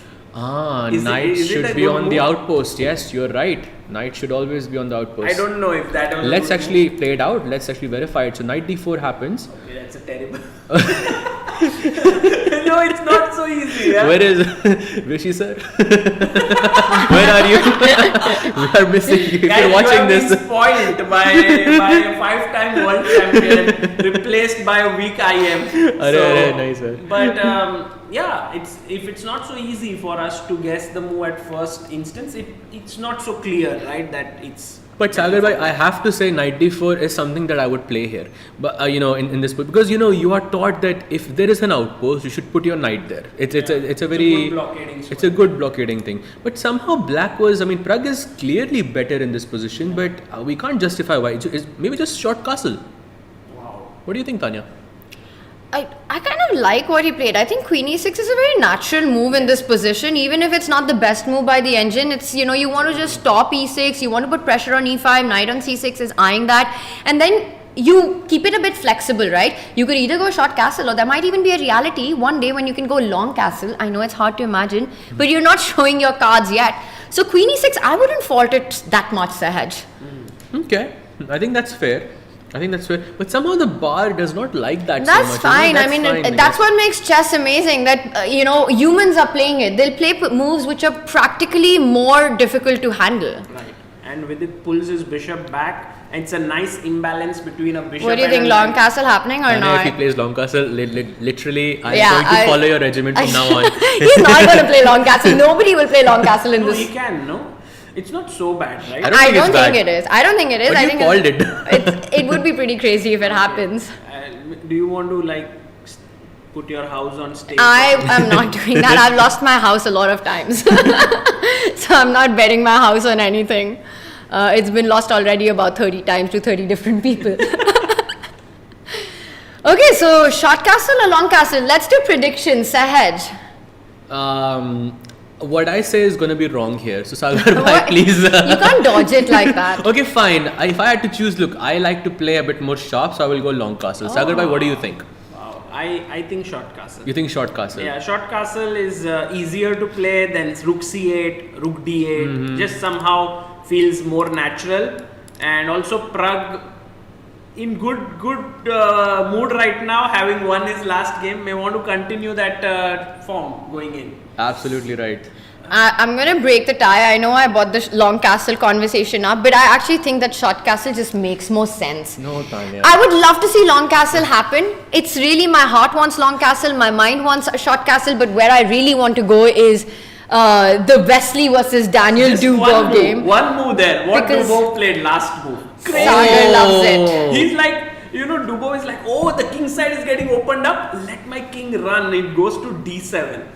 And then he's connecting everything. Sagar bhai, this reminds me of that French opening, where you go king d7 and the queen comes like this and like this. You remember that? Yes. By the way, Pragg just went short castle. We still have him on our screen. Not important to go back there. We've switched, but that happened. But I just have to say, you planted the idea in my seed, mind. I did. And, And I fell for then it. she was like, oh, I like the other idea. But see, the fact that Pragg took that long to make a decision means it was on his radar as well. True. And so right now Daniel Dubov playing very creatively, very interesting game. But yes, Tanya, we have to go back to our Magnus versus Arjun game. Sahaj bhai, please tell us, do you think Arjun is getting any compensation for his missing pawn here, or is Magnus consolidating? I feel there is some compensation. I'm looking at the bar, because if there was a pawn advantage and it's only 0.3, means there is some advantage here. I mean, practically it looks like the king in the center could be something to capitalize in the future, but I can't see a clear way to break through. I can't see a clear, maybe something like queen h6, queen h7, but that's going to make my queen, completely out of the picture just for one pawn. I'm not sure. Tanya, what do you think? If it was anyone else except Magnus playing with black, I would think that this is really a crazy, chaotic position. Anything can happen and you don't show me the bar. I would feel that I want white here because it's the initiative. Black's king is in the center for the rest of the game. White's king, at least so far right now, it's safe. Yes, I see b4 ideas at some point, but I would still be like, this is anyone's game. But it just looks like this very unique way that Magnus has put the rook on f8, defended that f7 pawn. Yes, king is in the center, but who's getting to that king? Look at the castle around it, right? It's a weird castle. Yeah. There's the rook on f8, the bishop on e7, the 3-pawn triangle, and it just looks very safe. Meanwhile, b4 is a real point. Right. And also it's looking very safe. So Arjun may have to get rid of those pieces and then the king cannot go anywhere. So it's like those pieces. I'm telling you, there's a sacrifice happening on g6 at some point. Yeah, you think, oh yes. I don't know how it's going to happen. Tanya, you're planting another seed in my mind here. By the way, I love the point that you made with queen h6. I think that's a real threat but as well. if you go queen h6 right now, don't you think the idea is bishop f3 and then take the pawn? So he stops He bishop stops f3. it. Oh, he stops bishop f3, okay. Also, maybe some kind of a rook left, maybe in case Defending. he plays b4, the rook can act as a defender. That could be an idea. But b4 has to be incoming, right? b4, a4, maybe. I don't know. b3? Yeah, b4, b3, a4, b3, okay. Yeah, could be. Okay, Be this. that feels very dangerous. But Tanya, can I not play a5 first? Like, why am I rushing with b4? What's the rush? I can play a5, maybe a4 and then b4.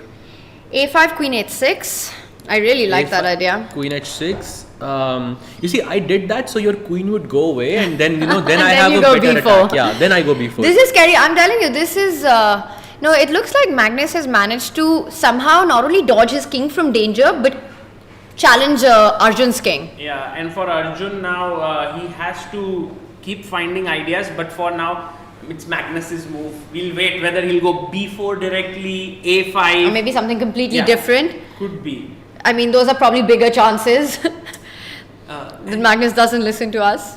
By the way, there is also action on another board. At some point, we can go there. I think it's a good idea because there's one player who's chasing Magnus on the leaderboard, right? Nodirbek, and he's been so impressive. What do you think has been working for him so far, Sahaj, as we move to his board?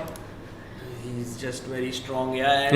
And I think Nodirbek is generally very few times out of form. Like you go to any tournament, he's just performing so well, always performing at the top of his game, and this is no exception here. You know, there's something about his body language that feels very different from the other players. He's got that presence on the board. He's always leaning forward. He has that look in his eyes, the death stare that he gives to his opponents. How many times we've seen that.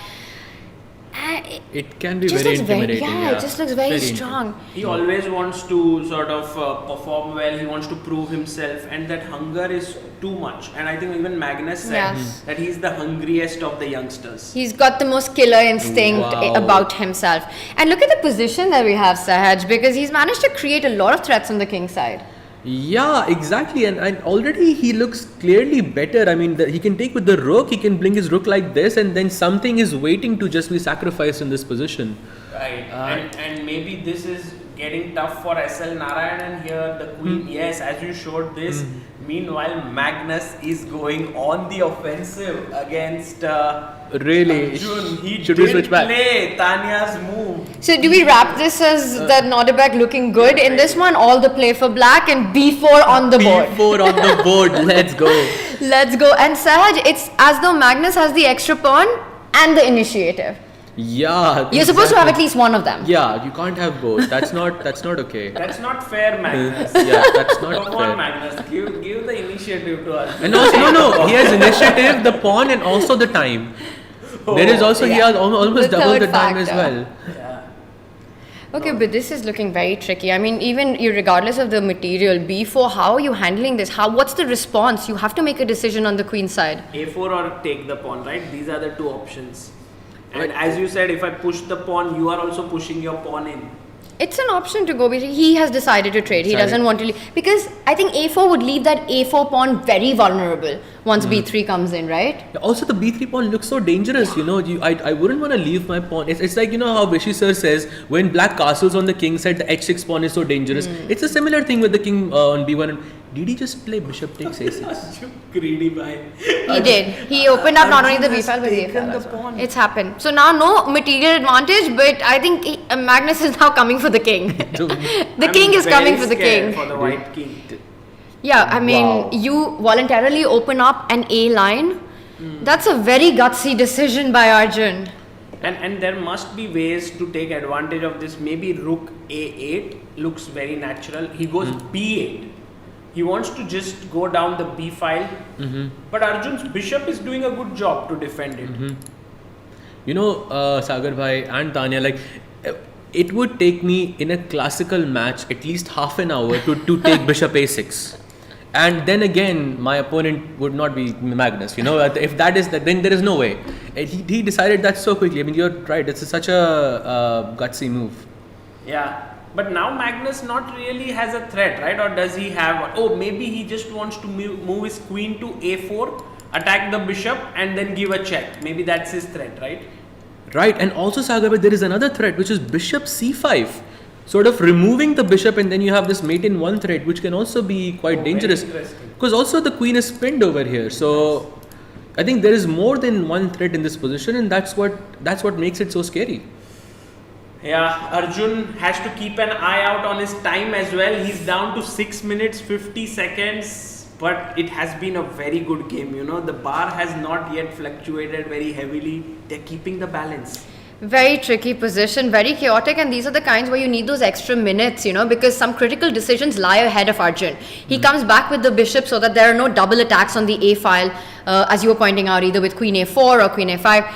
And now I think the point is that bishop to C5 at least doesn't threaten anything immediately, because after bishop takes bishop, there's queen takes bishop. That's a good point, yes. I wonder if Magnus has anything else in mind, because it feels, you know, that those spidey senses, as we call them in chess, that कुछ तो होना चाहिए यहाँ पे. Right. That makes perfect sense. And also, you know, just pointing it out that a few, like 2 moves ago, the bar actually said that Arjun's position was slightly worse. He played bishop a6 and now he played bishop e2. Both of them, by the way, I believe are the top moves of the computer. That is amazing you point that out. And now he is equal. Yes. So it actually paid off to play bishop a6. And how many of us would actually play bishop takes pawn? But Arjun, he just plays these absolutely unnatural moves and then finds a way forward. It's amazing how he does it. Yes, 2800 For a reason.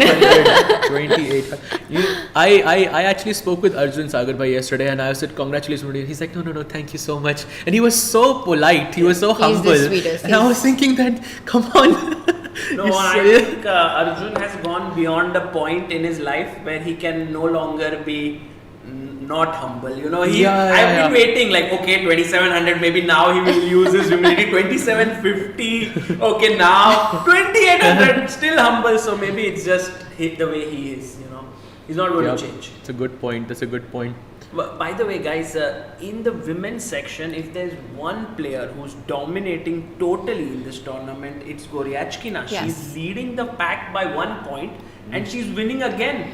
If we can bring up our bird's eye view, let's do a quick overview and then we'll jump back to this because I think Magnus might be on his way to win his 3rd round in a row if Arjun's not careful. Not sure. He needs to be really careful in this position. I mean, I don't care what the eval bar says. I would be petrified as white here. But obviously, this is Arjun we're talking about. Yes. He just sits and calculates.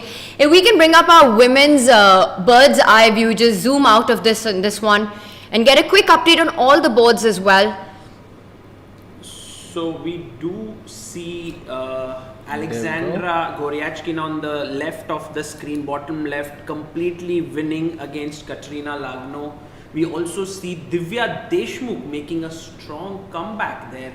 She is doing well against Kosteniuk. And then we have Nana Dzagnidze, who's slightly better against Koneru Hampi. So many imbalanced games. I guess there will be decisive results here. And really quickly, should we do a deep dive on the Goryachkina board because she is at the top of the leaderboard and absolutely. I see the position on that bottom left. It looks like it's level material, but the bar gives a massive advantage and we'll bring that right up. I think we need a change on our board. Yeah. And there we have it. So why is this so much better for white? I think first of all, you're losing a pawn here. But somehow that doesn't feel good. Isn't Bishop B7 trapping the... No, okay. No, the Rook C4 C4 is hanging. But I was thinking you have a choice between taking the pawn and pushing the pawn. And somehow I feel pushing is better, yeah? Push karo, kuch raho. You push and then the rook will be trapped, right? After Bishop Yeah. Exactly. Because initiative is more important than material. I think that might be it. I mean, how do you even fight that threat? You have to go Bishop C6. But then D5. Exactly, D5, and now it's the bar also approves. This and look at this knight on 8. I mean, this is not the best piece in the position. You can call it's the worst piece in the position. It's the worst piece in the position for sure. Side by being too nice. If you could put this knight, if I could just randomly put this knight on E7 or on D5 in some way, then black is fine. Yes, completely fine. absolutely. Great point. This knight problem. is the problem, yeah.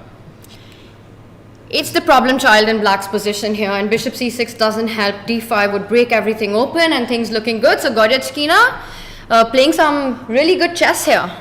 Yes, she's doing well. And against Lano. I mean, Lano's been also at the top, and Goryachkina at 4 out of 5. Lano, that'll just increase her lead even more if she gets this job done. Goryachkina is dominating the women's section just like how Magnus is doing in the open. And I think she'll win this.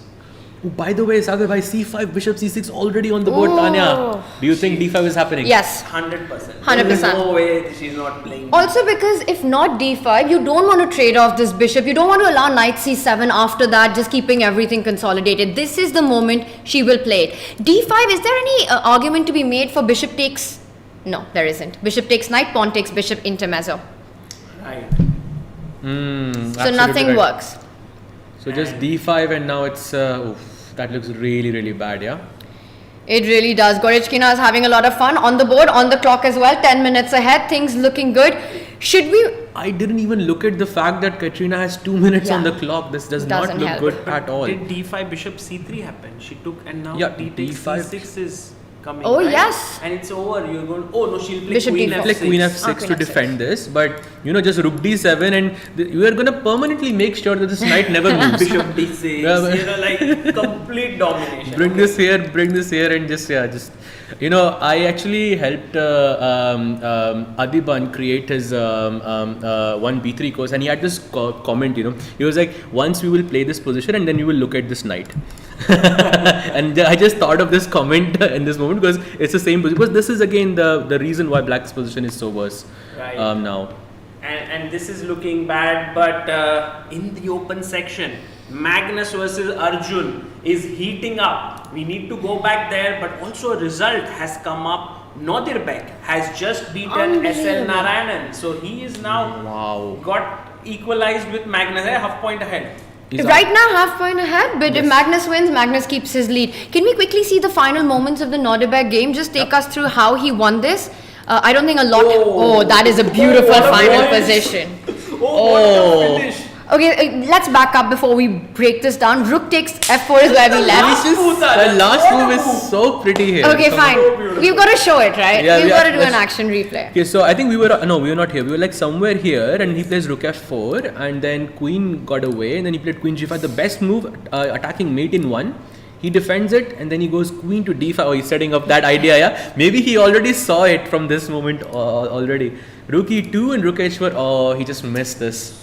Actually, there is no defense on this position, at least according to the bar, there isn't. Bishop on b2 is like not invited to the party. That's a stunner. Look at this move. That is beautiful. Okay, let's break this move down to everyone. We're saying it's beautiful, but what's really happening here? Well, if you take pawn takes rook, then somehow the queen is now not defending the h3 pawn, and so rook takes pawn is just checkmate. Pawn takes rook. And this is so beautiful because there's a pin by the queen. Wow. So you know, I was trying to be fancy and was thinking bishop g3. Is it working or no? Do I have a choice or? Actually, I think rook g3 is fancier. I just want to say that you know, putting it, forcing, attacking the queen. And what is the name of this tactic where you come in the middle of the defender? Interference. So you're interfering that queen from defending the pawn. Feeling left out. I'm feeling left out. Okay. Wow. It's 1 second. Yeah. So rook to g3, beautiful move by Nodirbek, beautiful tactical awareness by him. And let's move on to our board because it's madness on Magnus board. So Magnus. When Magnus is attacking, is on the attack, on the offensive, but Arjun is opening up his king. He's just completely fearless. First he takes the pawn on a6 and invites all of this attack, and then he opens with c4 as well. I mean, wow. This feels absolutely crazy to me. I mean, is there a mate? Can we put bishop a3 as black here just to remove that defender, that final defender there on b2? Is it possible? Maybe I will take and just king b1. So maybe let's just play it out. Bishop a3. Okay, you are right. And now we'll just see. Okay, I'm not so confident about my move. Okay, it is right. Queen a3 and now king to b1. I'm not sure if this is right. Oh, yeah. Oh, you remember when he played rook g3, Sagar bhai? Yes. This was the idea. That's the idea. Yes.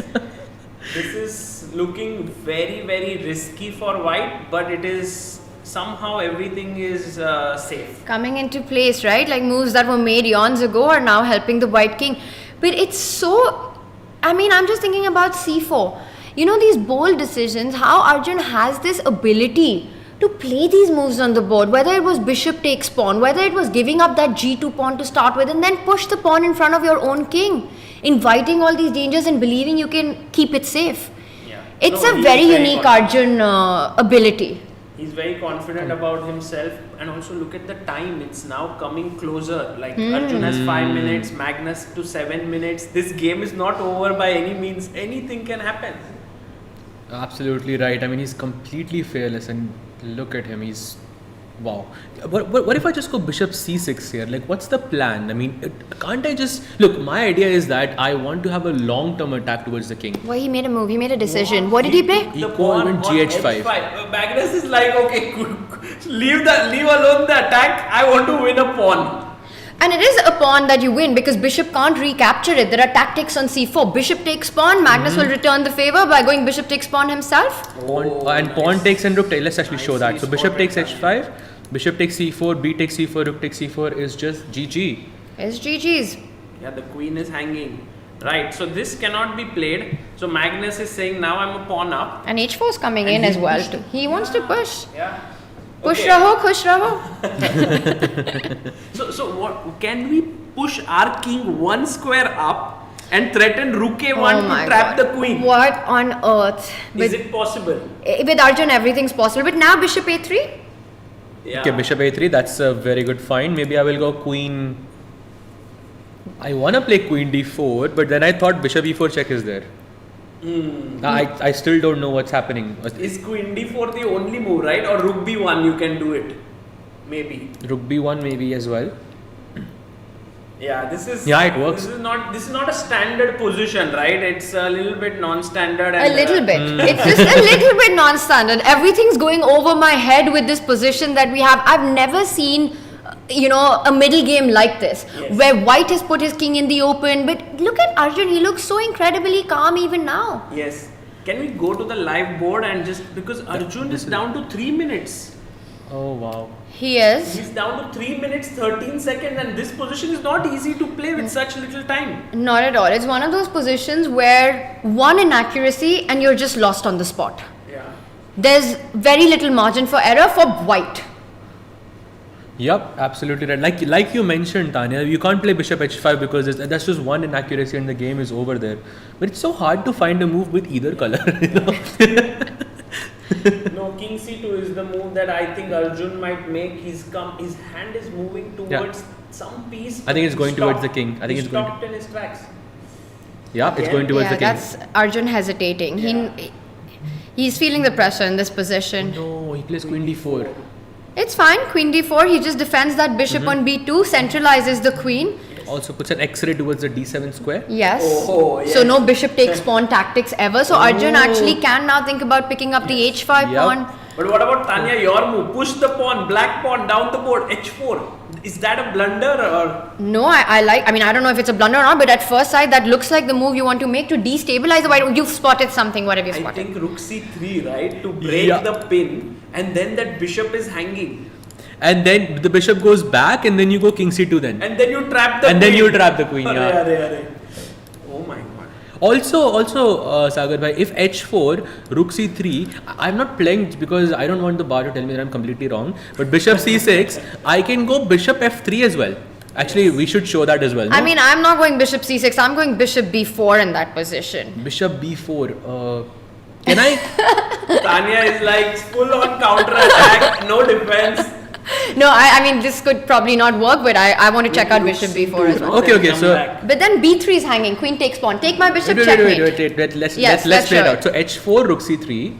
Moment of truth. Bishop okay, b4 or bishop c6? Bishop He b4. played h4. We might see this happen, by the way, now. And Arjun is going to go rook c3. Okay. No, he went rook Rook h3. h3, okay. Because maybe he did not like bishop b4. Can we just make bishop b4 here? Is it fine? Oh my gosh. Moment of truth. Moment of truth. Oh, it is not a bad. Oh, it's actually Not it's the best actually- move. actually It's not the okay. best It's still okay. It's still okay. It's like But- 0.5 only. But what about Arjun's move in the game? Yes. Rook h3. Is that a good one? Because he's Oh, that's put a- his rook on a slightly passive square. That's an inaccuracy by Arjun.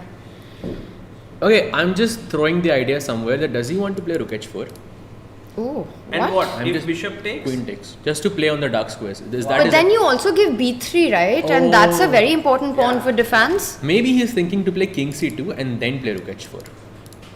You know, king c2, see, his idea is he wants to play king c2 to have this rook a1 idea. We're And gonna he's- find out. He's gonna gain a tempo. The queen is gonna go away, and then he's gonna take on h4. Let's see. Let's see. But Magnus takes the open file. He's He gone does. rook g8. This is so, it's like a thriller, you know, each move leading to something interesting. But look at how stable the bar has been in a position that's absolutely chaotic. True. That I just would shows have the blundered strength. about 20 times by now in a classical game. The bar is the only thing stable about this game. Yeah. Nothing else. Not the commentators. Not the.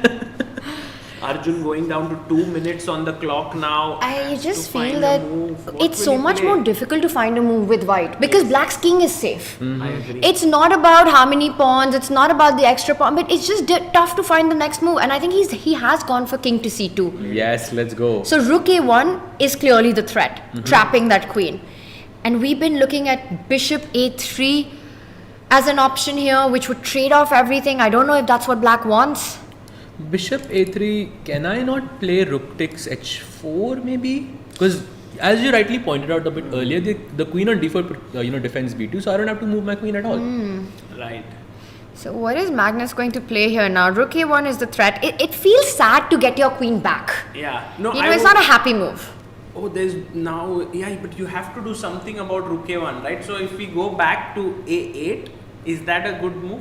Queen a8. He's reaching out for the queen and he does it! What a great call. Wow, And you know what? Sagar I know Bhai. what you want. You want bishop e4 check at some moment. Yes, that, and also some point bishop g2, get the rook out, play h3, make that pawn into a queen. Wow, Sagar Somehow. Bhai, you are on fire. You know what I'm thinking here? I'm thinking bishop f3. Huh? I don't know if this works. Why can't you just take Oh wait, I it? forgot the rook is not on f8 anymore. Sorry, That's not a I'm checkmate. getting too excited here. No, Although but could that work. works. It That could works. work. It could work. Yeah, because takes, I think. But there's rook d8 in those lines. No, I will play rook f3 first. Yeah. Clever, very clever. But the bar is going to tell me that I'm completely wrong. Just watch. It's not completely wrong. actually, It's not actually, completely fine. wrong at all. Oh, Bishop- stand by, come on. Take rook takes. Rook takes. Oh, it's fine actually. Wow. Queen f3 and now Nice. queen d7 was my plan. Yes. Okay, this is already better. Yes. Oh, you are actually winning because after king f8, queen here, king g7, you have rook Rook g1 check. g1. Crazy So- position. So queen a8 is on the board and this is where... I will not be surprised if Arjun goes for bishop f3. It's again his kind of Yeah. move to solve problems, you know. Solve problems in an active way. He But no, he goes goes rook rook d3 or c3.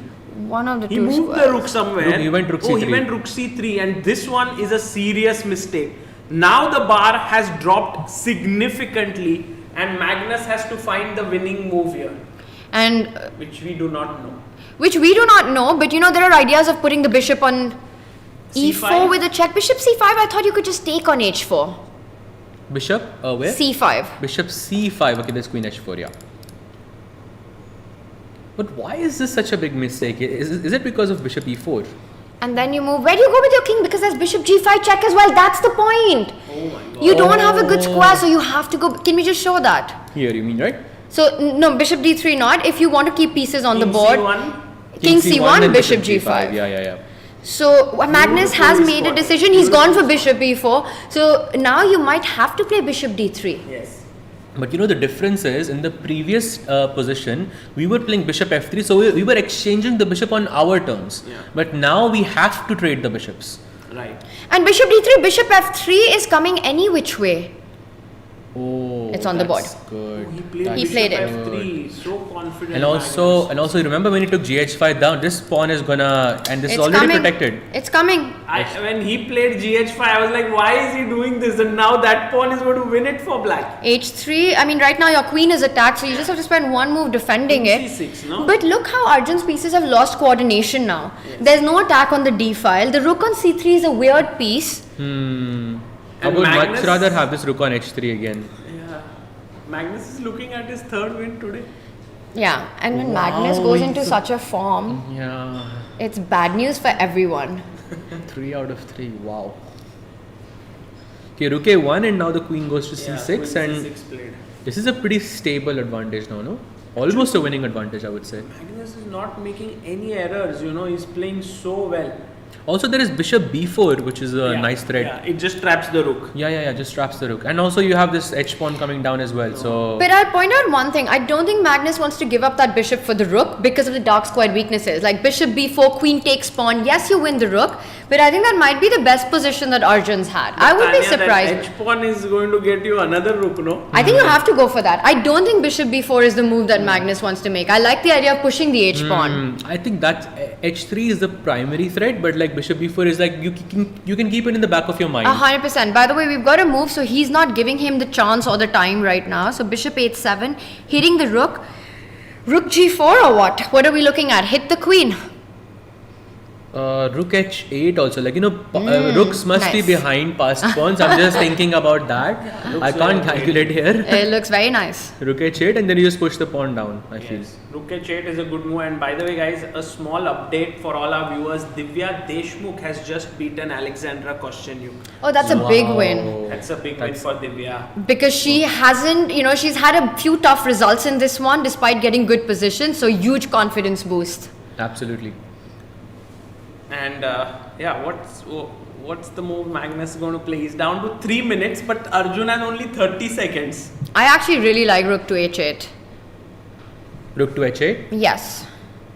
Because you hit the bishop, you're defending that H-pawn moving forward. Rook G4 is also very nice, attractive because you can also trade the bishop with bishop E4 check next if you want to. But Rook H8, do you think that Rook takes F3 can happen? Just to give... What? What? Well, Rook takes F3, Queen takes F3, Bishop E4 and Queen E2 check, it does not, Yeah, Queen doesn't e2 work. check, that would be losing, yeah. But Rook h8 looks really good. I wonder what he's thinking. He doesn't like something about it, perhaps. Yeah, he would have played it otherwise. He's I reaching think. out now, he's about to make his decision, but is there something that we're missing? He goes Rook G4. Oh wow, your move. No, he goes No, Rook Rook G2. Rook G2. Okay, he goes for the F2 pawn. Maybe he's threatening Bishop C5 now. Definitely. We go for this Rook F2 idea. So that's a huge threat actually. Bishop A3. Oh, That's a losing blunder. Okay, there has to be something direct here. Is it Rook 8? Oh, Rook A8 looks nice. So quick, Tanya. Yes. It's a move. But I don't know if it's the really right good one. move. It's a really good move, Tanya. Yeah, it's a great move actually. That's a great move. It was like in 1 second you found it, yeah? But you could also just take on A3 and push the H pawn. I just want to say that looks also really nice. Yeah, I think Arjun does not have too many threats anymore because none of his pieces are coordinating. So yeah. Magnus can sense it, he gets so alert in these kind of positions where he wants to wrap it up as quickly and as precisely as possible. Right, and he doubles down now, and Arjun maybe last 10 seconds left. Yeah. No, he just made a move, yeah? Bishop, no. Yeah, He's Bishop on A3 29 on seconds, Sorry, yeah. it's Magnus's move. Yeah, he played it with 19 seconds, so very close. Also, Magnus has about a minute extra to really think of his way forward. Takes it. And I think he's going to push the Bishop H pawn. A3, yeah, Rook A3. Oh, Tanya, you're predicting every single move here. H3 I think is incoming. Yeah. And now H2 next. Ooh. And Arjun has no real way to stop that pawn. Arjun hasn't managed to give a check to the black king. That's the aim in this position, getting that attack, sacrificing a pawn, and you can't get to the king. There's no file to get to the king, no open diagonal you can attack on. The rooks are stuck. Absolutely right. In some way, I would have liked Queen H8 check, Queen F6 check. Some repetition there. But your own bishop is blocking that. So because I wanted to go Queen H4 something, Queen H8 check. But maybe you go Queen H4, Queen F6, and you might have. Oh, but then there's Queen E4. I think there's I'm not in Queen E4. time. No, you can Why? just.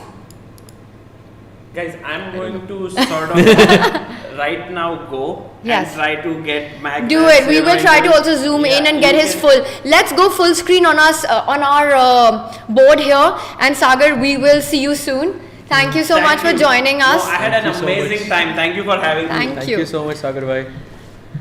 Wow, okay, so this is the position and Queen H4 on the board now, H2, Queen F6, there's Rook takes pawn.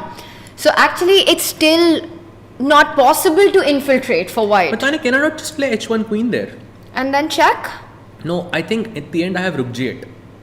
So. Okay, let's he goes stick Rook to A1, this, yeah. he just stops it. Okay, he goes Rook A1 and now maybe I will play Rook G1 maybe? Is that winning? Also in that line, I think Queen G8, Queen G5. Maybe there were some tricks to think about. Then never mind, we don't go into that like crazy positions. But he's like, no, we don't want to go, but just so you know. No, because I started calculating it as well in my head. Of course. But Magnus just so alert, gives no chances, so he's given up a rook. I think he's going to resign. Let's go full screen on the players. Let's get their reactions in as this game is about to finish. So, but your point of getting to the dark squares, he does it. Look at this tricky move. Saj, if pawn takes bishop, then he gets in. So Magnus has one last hurdle to cross. Yep. Stop Does that threat. Is that move bishop e4? Check Why maybe? not? Why not? But then king to b2. Oh, I can't take it with the bishop either because that would. Oh, Look he at just, this. Class. he Top just class stuff. doesn't make any mistakes. Yeah. He just If escapes. You give a check. Simply escapes. The king just escapes. And he's up a rook. And Arjun Erigaisi resigns. Magnus Carlsen gets his third win of the day, keeping his position. They're trying to analyze what happened there. What an exciting game this was. But Magnus finishes on top. Wow, I mean, and with that, he maintains sole lead. Yeah, Abdusattorov is right behind him, but he doesn't give up 3 out of 3 on day 2. What a performance by Magnus! What a performance by Magnus. We've got live action on. So let's head over to the bird's eye view in our women's section. We've had 3 results there so far as the players will be resetting their pieces. And if we can bring up, there we have it, Sahaj. We've still got Humpy against Nana that's on, but Nana is completely crushing through because of that c7 pawn. Oh, that c7 pawn looks dangerous, and the rook on c8. You know, the pawn right. Guarding the pawn on c7 is just so passive, and that rook cannot even move at the moment. You're absolutely right. This game is very close to being over. And as well as that bottom right screen of ours, we see how many extra pawns is that? That's 2 extra pawns for white. Vantika in driver's seat in that one in the All-Indian clash. Perhaps you can quickly zoom into Vantika versus Vaishali. Both players playing on seconds. Can Vantika convert this position? Let's do it. And also, Vaishali is in some serious time trouble. She has 6 seconds on the clock. So, and this looks like this is completely lost. Would you go rook a6 in this position? And because I believe the rook ending should also be winning here because you've got 2 pawns. I know Vishy sir said that, all rook endings are drawn, but I feel, but she doesn't do that. Yeah. But this is also tricky because you're attacking the g6 pawn as well. So I like this little move, forcing black to be careful. And now you could pick up this a6 pawn. A6 pawn, or you can also play rook c7, Tanya. And she just nice. plays it, yeah. Just Very rook f7 and game over. You take away the golden pawn. Queen f6, and now should we just go h5 and create some imbalances in black's king side? She's reaching out for it. I think she's about to make that move. Yeah, she's going for the h pawn. There we have it. Oh, she made that move with 4 seconds on the clock, yeah? So gh5 already played. Oh, but the problem, Tanya, here is that if I go queen takes pawn, I leave my pawn on b3 hanging. Maybe this is something she missed. Okay, rook c6 played on the board. Black goes queen to e7. Okay, now she can just go queen h5 now. And there is no way black takes this pawn because you can also take on h. Okay, both moves are winning here. But really nice technique here by Vantika, not giving any counterplay to Vaishali. She's trying to break open with h4, but it's not going to be enough. I think the queen will join the party to put pressure on that h6 pawn. Your idea of queen h5 now looks... queen h5, there is a nice little trick with queen b7 check. Oh, that was a tricky one by Vaishali there, yeah? And 100% something I would have fallen for. So we see a trade on g3. Okay, does she take with the pawn or the king? With the pawn, you allow some checks on e2. So is she okay with that? I would not be. Takes it with the king, and she still maintains a very good advantage. And queen h5 is coming next. No, I think queen h5, rook b3, you've got to be careful. Some tricky things here. And by the way, on the background we can see Nana and I think it's Humpy who have just finished their game. Yes, and Nana managed to win that end game. So for Humpy, a tough day today. She lost to Valentina at the start of the day in a position that she should not have, and then Nana finishes the day with a loss against Nana. Okay, rook d8 has been played. The intuition says to play queen e5 check, but I don't like that because once you capture everything, there is this rook d3 and rook b3. So Vaishali is still trying to defend this position really well. She still has some tricks up her sleeve. King h7. I like this. Rook g8 is a bit of a threat. Always watch out for that. Also, no checks possible. Very, very clever. Okay, queen h5. Finally, your move on the board, Tanya. Without blundering something. More importantly. So rook g8 check. Where do you go? Rook g8 check. I'll just tuck my king away. h2, yeah. h2, simple. No checks. Yeah. And then it's so hard to defend the h6 pawn without trading something. Or you have to go queen f8, which is not not the ideal move in this situation. But what does she have in mind? Because she might have to go rook g6 next after king h2. Rook g. Oh, she was king f3. Wow. Wow, this is a nice move. Yeah, no checks possible in this position. Maybe she has to go rook g6 and then they'll go into a queen pawn ending position. But because she has these 2 pawns on the side, it's going to be a easy win, I feel. You just take this and then you bring the queen like this to d5. Oh, queen d7 check. What? Okay, maybe I spoke a bit too soon. No, but she has to move now to e2 or to g4. But king e2 allows queen e4 check. So, and this is something Vantika missed as well. This queen b7. Vaishali is so tricky in these positions. But look at that. Vantika simply comes back, deflects the queen from picking up the b3 pawn. And now queen c3, there's queen f3. Your queen comes back safe to the king. You want your queen and king to be best friends. Yeah, I mean, if white's queen was on d5, if Vantika's queen is on d5, I think this position is winning. But Vaishali is not allowing it.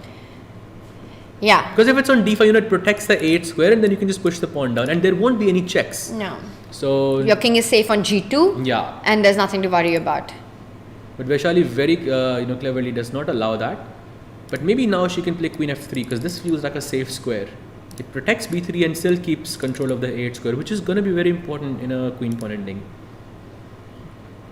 Maybe she goes queen g6 check. Yes, but the king is also safe on h2, for example, because you don't have any checks on the h file, and then your idea of just push the pawns. Right. Queen f3 also just defends this as well. Was that Pragg, by the way, watching Vaishali's game? It usually is.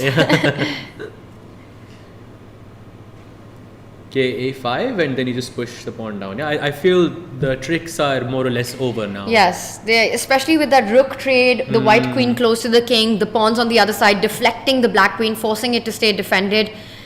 It's hard to imagine a position where Vaishali can get enough checks in. I mean, there's no threat as well.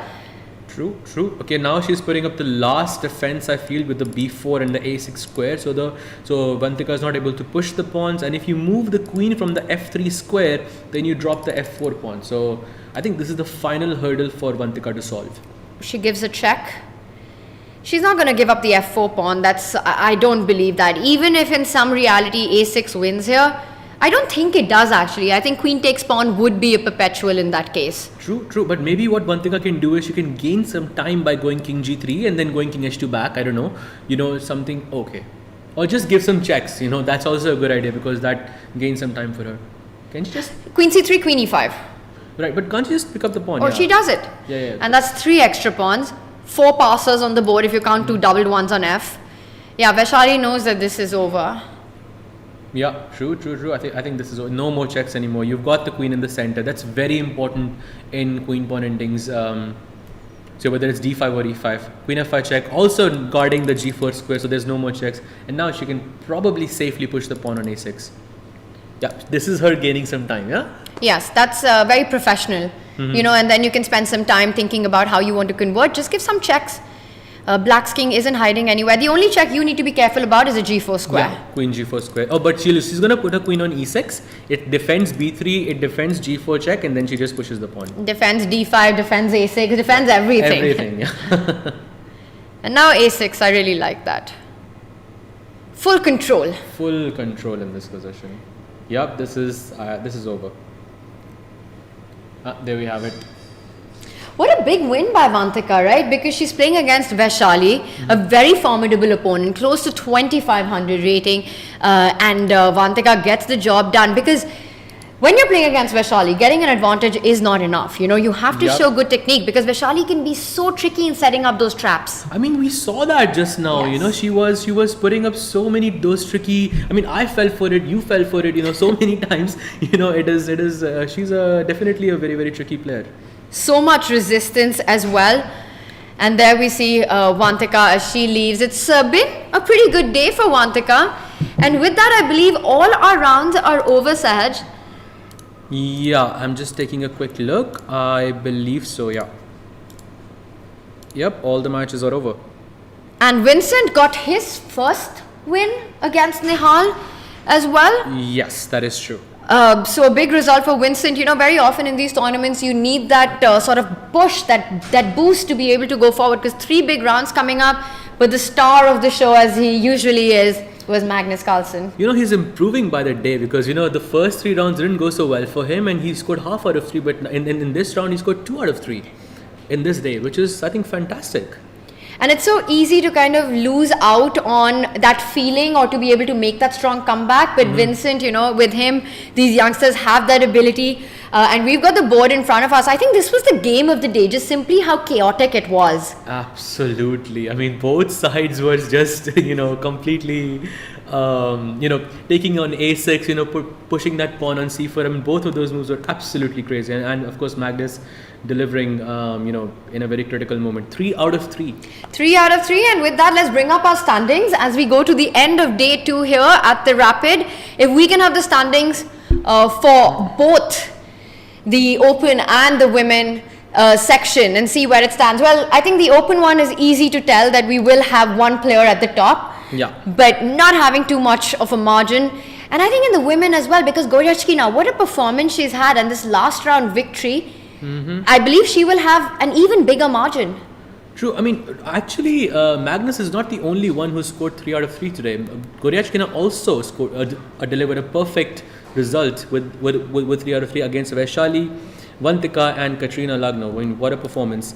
She's on, let's just have the standings on the board. You can see this over here. This is absolutely crazy. And these have been our results of round 6, and we lead you to the standings. So we got 3 decisive games, 2 wins by black. And look at that, Nodirbek and Magnus at a critical moment score with the black pieces. So Nodirbek still chasing neck to neck with Magnus right there. I mean, just half a point behind him. So keeping Magnus on his toes. Magnus with a fantastic win over Arjun, Nodirbek with an amazing win over SL, and Vincent gets the first dub in playing against Nihal. Let's move on to our standings. Let me just look at this. I mean, I think it's right now it's Magnus and, you know, Nodirbek who are just, you know, sort of leading in this situation. Behind him is, you know, okay, let's just wait for the standings first. Okay, we have the women's results here. And there we have it. Okay, we have the women's results here. 4 results in the women's section, by the way. Again, you know, in the first day, as I was telling you, Tanya, there were only 4 results, 4 decisive results overall, like in 3 rounds. In this day, just in this round alone, there are 4 results. Decisive fighting chess by the women players, and I think for Divya, a really big win in this one, getting, you know, playing against Alexandra Kosteniuk, managing to convert a good position. So fantastic stuff there, and also for Vantika with a win against Vaishali. But the star of the event so far has been Goryachkina. She takes down Katrina Lagno. You know, she's such a classy player. She's played for the World Championship title, comes so close to winning it as well. And right now she's showing incredible form. Let's move on to our standings if we can have that up. And we've got it here. Yep. So Goryachkina leads the table with 5 points, and then we've got Nana, and that's a huge lead of a point ahead, Sahaj. Yep. I think realistically only Nana is the one chasing Goryachkina because there's only 3 rounds left, and then okay, Vantika is also pretty close, I would say, with 3.5. But I feel Goryachkina is doing really, really well. What do you think?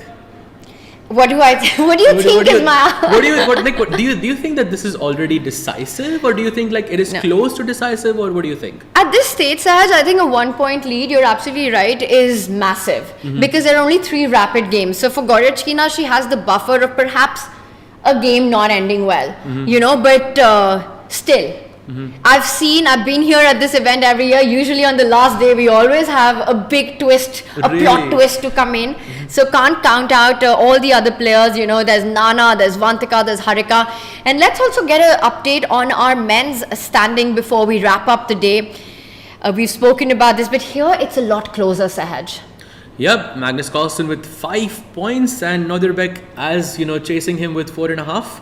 And after, I think Nodirbek is going to be a 1.5 point difference, because then it's Wesley. Actually, it's just Wesley on 3.5. And there we have it finally. Magnus Carlsen on top with 5. Nodirbek just half a point behind him. And Saj, who does Magnus start tomorrow's day with? Wesley So, as you said, at 3.5, so a point difference there between Wesley and Nodirbek, and that's quite big.